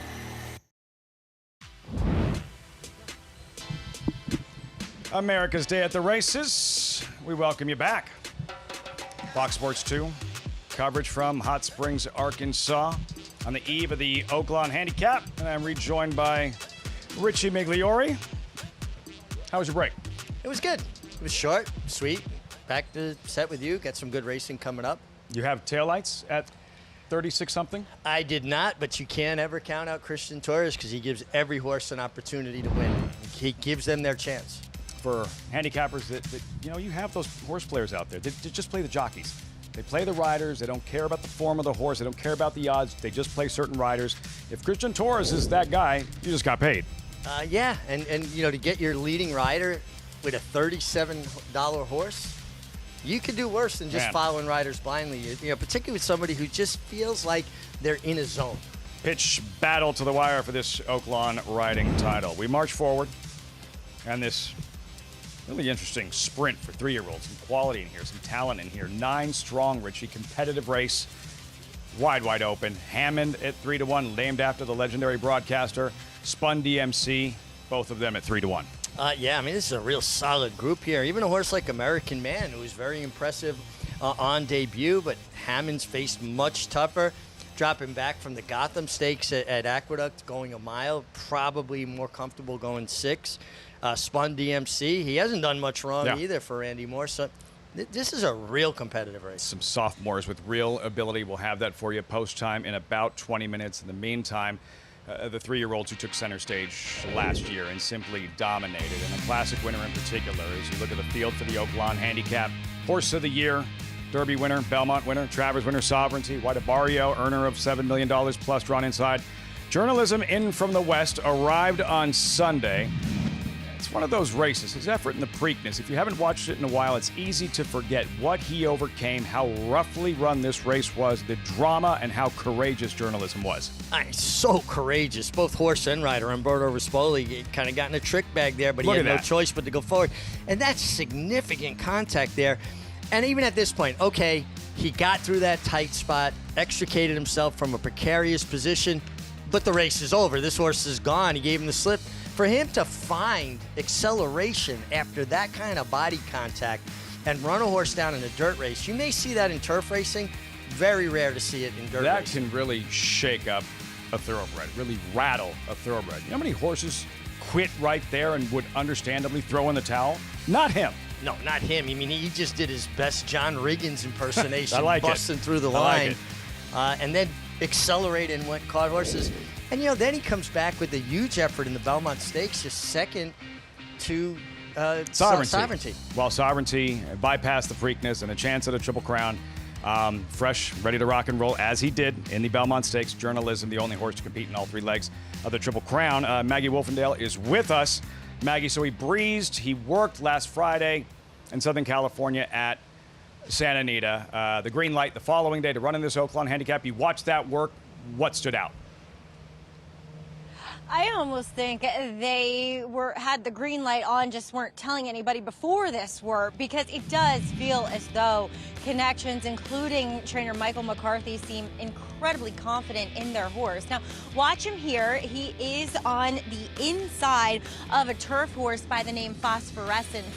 And you're going to see the rider on journalism. He's passed at this point. They kind of pass him around the turn, shake the reins, and he's going to respond. He's a horse that really does wait for his rider's cues. We saw that obviously in watching that Preakness Stakes, and he is going to gallop out full of run here. It's kind of like once he's asked the question, he responds and responds emphatically, and that's what you see in this workout here, in which he covered the 5.8 officially in 1 minute and 3/5.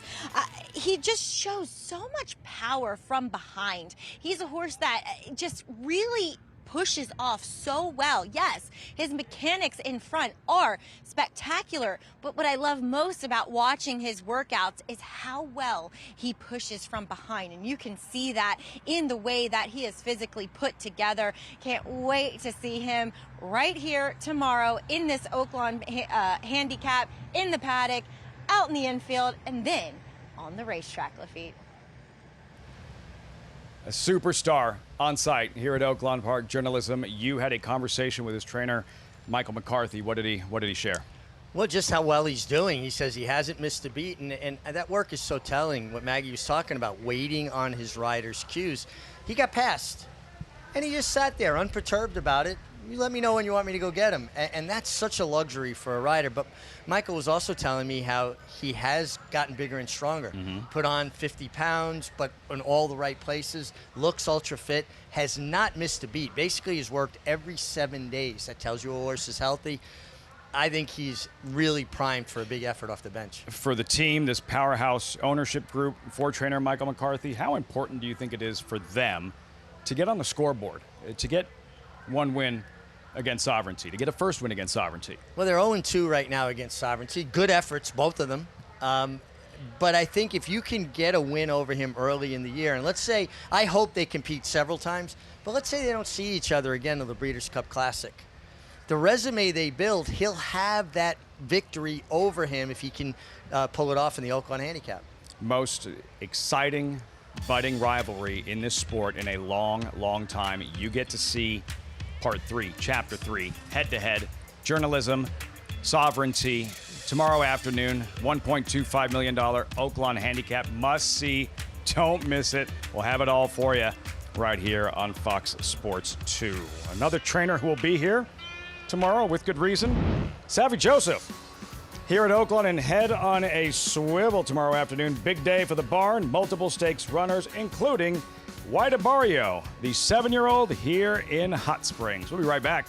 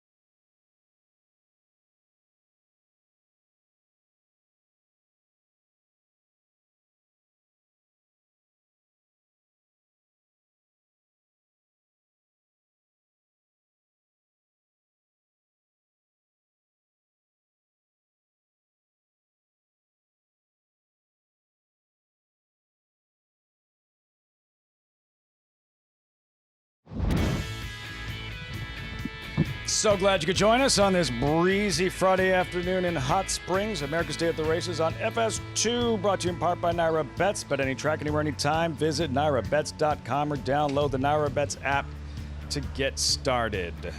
Downtown Hot Springs. Tomorrow, by the way, one of those days you'll really want to have that Naira Bets account at the ready. And in case you haven't signed up just yet, added incentive.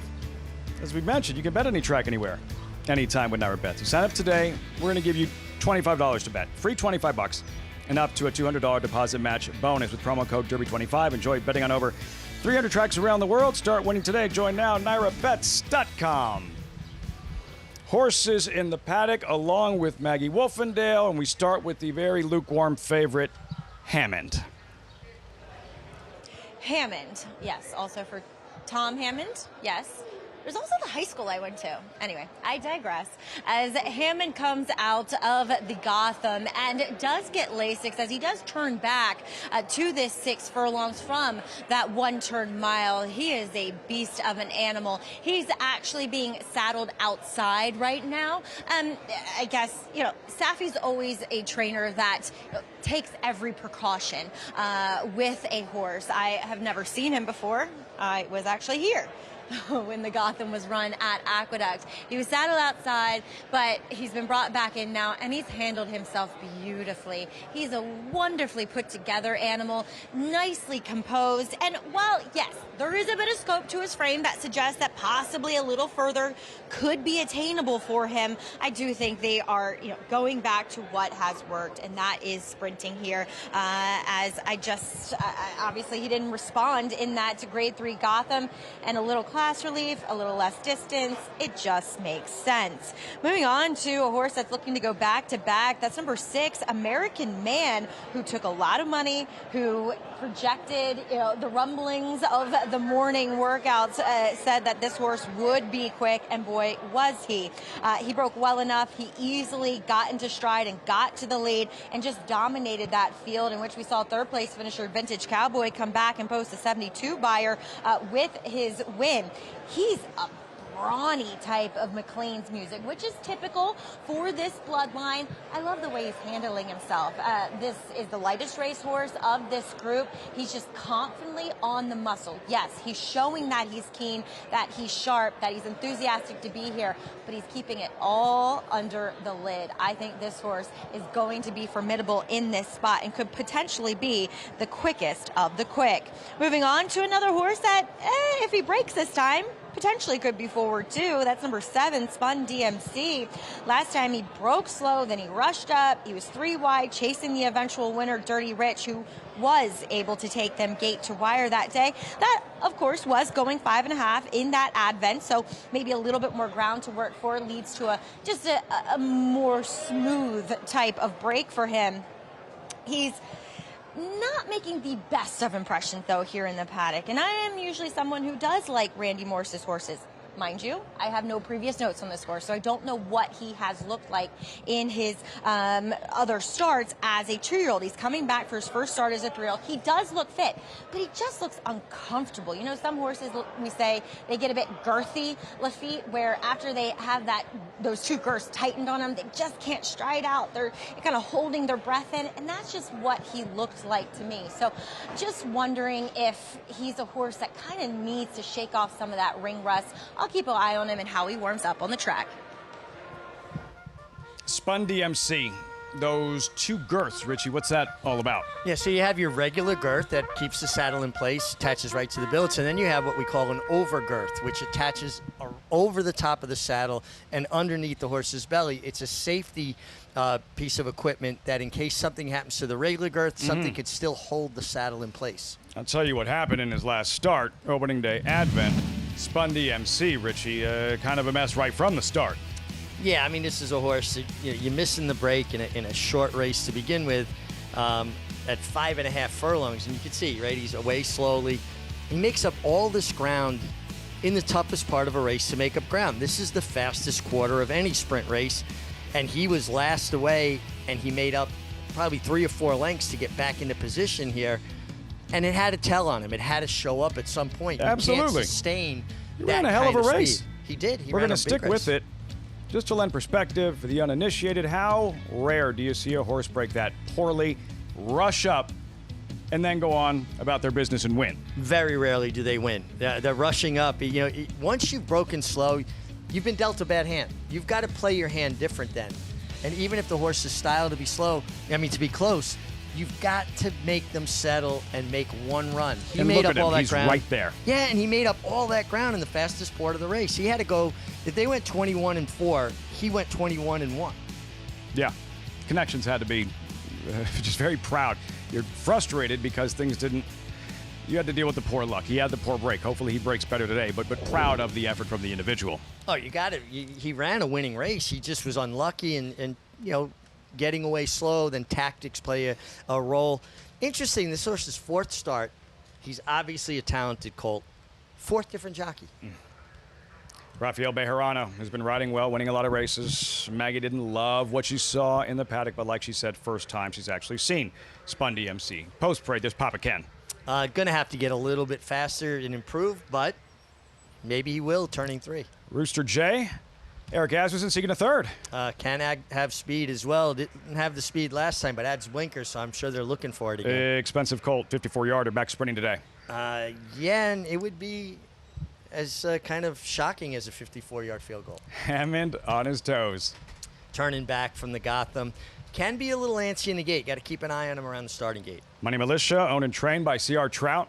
Real nice effort last time. This is considerably tougher. American Man, debut winner last month. Yeah, very impressive on debut. Took money, so you know he'd been impressing in the mornings. And then how about that 5-furlong drill in a minute flat? Spun DMC, watch him in the gate. Needs to get away clean. Gets away clean. He's going to set up a different trip. His last effort was very good. Scouser, maiden win in the mud at Remington. Good speed, going 5 furlongs there. This is considerably tougher. Top level, doesn't have to mix it up with the monster that he mixed it up with in the hot springs. Well, this horse's best race was sprinting and from off the pace, and then they stretched him out. I think he's getting back to doing what he wants to do, and that's being a closing sprinter.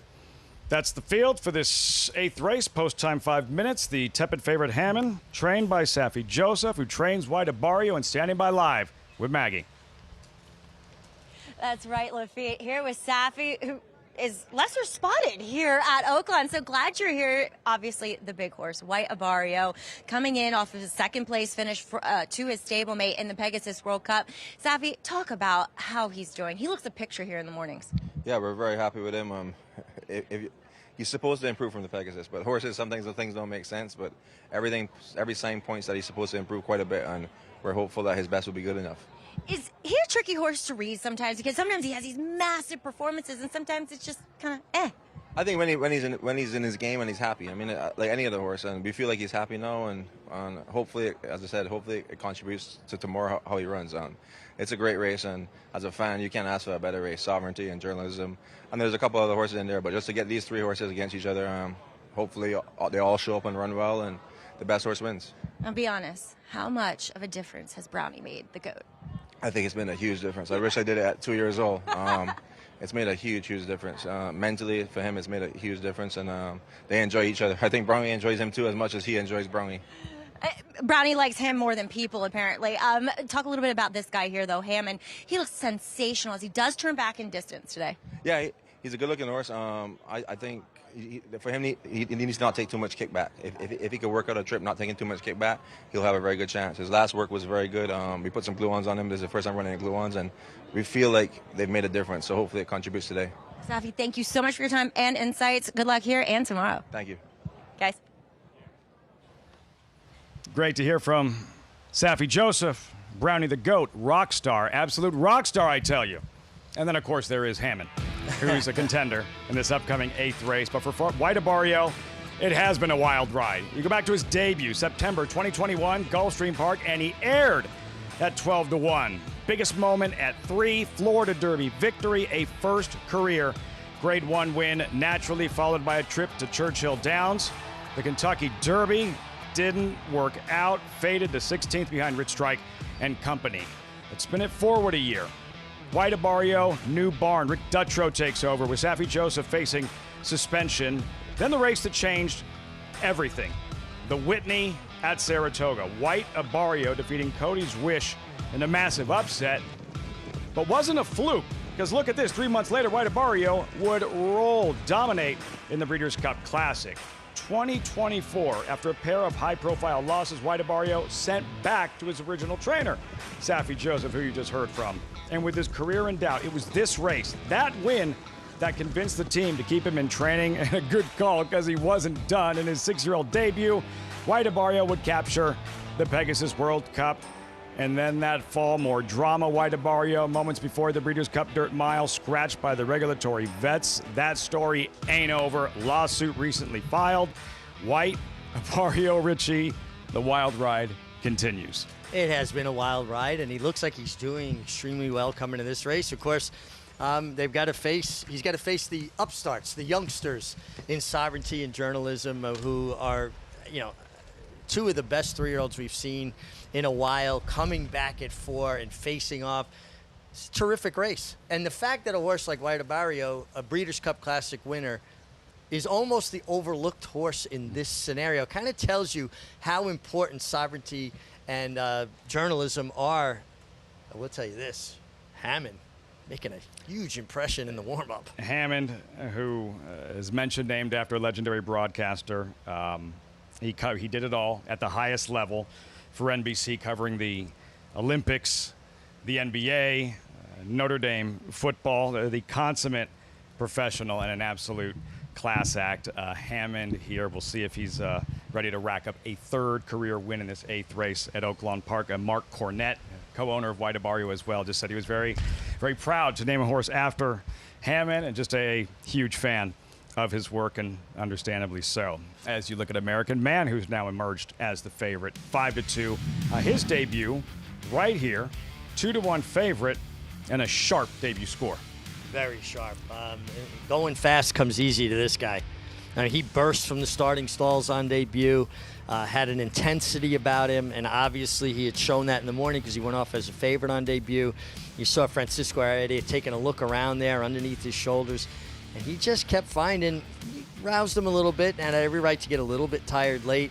But this was a big effort. And, when I talk about that 5-furlong drill on April 8th, when a horse goes 5 furlongs in a minute, it's like going every furlong in 12 seconds, being consistent about it. I'm really impressed with that he came back and drilled like that. Trained by Dallas Stewart, can he run it back? Can American Man go back-to-back? The colt drawn inside, Papa Ken Maggie, who we haven't seen since last October, ready for his 3-year-old debut. What are you noticing? Lafitte, this is an incredibly competitive race. The board would indicate that. I mean, at one point, there was 2 3-to-1 shots, 2 7-to-2 horses. So let's take a look at a price. As you were saying, Papa Ken in here for Steve Asmussen. Last time, the pace virtually held together.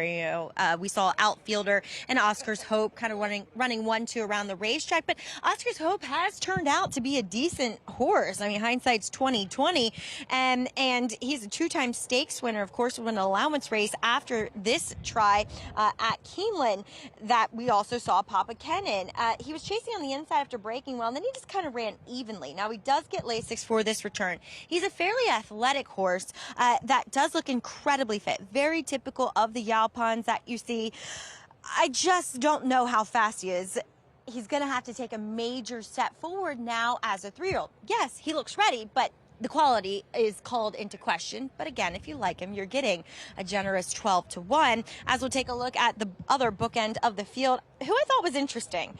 That's number 9 in here, Top Level. A horse that is incredibly good looking, a horse that I have liked in previous efforts, even going back to his narrow defeat to Exosum.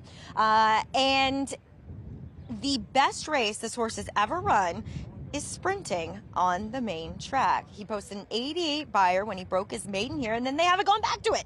Yes, to be fair, he looked like he could stretch out, this son of Upstart, but I like them getting back to what has worked in the past. Christian Torres looking for back-to-back victories here for his main barn in Mark Casse. I do think he makes a lot of sense, Lafitte. Top Level, your top selection, Richie. Yeah, his one sprint stands out to me, and I think there's a lot of pace in here, and I think he'll be closing well. Stepping forward, And into the gate. Post time, race 8, Oaklawn. Here's Matt Dinneman. We're ready to go. And we're off. Good beginning for all the runners. From post 8, Scouser gets the first call. Rooster J moving up and grabs the lead now. Scouser concedes the lead running in second. Papa Ken moving forward down on the inside, now in the third position with Spun DMC. Hammond between horses. 5 off the pace as Rooster J scoots away to a 2-length edge on the second place runner. American Man coming back to him. He broke his maiden in gate-to-wire fashion, and today he's racing in midfield approaching the far turn run. 54-yarder is next with Money Militia, and Top Level has about 9 lengths to make up in the final 3 furlongs. Rooster J flees from the pack, went very fast, 21-2, and comes back to the group now. Spun DMC into the second position. He goes, and American Man's making a move. 3 wide following that one. Top Level is out of last. He's with Hammond coming to the top of the lane, but both runners need to get going as they come down the stretch. Rooster J finding more at top. He's run a courageous race today. Between horses is Spun DMC and American Man 3 wide. Hammond trying to pick him up, needs to quicken. 16th to go. Spun DMC goes by Rooster J in the final 16th, and it's Spun DMC in his 3-year-old debut is going to win this sharp allowance race today. Photo for second, Rooster J and American Man. Hammond was 4th.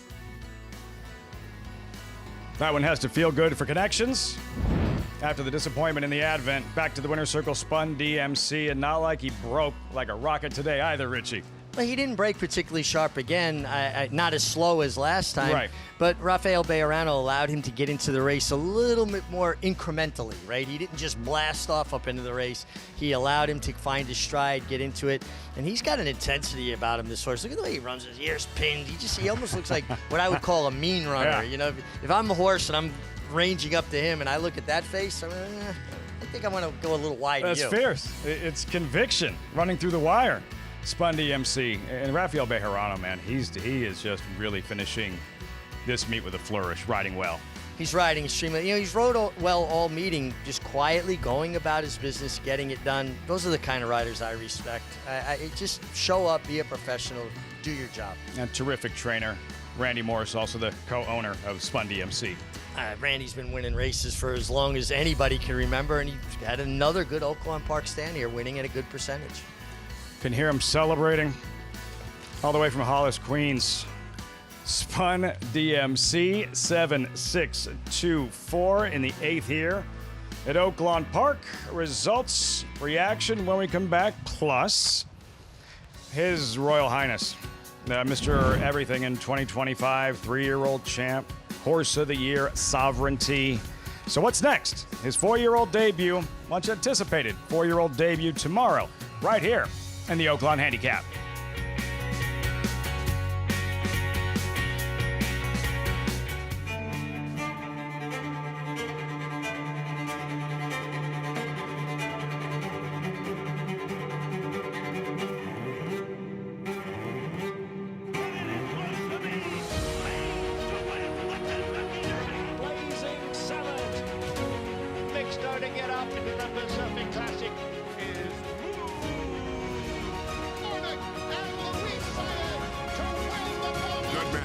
The classic sire. You bet with Naira Bets. Bet any track, anywhere, anytime, including all 3 legs of racing's Triple Crown. Download the Naira Bets app to play today and get a $25 free bet plus $200 deposit match bonus. Watch live horse racing, get expert picks, boost your bankroll with daily promotions, and hone your handicapping skills with exclusive tips and tutorials. Sign up now to claim your $25 free bet and $200 deposit match now through the first Saturday in May, only with Naira Bets.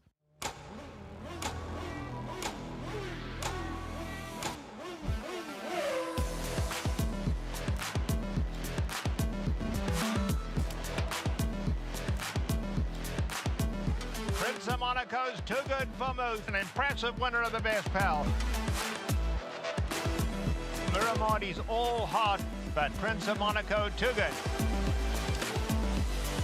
Prince of Monaco, standing at Claiborne Farm. New York breds. Race them. Respect them. Bet them. Respect them. Breed them. Respect them.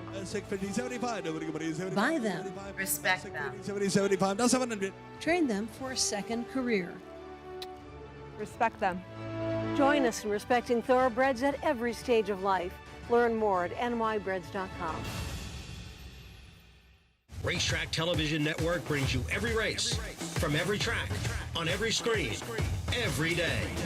With monthly packages starting as low as $5, RTN gives you great value and access to more live HD streaming and race replays than anyone. Visit RTN.tv today to sign up and watch on almost any device, including Roku and Amazon Fire.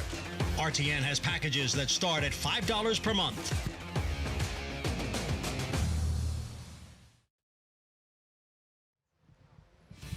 Welcome back. America's Day at the Races on FS2. Rafael Bejarano thanking the man upstairs for a safe ride and a victorious one aboard Spun DMC. And got it done. Nice ride, too. He didn't break particularly sharp. Doesn't seem like he's just very handy away from the gate. But Rafi let his, get his stride, get his legs up underneath him, and take him into the race. And when he sets him down here, look at the intensity on this horse's face. Pins his ears, bares his teeth down, like, you're going to come get it, you better be ready to fight me for it. Yeah, he is giving it everything he has. A Rooster J, a bold, brave effort. The 6 right there as well, American Man, but he didn't too much. Spun DMC. And again, that one has to be really satisfying based on the poor luck experience in the opening day advent. Yeah, and listen, it was just circumstance. He got unlucky to break as slowly as he did. American Man, nice effort, change of tactics. He showed speed to go gate to wire first time. He can run. Just his second career, he can run. Came off the pace, and you like to see that kind of versatility. And then Rooster J, boy, he really showed improved speed. Turn the page, race 9. Not the most important race. Junior Alvarado will ride in this weekend at Oaklawn Park, but he does have the call on Ben Doog, odds on early on, Richie. Ben Doog is a very, very nice racehorse. A ton of ability, closing in on $1 million in earnings. Ben Doog is also very tricky to ride. Wants to lug in, wants to get on top of horses, lug in. Last time, Jamie Torres did a great job saving ground. He got through on the rail, so he didn't have to contend with straightening him out. The other thing is he's got 5 wins, 11 seconds. And a lot of that is he runs to that last horse, gets to laying on them, lugging in on top of them, and he's more intent on kind of, hooking up with them instead of going by them. It's something to watch during the running of this 9th race. Junior Alvarado in the saddle of the favorite. He'll be in the saddle of the morning line favorite for tomorrow's Oaklawn Handicap in Sovereignty. Derby winner, skipped the Preakness, Belmont winner, and the last time we saw him in action, along with 55,000 of our closest friends at Saratoga, and that show he put on in the Midsummer Derby. That was quite a show. Just kind of reinforcing his dominance of this 3-year-old division last year. Now, obviously, the 4-year-old division. But in hindsight, looking through the year, I think this was a serious group of 3-year-olds, a deep, deep group of 3-year-olds. Obviously, journalism, but how about Magnetize? What he's done coming back now as a 4-year-old, winning Dubai World Cup. Won a pretty good race, big race overseas. I keep calling him Magnetize. My apologies. They're not going to mind you calling him Magnetize. You call him Magnetize, and he wins $12 million races, so it's all good. It is all good.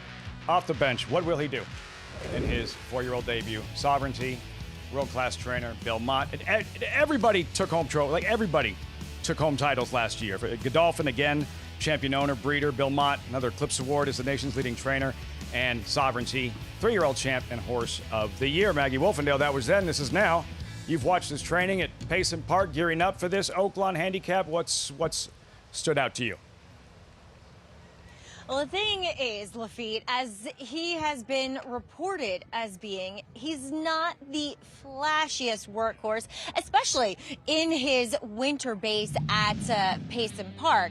It was all the speculation last year leading up to the Florida Derby and then the Kentucky Derby that he's just not really putting it forth. Well, honestly, I would much rather have a horse just do what they need to do in the mornings and show us the good stuff in the afternoons, as you are going to see him here. He is on the inside of a usual workmate by the name of Thunder Roll.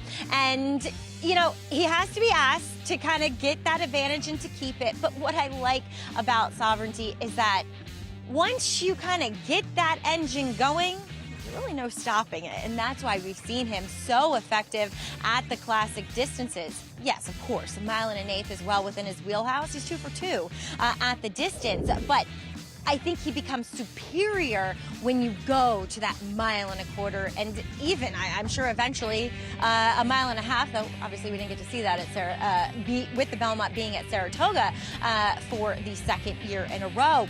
But I love the way he's training. He's showing the right energy, but he's also showing his class in the mornings, responding to his rider, not doing too much, just going out there, and it's like a metronome, ba-boom, ba-boom, ba-boom, and that's what you want to see from these good horses. So looking forward to seeing Sovereignty. And from what I saw from him this morning, Lafitte, he looks incredibly fit, like well-defined. There's no extra weight on Sovereignty coming back for this 4-year-old Bow. Rock star, superstar, highly decorated Sovereignty. We'll have a lot of viewers that don't necessarily follow horse racing, Richie, on a day-to-day basis tomorrow afternoon, and they're going to be wondering, like, why, when we emphasize how truly rare this is to see this clash of titans going head-to-head in their first start of a new year as 4-year-olds, journalism, Sovereignty. Like, why is this so? What makes this so rare? Well, you know, I would liken it to two great boxers that are kind of going to avoid each other, dance around each other until they, you know, can meet on the major stage. Now, this is a major stage, right? It's a $1.25 million race. But normally, they would probably find a prep away from the other ones, right? Path of least resistance. Yeah, commonly chosen. And, you know, now in this day and age with the Breeders' Cup, you would think there would be a chance you might not meet until the Breeders' Cup Classic, right? Journalism based on the West Coast, Sovereignty on the East Coast. It would be easy to avoid themselves.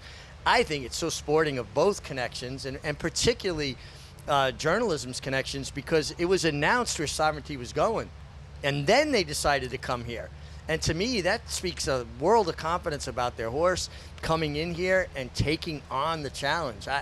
It's brilliant. I am so thrilled as a racing fan that we're going to see last year's 2 best 3-year-olds return and face off against each other. And, you know, of course, then you do have a Breeders' Cup Classic winner in there as well. Him. But the story is the 2 3-year-olds coming back. We're not saying it's Secretariat Sham. We're not saying it's Sunday Silence, Easy Go, or Affirmed Aladar. But we don't know where this is going. And we know how good the first 2 meetings were, 1, 2 in the Derby and Belmont Stakes. What'll happen in round 3? And that is a live look at the youngest trainer ever inducted into the Hall of Fame. Bill Mott campaigned Sovereignty beautifully.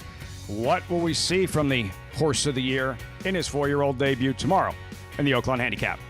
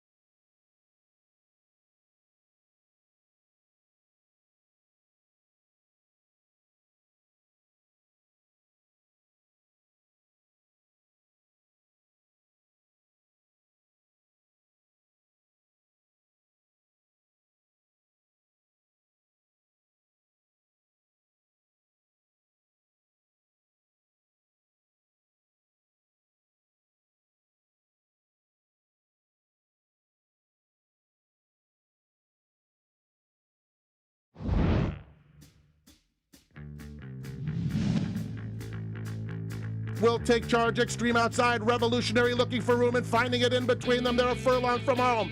Will Take Charge takes off on the far outside. He now shifts in just a bit. Carve is going with him. Between those two, it's Right to Vote, but Will Take Charge starts to assert himself late.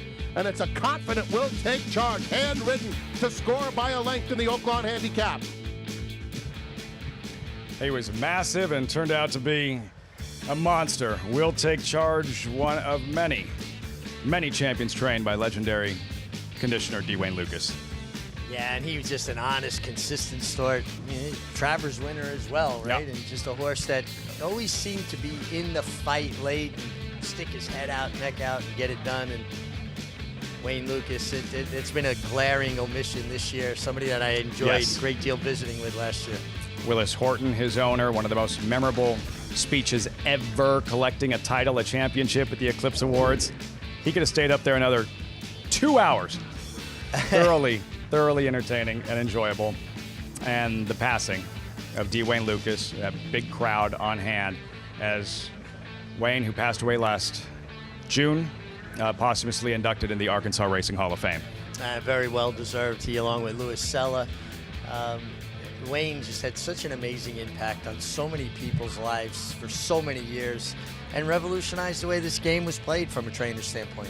And Louis Sella, his family, everything they've done for racing in Arkansas thriving. Here at Oaklawn Park, the innovation, the expansion, and everything that has resulted in Oaklawn being what it is today, a well-deserved place in the Arkansas Sports Hall of Fame for Louis Sella. Absolutely. Huge impact on this entire area economically. And they do it right. They have a great understanding. You know, it's about customer service, and you have one chance to make a first impression, and they make a really good first impression here. And communication with horsemen and the innovation and the changes every season, and in the midst of another very successful meet here at Oaklawn Park. And on this eve of the Oaklawn Handicap, we still have 2 races left. Horses in the paddock for the 9th. We're about 11 minutes out. Live look. Ben Duke, odds on. Richie told you why he's difficult to ride. Maggie's going to tell you what he looks like in the flesh. He's always difficult to ride, but he's always so good looking. He's always the best looking horse in whatever field he is competing in, Lafitte. The fact of the matter is, as Richie said, he just is too polite. He says, okay, after you. I know I'm very handsome, so I'll just look good in running down the lane, but I'll finish second gladly. On the flip side of that coin, you could say he has frequently been beat by horses who are in form. Look at who beat him last time, albeit in a 4-horse field. Saudi Crown would come back and win the Grade 3 Commonwealth when turning back in distance at Keeneland, going to 7 furlongs. Look, he looks great. He does wear that crazy bit that hopefully I get to catch up with Belmont. I want him to tell me what he calls it, because I don't know what to call it. You could call it an extended cage bit. But it's only extended on the one side, and that is the right outside rein, and then it's got that funky kind of burr disc thing on the inside, because he is such a lugging horse. Moving on to number 2, Gould's Gold, who does inherit the rail now with the scratch. He's very much a one-paced horse, and there doesn't feel as though there's an abundance of speed. Yes, King Russell should provide that. We'll see what Stronghold does coming back here. But I would love if Manny Esquivel, for this horse's sake, bounce him out of there. Assert yourself early, because he's a horse that does not have many gears. He just stays. Moving on to the outside, as we see the return of Stronghold, making his 5-year-old debut here and finally getting Lasix. I mean, he's had a steady diet of graded stakes in his career, and a horse that I have liked. I saw when he was a 3-year-old in the PA Derby. He was a little underwhelming in the flesh. He was just a smaller horse, a handier horse, but he is filled out tenfold. He is strong. I love the way that he's been working coming back into this race, watching his breezes at Santa Anita. So I think he's very intriguing coming back here and possibly getting some class relief for Lafitte. Stronghold, former Santa Anita Derby winner, ran in the Kentucky Derby. 2 runners in this field competed in a Derby. Stronghold and King Russell. Intriguing 9th race feature on this eve of the Oaklawn Handicap with a $128,000 purse. That's a really solid race. Nice race. The fact that you have two horses that actually competed in the Kentucky Derby here, that kind of clues you in, right? Back class, and then there's that. Ben Duke, though, the favorite, trained by Bill Mott, the favorite. Let's meet the field. Ghoul's Gold, runner-up in the 24 Ohio Derby. I think this is a major player here. This is the third start off the layoff, and he's getting class relief. Gun Party, no new. What's new to tangle with today?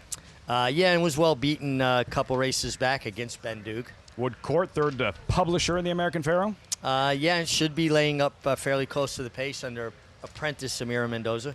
King Russell, former Derby winner, DQ'd from 2nd to 7th in his latest. Another one that also adds some speed to this affair. Team Sovereignty, Alvarado, Mott, Bendug. He's as good-looking a horse as you ever want to see. I mean, look at the impression he's making. There's that bit that Maggie was talking about. His lugging in is an issue. Maggie liked what she saw from Stronghold former Santa Anita Derby victor.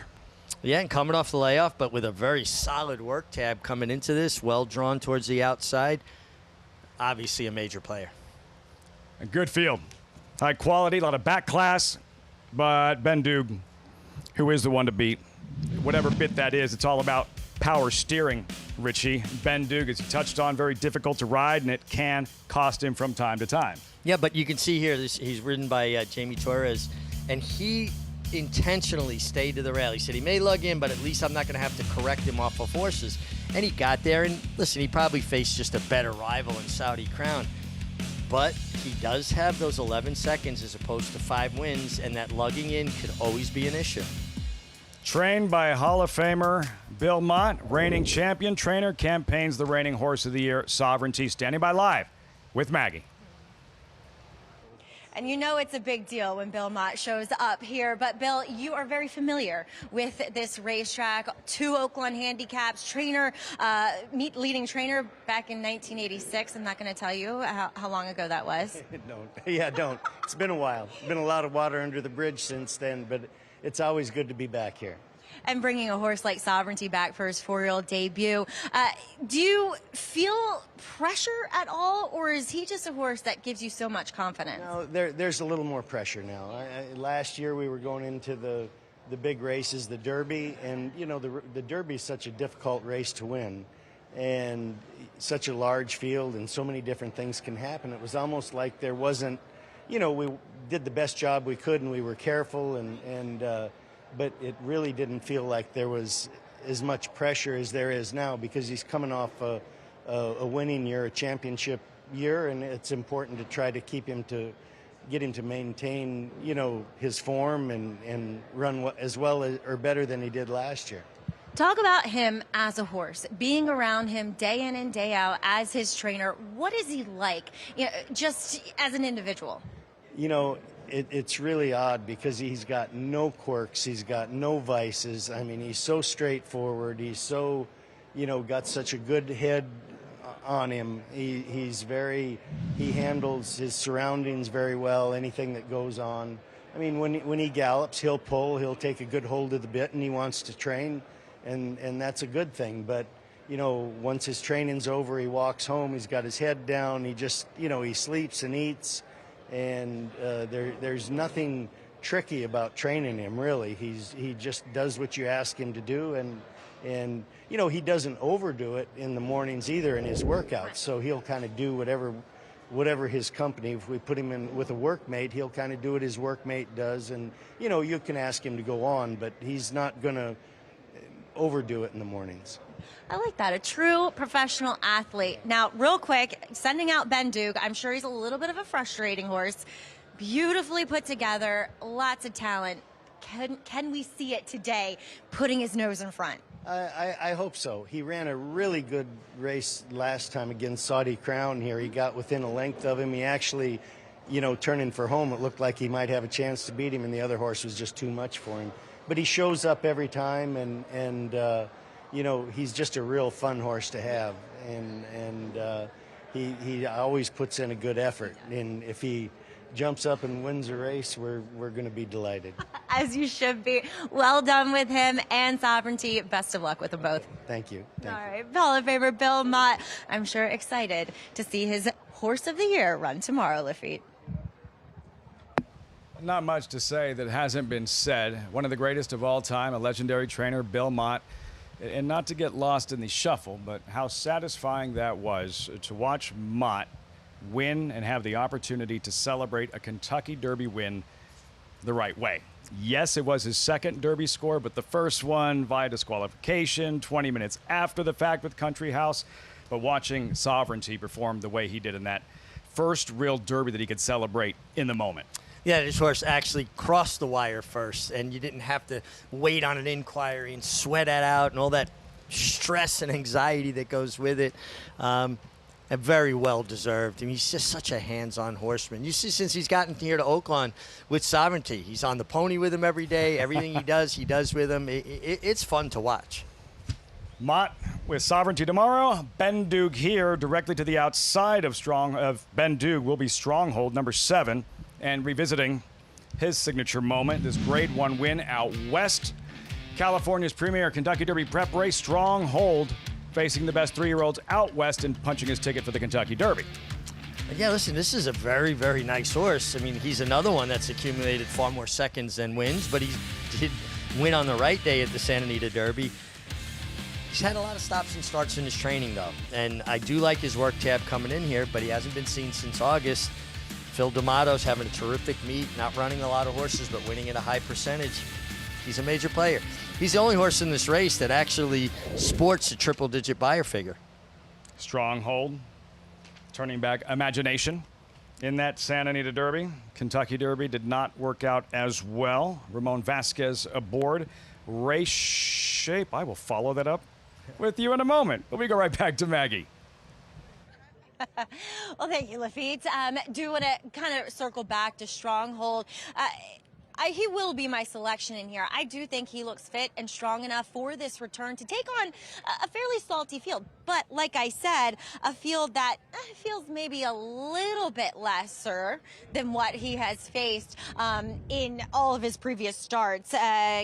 Grade 2s, grade 1, grade 1, grade 1. It just goes on and on. Now, he's a horse that you watch his workouts, and he does tend to run and watch his replays with his head kind of held high. He does wear a shadow roll, so that big fleece that goes over their nose, and it, in theory, is meant to make a horse kind of look down and over it, so therefore lowering their head a little bit. He has gotten quite energetic out on the racetrack, which I kind of like to see. You know, you want a horse that is coming in fresh to be feeling good, and I do think we are seeing that from Stronghold here today. And furthermore, as you were just getting to Richie about, Lafitte, as far as pace and race dynamics, I think with that outside post, he sets up shop right outside the early leader, which very well could be King Russell.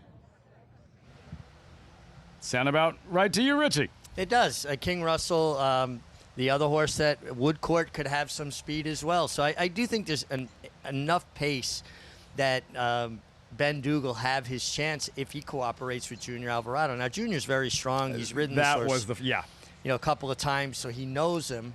And he and Bill Mott are a really good combination. And what makes a good jockey-trainer combination? It's trust in each other, and it's communication, just like any other relationship, right? Good relationships are based on that. And when you're riding for a trainer that will ride you on everything, it has so much confidence in you, it instills confidence in yourself. So I love that these guys have forged this relationship. And if the strength necessary to keep a horse straight as possible, and the assistance of the bit for power steering. But yeah, he is, if Junior Alvarado isn't riding, he's somewhere doing curls. Yeah, he's working out. His answer to everything, curls. Can't keep a horse straight, curls. You got a cold, curls. You broke your leg, more curls. Yeah, I mean, he really is a workout fanatic, and probably have to go back to your dad to see a physique like that in a jockey's room. I mean, genuinely. But remember, when these horses have to be corrected, you're slowing them down. Anytime you've got to put the bit in a horse's mouth to turn them sideways to keep them off a horse, you're not going forward. And that's problematic. So many memorable moments. Junior Alvarado, his biggest wins of his career with Bill Mott. Will he celebrate another tomorrow? We'll find out tomorrow evening on Fox Sports 2 and the $1.25 million Oaklawn Handicap. First things first, the Friday feature, Ben Duke favorite, 4-team Sovereignty, Alvarado, and Mott. Matt Dinneman with the loading call. Woodcourt goes in. So does Ben Duke, and Stronghold to the outside. Stronghold go again. We're ready to go. And we're off. Stronghold broke beautifully today from the outside post, and he's up on the pace with Woodcourt. These two share the top spot with 1 lap to go. King Russell sets up shop right behind, and Gun Party down on his inside. Ben Duke 3 wide. Gould's Gold at the back as they corner into the first turn. Woodcourt taking control of things. Opens up a length and a half. Stronghold concedes the lead in a good position, though. He's running in second. They're not going fast on the lead here. A line of 3 right behind Stronghold. Gun Party inside. The gray King Russell between horses. Ben Duke in the clear on the outside, and they're 2 better than Gould's Gold, who will have to pass them all. Doesn't have much pace to chase. Onto the backstretch. Woodcourt and apprentice Amir Mendoza on top. 3 parts of a length. Now it's a half. Stronghold a lot closer in second, and Ben Duke is making a move into third now, continuing to race deep. He's clearly in that third spot. King Russell, Gun Party right behind the pace setters. 2 off the pace, a joint fourth, and 3 back to Gould's Gold. Showing a little more rain now as they go into the far turn. Woodcourt into that turn, neck in front. Stronghold alongside, and they quicken the pace now. Ben Duke is 3 wide, still going okay as they round the turn, and Stronghold grabs the lead. Ben Duke on the attack. These two a neck apart now as Woodcourt is giving way to third on the fence and starts to lose contact with the top pair. He's trying to battle back, but he's third clearly, coming to the top of the lane. Stronghold off the turn. Ben Duke alongside. Woodcourt 2.5 behind in the final 3/16. It's a matchup between Ben Duke and Stronghold. You've got a Santa Anita Derby winner inside of Ben Duke, and Ben Duke's got a nose in front now. Stronghold to the inside, fighting Ben Duke. Stronghold coming back. Stronghold, Ben Duke, nose and nose in an epic battle, and it is a photo finish. What a race that was. Stronghold, Ben Duke on the line together. Woodcourt third, Gould's Gold fourth. You couldn't have scripted a stretch call better than that. That was terrific. A slugfest to the wire. Fireworks in the stretch. Ben Duke outside. Stronghold inside. Neither giving an inch. Heads bobbing. Who hits the wire first? This is desperately close. I mean, they really linked up, and that certainly could be a dead heat the way they linked up. Their strides got in unison, and then it's just a matter of whose nose maybe is just a touch longer. And then some trading of paint in the stretch, some bumping. Stronghold, the stuff that made him a Grade 1 winner. We saw the guts in that Santa Anita Derby victory at 3, and Ben Duke just kept digging and digging. I don't know. This is a terrific horse race. Stronghold with Ramon Vasquez, he did something smart. He actually came out to Ben Duke to kind of almost instigate him, wanting to lean on him a little bit, right? And then Ben Duke came back and gave it a little to him. I think Junior did a good job. He was very strong. Trying to keep him off him and keep riding him forward. But, man, this was just too good a race. Here we should get a better idea because we're right on the line. There's a glare on our screen. I don't know. I think that just made it even cloudier watching that angle. I'm going to call it dead heat. Because if you look at their legs, forget about their noses, their heads. Look at how their legs get in sync. Mm-hmm. It almost like synchronized swimming there as they came to the wire. Overhead. Ben Duke, Alvarado doing everything he possibly can, trying to keep him straight, but almost like two boxers starting to lean on each other in deep stretch. Stronghold and Ben Duke. Yeah, you see Ben Duke gave it back to him a little bit there and kind of herded him down towards the inside. But I will say, I think Stronghold instigated when he came out first. So to me, they both kind of contributed to the brushing and crowding a little bit. I wouldn't think there would be any reason for any inquiry because I think they both were just race riding. But this is, to me, such an anxiety-filled time. When you're waiting on a photo, I used to try to get back as late as possible because I wanted the photo posted before I got back. Another look. Look at their legs, Lafitte, even off the ground at the same time. I can't separate them. I can't separate them either. I don't know that anybody will be able to. I was trying to tell on the gallop out, Junior Alvarado, Ramon Vasquez, if they were exchanging pleasantries, if they were barking at each other, but that looks and feels like a pretty civil conversation. I think that's just good, hard race riding on both of these guys. And, you know, listen, in this game, you're going back to the same locker room with the guy that you just had a throwdown with on the racetrack. You learn to get along. The old adage, if you got two old dogs and they want to get at each other and you keep pulling them apart, they'll always want to get at each other. Let them chew on each other for a little while. They'll figure a way to get along. That's what happens in the jockey's room. These two, Ben Duke, Stronghold, who really went at it. Sure, Junior Alvarado telling him, you know, next time you want to beat me outright, you know what it's going to take? Ramon, curls, man.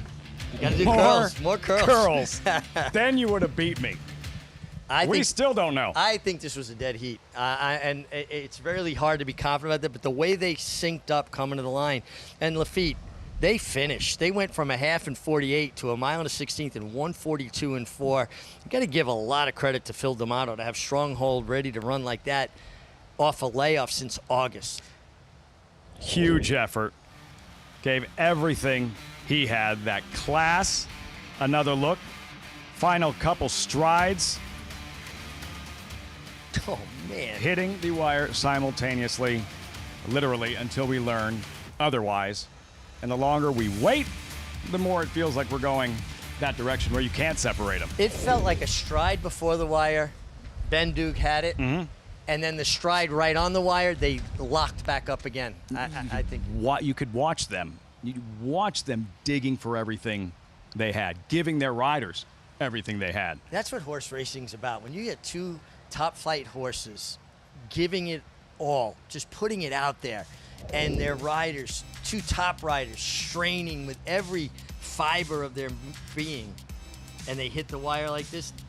If this race doesn't get your blood pumping, maybe you better go to your cardiologist. Find another sport or hobby, my friends. What percentage of the time do you know, Richie, as a rider, if you won, lost, or if it does happen to be a dead heat and finishes this close? I would say at least 95% of the time you know when you hit the wire whether you won or lost. Every now and then you'll get a surprise here and there. This one, I believe these guys both probably thought when they hit the wire, I have no idea, I'll take a dead heat. That was my follow-up. Will it be satisfying for both? Is it unsatisfying for both? Well, you got to look at it from this perspective. If you're the one who comes out on the wrong end of this photo, how upset are you? So, yeah, I would right now say I'll make a deal. I'll take the dead heat. As we await, with all this time, we could just have another segment of Name That Valley of the Vapors winner. Richie, you did so well yesterday with Name That Oaklawn Handicap winner. Another look at this fantastic finish of the Friday feature at Oaklawn with Ben Duke and Stronghold. I'm at a point now, and as long as this photo's taken, that I'm going to be surprised if this isn't with you. A draw, a tie. Let's go to the scorecards.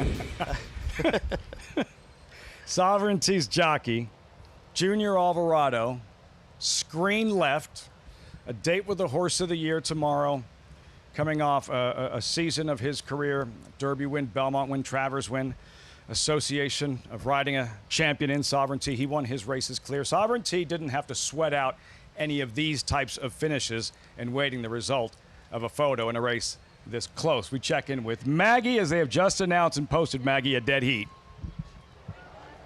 Yeah, Lafitte, the great thing about being down here trackside is you're with, what are racing officials, i.e. the outriders and some of the attending veterinarians, and it did come over the radio just moments before you tossed me, moments before they posted dead heat, that it was as such. But it was great friendly banter between the circling riders of Junior Alvarado and Ramon Vasquez, and Junior and Bill Ma acquiesced and are allowing Stronghold's connections to take the picture first. But, it was one of those races where both horses ran too good to lose, and thankfully they didn't. Glass half full, glass half empty. We'll go glass half full. They both win.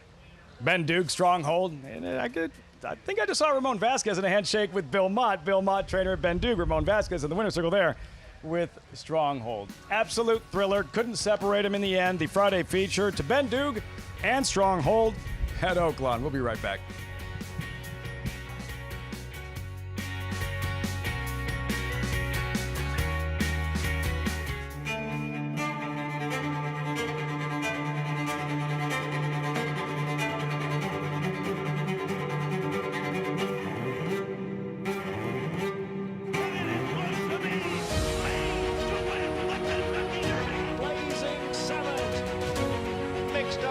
up into the Pacific Classic is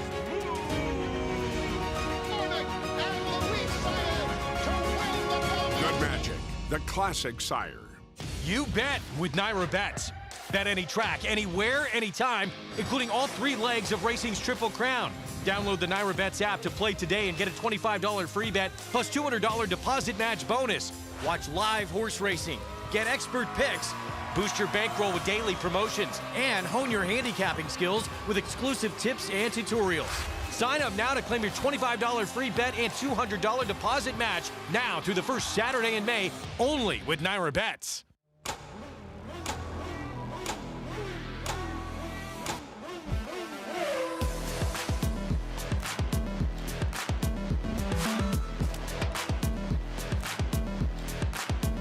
Prince of Monaco's Too Good for Moose, an impressive winner of the best pal.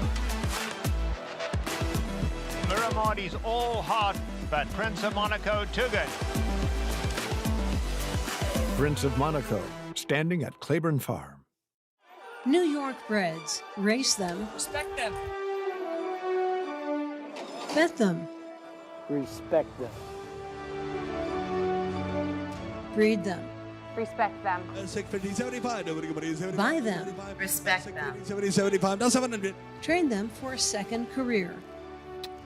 Respect them. Join us in respecting thoroughbreds at every stage of life. Learn more at nybreds.com. Racetrack Television Network brings you every race, from every track, on every screen, every day. With monthly packages starting as low as $5, RTN gives you great value and access to more live HD streaming and race replays than anyone. Visit RTN.tv today to sign up and watch on almost any device, including Roku and Amazon Fire. RTN has packages that start at $5 per month.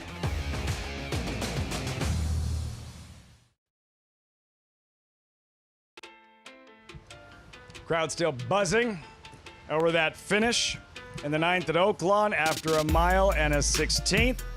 Could not separate them. Ben Duke, Stronghold, Dead Heat, Winning Jockeys, Plural, Junior Alvarado, Ramon Vasquez live with Maggie. It doesn't get much more fun than that. 2 really top-class horses battling it down to the wire. And I'm here with the guys that were aboard them. Ramon, we'll start with you. Stronghold, I know you came out to kind of meet the challenge of Ben Duke at the head of the lane, and he actually went past you, and he kind of pushed you back down a bit. But your horse was so brave and emboldened by that. You know, thank God and thank the trainer for the opportunity. You know, I got an amazing horse on the main. So the horse he go easy in the league, and I know he go easy. I know the horse to be, and the race is a junior horse. So I just want to keep in company with him. That way I come out a little bit, he go down a little bit. We never touch each other. Just, that's it's race riding. Yeah, exactly. A good race. So my horse, he respond back when I send the whip and the left hander. So and he respond back. That way, I was thinking the race we very close.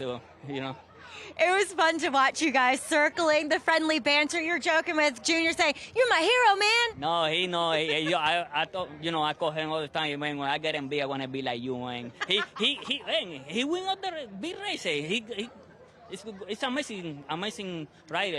I telling him all the time. He's my friend. I telling him, you're amazing rider, man. I know. Well, I'm so proud to ride with him. Well done, you. It was nice to share the winner's circle. I'm sure Junior in to ride. Obviously sovereignty, but a little extra bonus getting on Ben Duke today. And you're a rider who knows his antics. Talk a little bit about going into a race and actually executing, riding a horse that does love to log in. Yeah, he doesn't make it that easy on you, But, it's like Ramon said, I think halfway throughout the race, I feel like I got plenty horse, so I knew that horse to be with Stronghold, with Ramon. So I was like, I know I'm moving a little early, but let's make a race out of here right away. I don't want to give him a more easy pace for him to kick me at the end, So, we move on, and I think the best 2 horses kind of battle it down all the way to the wire, And, I was very pleased with the dead hit, I when we come back, I told you, I take a dead hit anytime right now. But, it was a great race, hell of a jockey, Ramon Vasquez, nothing else. I mean, what else I can say about it? And it just just amazing to have a day here with him. Yeah, absolutely. Ramon, I'll let you run. Do you ride the last? Yeah, go ahead. I got to keep you, though, for 1 second. As Sovereignty, obviously the big horse. I had the pleasure and the honor of coming to interview you after a couple of those wins over the summertime. And you're just talking about how much of an athlete. He's big, but he's so aerodynamic as well. How much are you looking forward to getting back aboard him tomorrow at the races? You know, it's very exciting. I don't think people really understand the excitement. You know, like last year, you know, after the Breeders' Cup, we missed the Breeders' Cup.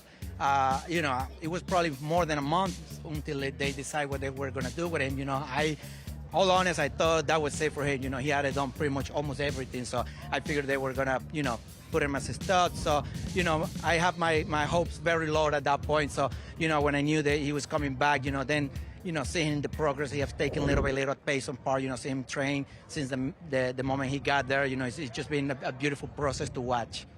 Well, you guys are quite a pair. And yeah, you know, it's good that you said that to kind of bring it into your perspective of waiting to see if the best horse you've ever ridden would be back in action. We all get to see it tomorrow. Best of luck. Congrats here. Thanks, Maggie.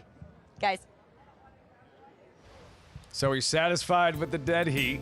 Venezuelan native, Junior Alvarado. They couldn't separate him at the wire. Ben Duke, strong hold.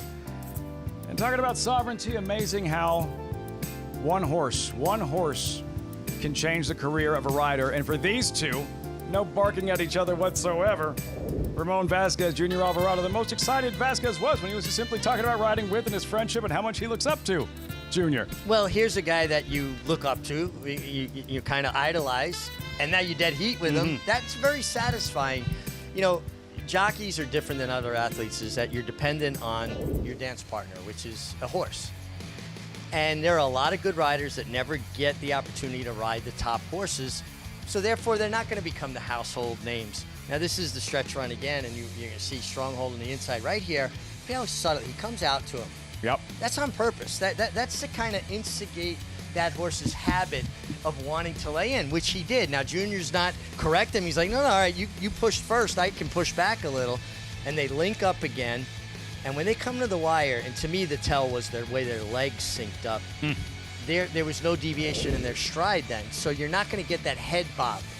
Their stride hooked up and their noses were in sync as well as their legs. Did that particular maneuver by Vasquez on Stronghold impact Ben Duke if he doesn't float out to him, if he doesn't brush with him, if he doesn't try to get Ben Duke to kind of revert to some of those bad habits? Do you think Ben Duke, left to his own vices, goes on by? I do. And I think he would have gotten by him just enough, and even if Ben Duke eased up and waited on him, he would have had enough momentum. That move to kind of come out and instigate that habit got in the dead heat. I do think he would have been second, and so in essence, Ramon Vasquez made a move that won him the race.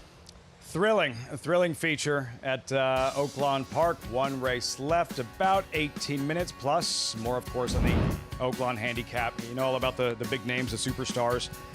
What if we do see a major upset from Liberal Arts? And the story of his trainer, Heather Iron, the race of her career with an outsider in Oaklawn's biggest race for older horses.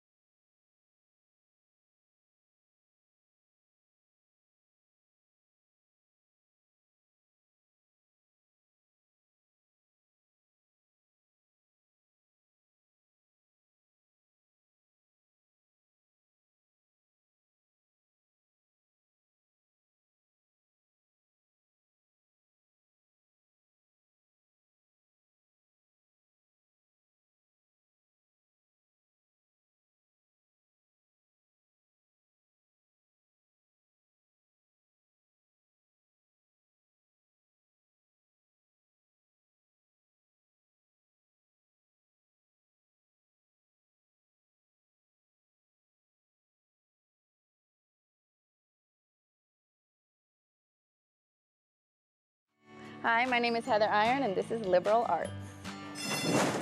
Liberal Arts was previously trained by Brad Cox, and he won his last start on Derby Day at Churchill Downs. Previous to that, he was with Robert Medina, and he won the Grade 3 Street Fence. This is probably the strongest Oaklawn Handicap on record. I know I'm going to be starstruck standing between White Barrio and Sovereignty when I put the saddle. Oaklawn did a phenomenal job getting them here, even if that means that it's a much more difficult task for the rest of us. He's been training well. He loves the Oaklawn surface. He got to train here all winter. I think the more distance, the better. He absolutely never gets tired. And I think he deserves a shot. You never know. He's doing incredible, and he is definitely an athlete. So we're gonna give it a go, and as long as he's happy and healthy, I'm happy. That connection, Heather Iron with Liberal Arts. Won't be intimidating whatsoever looking around the paddock and seeing Bill Mott, Michael McCarthy, seeing Sovereignty journalism. But you gotta be in it to win it. Maybe stranger things have happened in the sport. Well, and this horse has already flashed ability. I mean, he's a stakes winner, multiple stakes winner actually. Now, you know, the story was that he's very difficult to gallop, to train, want to be over aggressive. He and the rider, Arrieta, not Francisco Arrieta, Rainier Arrieta, who is also her significant other, have worked tirelessly with this horse to get him to train properly, not overdo things. A lot of days they'll go the wrong direction of the racetrack instead of the right direction, trying to keep him a little more settled.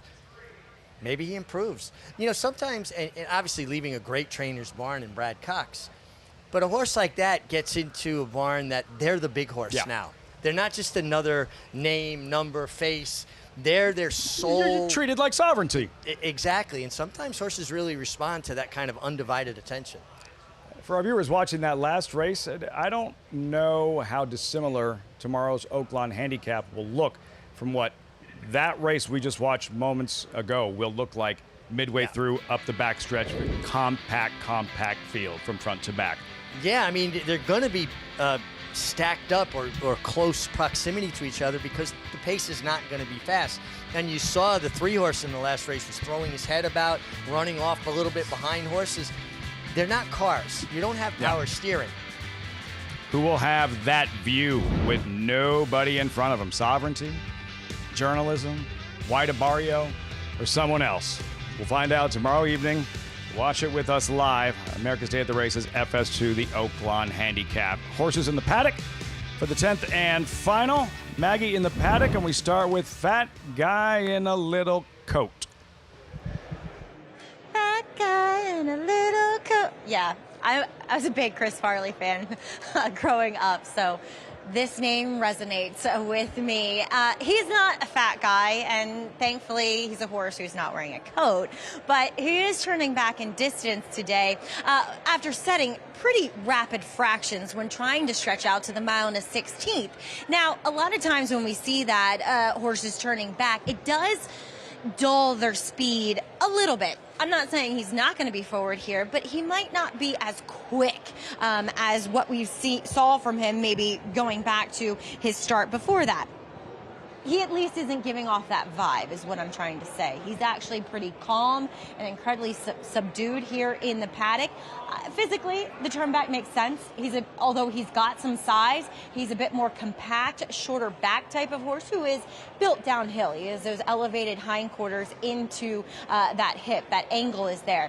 So we'll see what he does as he is a heavy favorite. A second-time starter I'm intrigued by is number 2, Hillbilly Daydream, who was just very green in his debut back on March 1st, which I was here for, and he does come out of a race which was pretty good, and the top 3 finishers kind of ran in different orders, but still they were the 1, 2, 3 horses from the start to the finish, as Munning's Challenge, finishing second that day, would return and post a 94 buyer. He was very slow into stride, Hillbilly Daydream, obviously hinting at that greenness. He's kind of asked to get into the race on the backside, and after expending that energy, he just ended up tired. He's a big horse, typical of that Maximus Mischief kind of line. They're big, kind of chunky, robust animals. So racing into fitness is often the name of the game. he was good until they put the blinkers on him today. Now he's being a complete lunatic, as you might see here. So I wish he was acting a bit better. But with that, I'm also wondering if he does break a bit better as well. And then we'll jump to the outside. Another turn back is number 9, Bienville, for Steve Asmussen, a horse that has had a steady diet of maiden special weights. Honestly, he does look like a horse that more ground's better, but the proof is on the paper in that his best race to date was his debut sprinting, finishing 3rd at nearly 20-1 with a 65 buyer. He looks great, probably the best turned out horse in this field. We'll see how he responds to the turn back in distance for the son of essential quality. Lafitte? Riders up. Maggie, my radar always goes up as soon as you say, I normally observe this from this horse, and today we're seeing this, something new, something different. In observing journalism sovereignty, Wida Barrio, this week leading up to the Oaklawn Handicap, have you had that moment? Have you looked at any of them and seen anything and said, like, okay, that's a little bit different? Has anything stood out? As far as their disposition, you are dealing with some of the classiest horses that we've had in the game, period. Both sovereignty and journalism, they're horses that just kind of look right at you and are just so smart and take in all their surroundings and take it all in stride. As you heard Bill Mott say, this is a horse with absolutely no quirks. He goes out there and he does his job. I will say, at least from journalism, I do think he has filled out. He has gotten quite a bit stronger. He's put on muscle mass and conditioning. Sovereignty, probably the same, but he's always been that bigger type of 3-year-old. I wonder, though, Lafitte, if the bridge has been gapped. Wait, did I just mess that up? It's been a long day. If that bridge has been gapped when it comes to tomorrow between the two. Nailed it in the end. Maggie, great stuff today. Look forward to your pre-race observations when the horses arrive tomorrow for the Oaklawn Handicap. 10th and final here. You're looking at the field. These $45,000 maiden claimers. There is Whiskey Point at 8-1. Yeah, I'm just going to have to step up after being claimed for $30,000 last time, but did show improved speed at the mile. Bienville to the outside. Keith Asmussen in the saddle. Turning back to 6 furlongs and getting in for a tag for the first time. Steady diet of maiden special or maiden allowance races, if you will. That's the field. They'll warm up and be in the starting gate in about 7 minutes. Nightcap coming up on this eve of the Oaklawn Handicap. You're watching America's Day at the Races on FS2.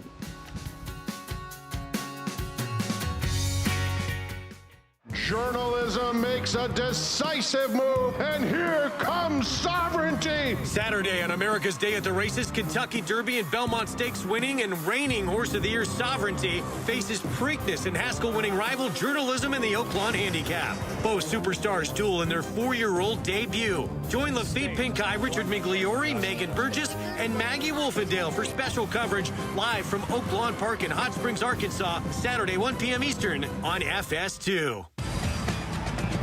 Oaklawn Hot Springs is here for when you need to break away, when you want to reward yourself, when you deserve to indulge, when you want to be close to the action. It's all here. So what are you waiting for? Live racing returns with the classic racing season. So plan your stay at Oaklawn Hot Springs and come join the fun.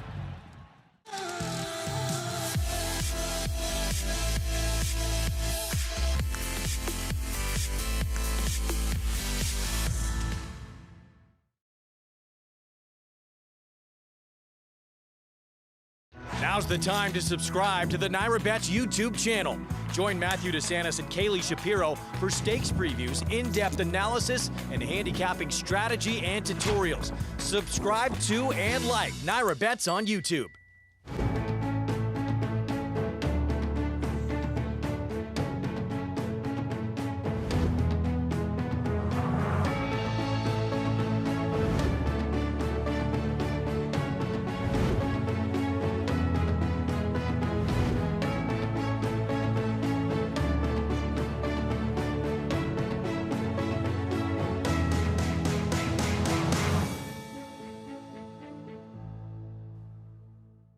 Racetrack Television Network brings you every race, from every track, on every screen, every day.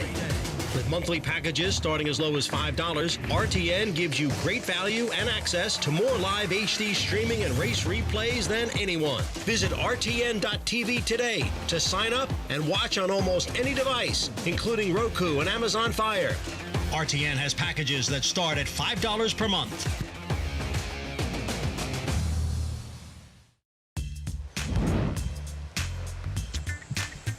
So much between now and then, but it'll be here before you know it. The Belmont Stakes, and for the final time at Saratoga before we return to Belmont Park, reimagine Belmont Park. Get your tickets now at belmontstakes.com/tickets. Sovereignty, the celebration, Junior Alvarado a season ago, just lighting up Saratoga with that performance, especially when he was shoulder to shoulder and it came down to the top two again from the Derby journalism, Sovereignty, and hoping to experience that once again tomorrow afternoon. Well, the Belmont Stakes, both Sovereignty and journalism, had their trip. This table was set. They turned for home. Here it is. And Sovereignty showed his dominance on that day. Now, what we will see tomorrow. But you just said something that really underscored everything for me. Look at how many great things we got to look forward to, right? Belmont Stakes, obviously Derby, Preakness, Belmont, Saratoga, the new Belmont.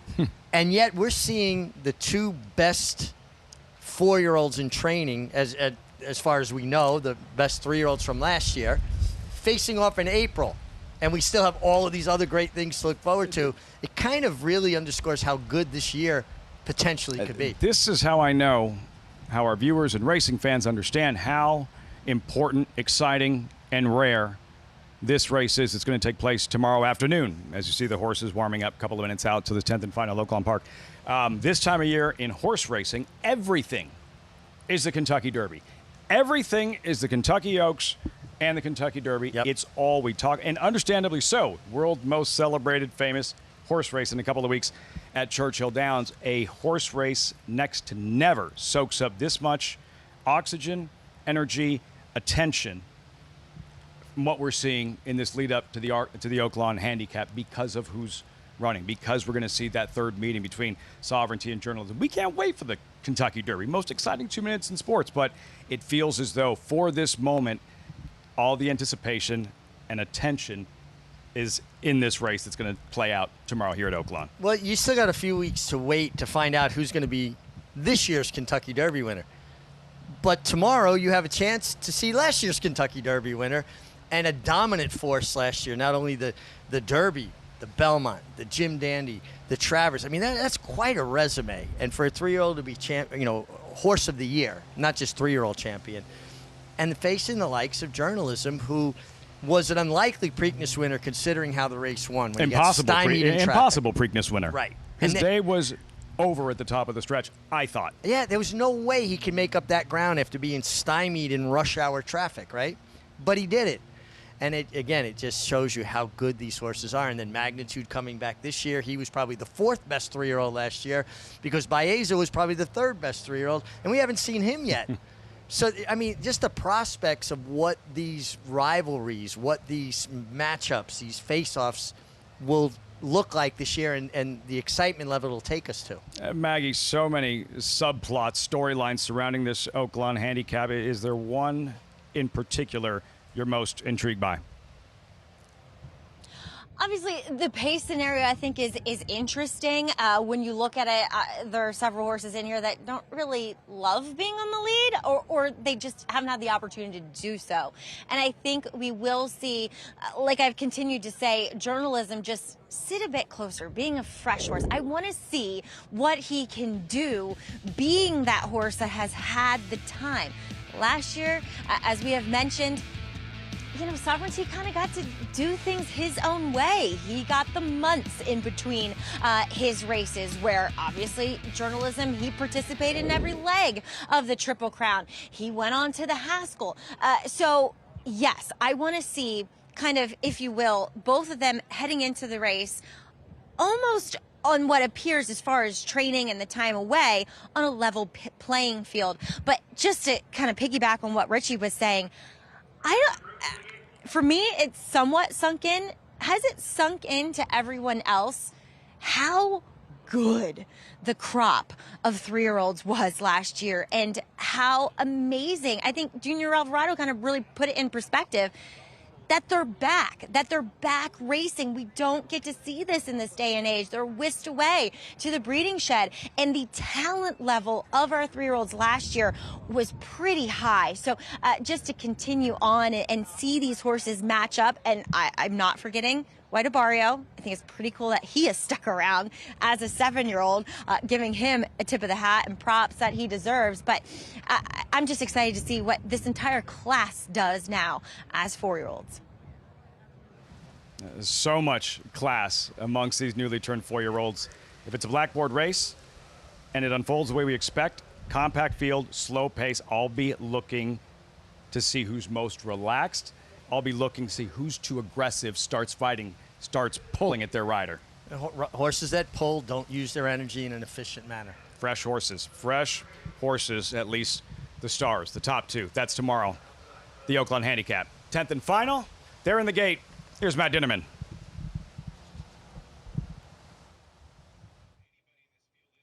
We're ready to go. And they're off in the nightcap. Camino away a little bit sluggishly right out of the gate here.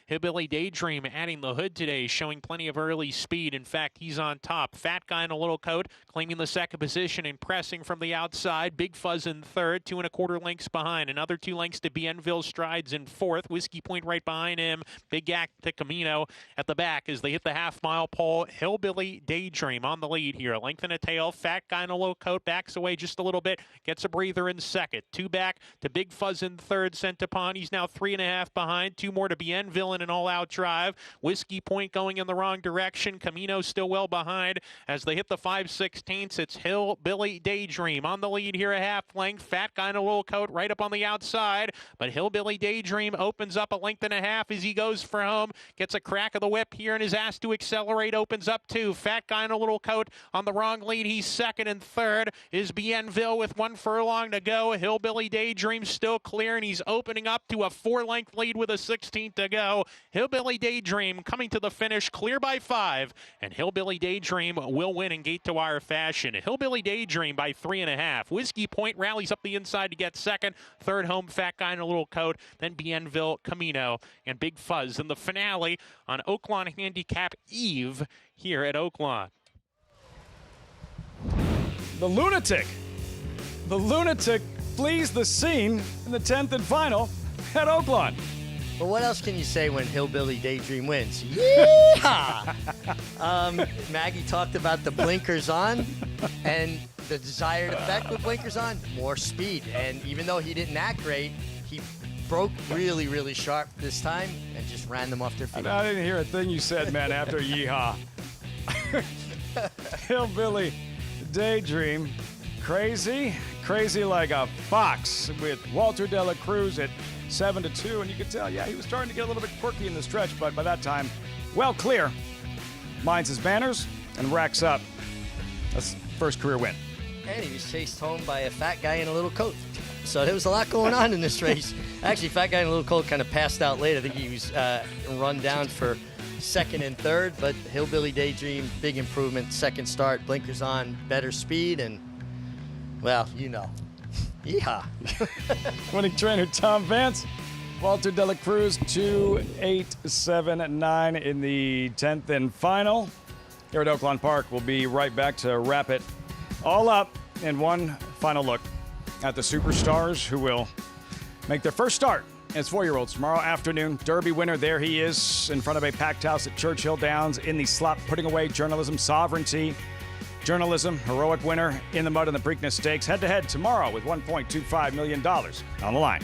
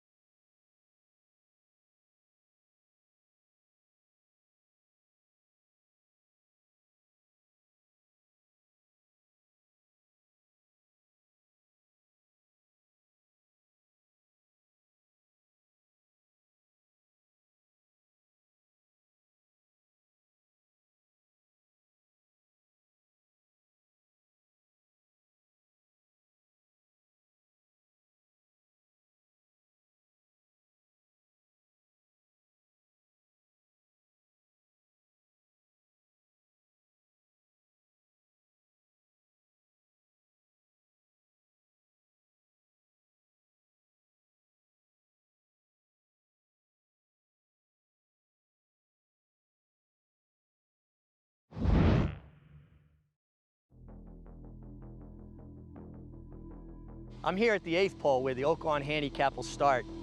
We've got 6 horses, a real solid field. Last year's Kentucky Derby winner, last year's Preakness winner, as well as a Breeders' Cup Classic winner in White Barrio. But what makes this Oaklawn Handicap a little bit different is there's not a tremendous amount of speed signed on. And as you can see, they got a good long run to the first turn. Everybody should have an opportunity to get their position. But where will the speed come from? I believe it could be White Barrio from the rail, the only horse that's ever won on the lead in the past. White Barrio going out to vie for the early lead. The field is now into the first turn. The horses have negotiated that first furlong and a half, the first 3/16 of a mile. I believe it'll be White Barrio leading the way at this juncture. He'll have established the lead, he'll have gotten in a good rhythm, but who will be his closest pursuer? It's going to be interesting from a tactics standpoint. I do think Sovereignty can lay up close, much like he did in the Belmont Stakes, but I do believe White Barrio will be in front. White Barrio has taken the lead. We're now at the half-mile pole. Race is 5 furlongs in, we got a half a mile to go, and this is where the chess match really takes shape. I believe White Barrio have gotten very comfortable on the lead. Who will be his closest pursuer? So riders have to make a judgment at this point. When do they start applying pressure to White Barrio? And at the same time, being aware of their other main rival. Obviously for Sovereignty, it's Journalism. Journalism, it's Sovereignty. This is where the race is really going to take shape. But it is White Barrio. Then at Brad Ortiz. Journalism is still running on. He's back into second. And here comes Sovereignty. We're at the finish line. 9 furlongs have been raced. We've had White Barrio probably on the lead. Sovereignty running at him. Journalism making his late run, much like he did, overcoming traffic in the Preakness. And who will be in front at the end of that 9 furlongs in an epic edition of the Oaklawn Park Handicap? Really, really great stuff, Richie, and the insight, providing a picture of which our viewers can look for, specifically in the early stages of this Oaklawn Handicap. Another look at the field and morning line. You know, if you're riding like a closer in a derby, there's 20 horses, the strategy's pretty simple. Fast pace, you're going to take them back, unleash them late, and hope to find a clear path. Yeah. These types of races, how are these types of races for a rider specifically more challenging? Well, they're a lot more challenging because in a smaller field like this, everybody's aware of where everybody else is. You can't get lost in a big field. Now, obviously, a 20-horse field like the Derby presents its own problems. You got to negotiate traffic. But everybody else has so much to contend with that they're not keying on one horse or 2 horses. In a 6-horse field, a horse like Sovereignty, the champion, everybody knows that he's probably the horse to beat, and they're going to do whatever they can to make his trip as hard as possible within the boundaries of the rules, right? They're going to compromise this trip. Same with Journalism. So I was talking with Junior Alvarado about this morning, and he's saying he goes, I wish it was a bigger field because then I could kind of get lost someplace. He goes, these are much harder races to ride. And while we look at the head-to-head, the stats that are rather comparable, very similar in terms of Grade 1 wins and earnings, it's just the head-to-head. That's where they separate. Score board reading 2-0 Sovereignty over Journalism. I had a question for you. I swear I had a question for you. You're just talking about Junior Alvarado. Is there a tendency, how disciplined do you have to maintain, how disciplined do you have to be during the course of the race not to start like riding other horses in the race, being too cognizant of where everybody else is, which can get you in trouble as well? Well, you have to concentrate on your horse first. Every horse has a style, and you really can't change a horse's style. Very few horses are effective doing something that's not comfortable for them. Now, the fact that Sovereignty has shown he can lay up a little closer, I think that bodes well for him because he's not going to lose contact. And one thing Junior did say, if I'm within a length or 2 of anybody, I have a hard time seeing them outfinish my horse because he's such a relentless kind of galloper. Journalism on his end of it, Michael McCarthy said that he expects him to be close. He goes, if you look at his early races last year, the San Felipe and the Santa Anita Derby, he was right there within calling distance. I think they're all aware of the fact that there's not a tremendous amount of speed signed on. I don't see anybody taking horses back, but I do think they'll give them the opportunity to get in their rhythm. Does it matter whatsoever that Sovereignty is drawn inside of journalism in the 3-post sovereignty, 5-post journalism? Well, it does give him a little tactical advantage because Jose Ortiz, if he's in a position outside of sovereignty, he is going to try to make him as uncomfortable as possible, again, within the boundaries of the rules. But that's a jockey's job. You have to be hard on your rivals. Can't wait. 84th edition of the Grade 2. Hard to say Grade 2, looking at the names in this field for the Oaklawn Handicap. You ain't lying. With, Hillbilly Daydream in the 10th and final 9:20 with Walter De La Cruz, 2:87 in the nightcap. Thanks so much for joining us on this eve of the Oaklawn Handicap. We'll be right back at it tomorrow afternoon. The entire card here from Oaklawn Park. The undercard, couple of stakes races as well. The Valley of the Vapors, 3-year-old fillies, Bathhouse Row with Preakness implications for 3-year-olds. And then a main event with that massive purse and the headliners and superstars of the sport returning. There's one of them, Sovereignty, reigning horse of the year, Derby winner, Belmont winner, and another shot for journalism. That's not journalism. White Barrio, he kind of stands out. 7-year-old who's banked more than $7 million. And journalism, the Preakness winner in tomorrow's Oaklawn Handicap, made the trip from the West for another shot at the champ. We'll see you tomorrow on America's Day at the Races. Have a great night, everyone.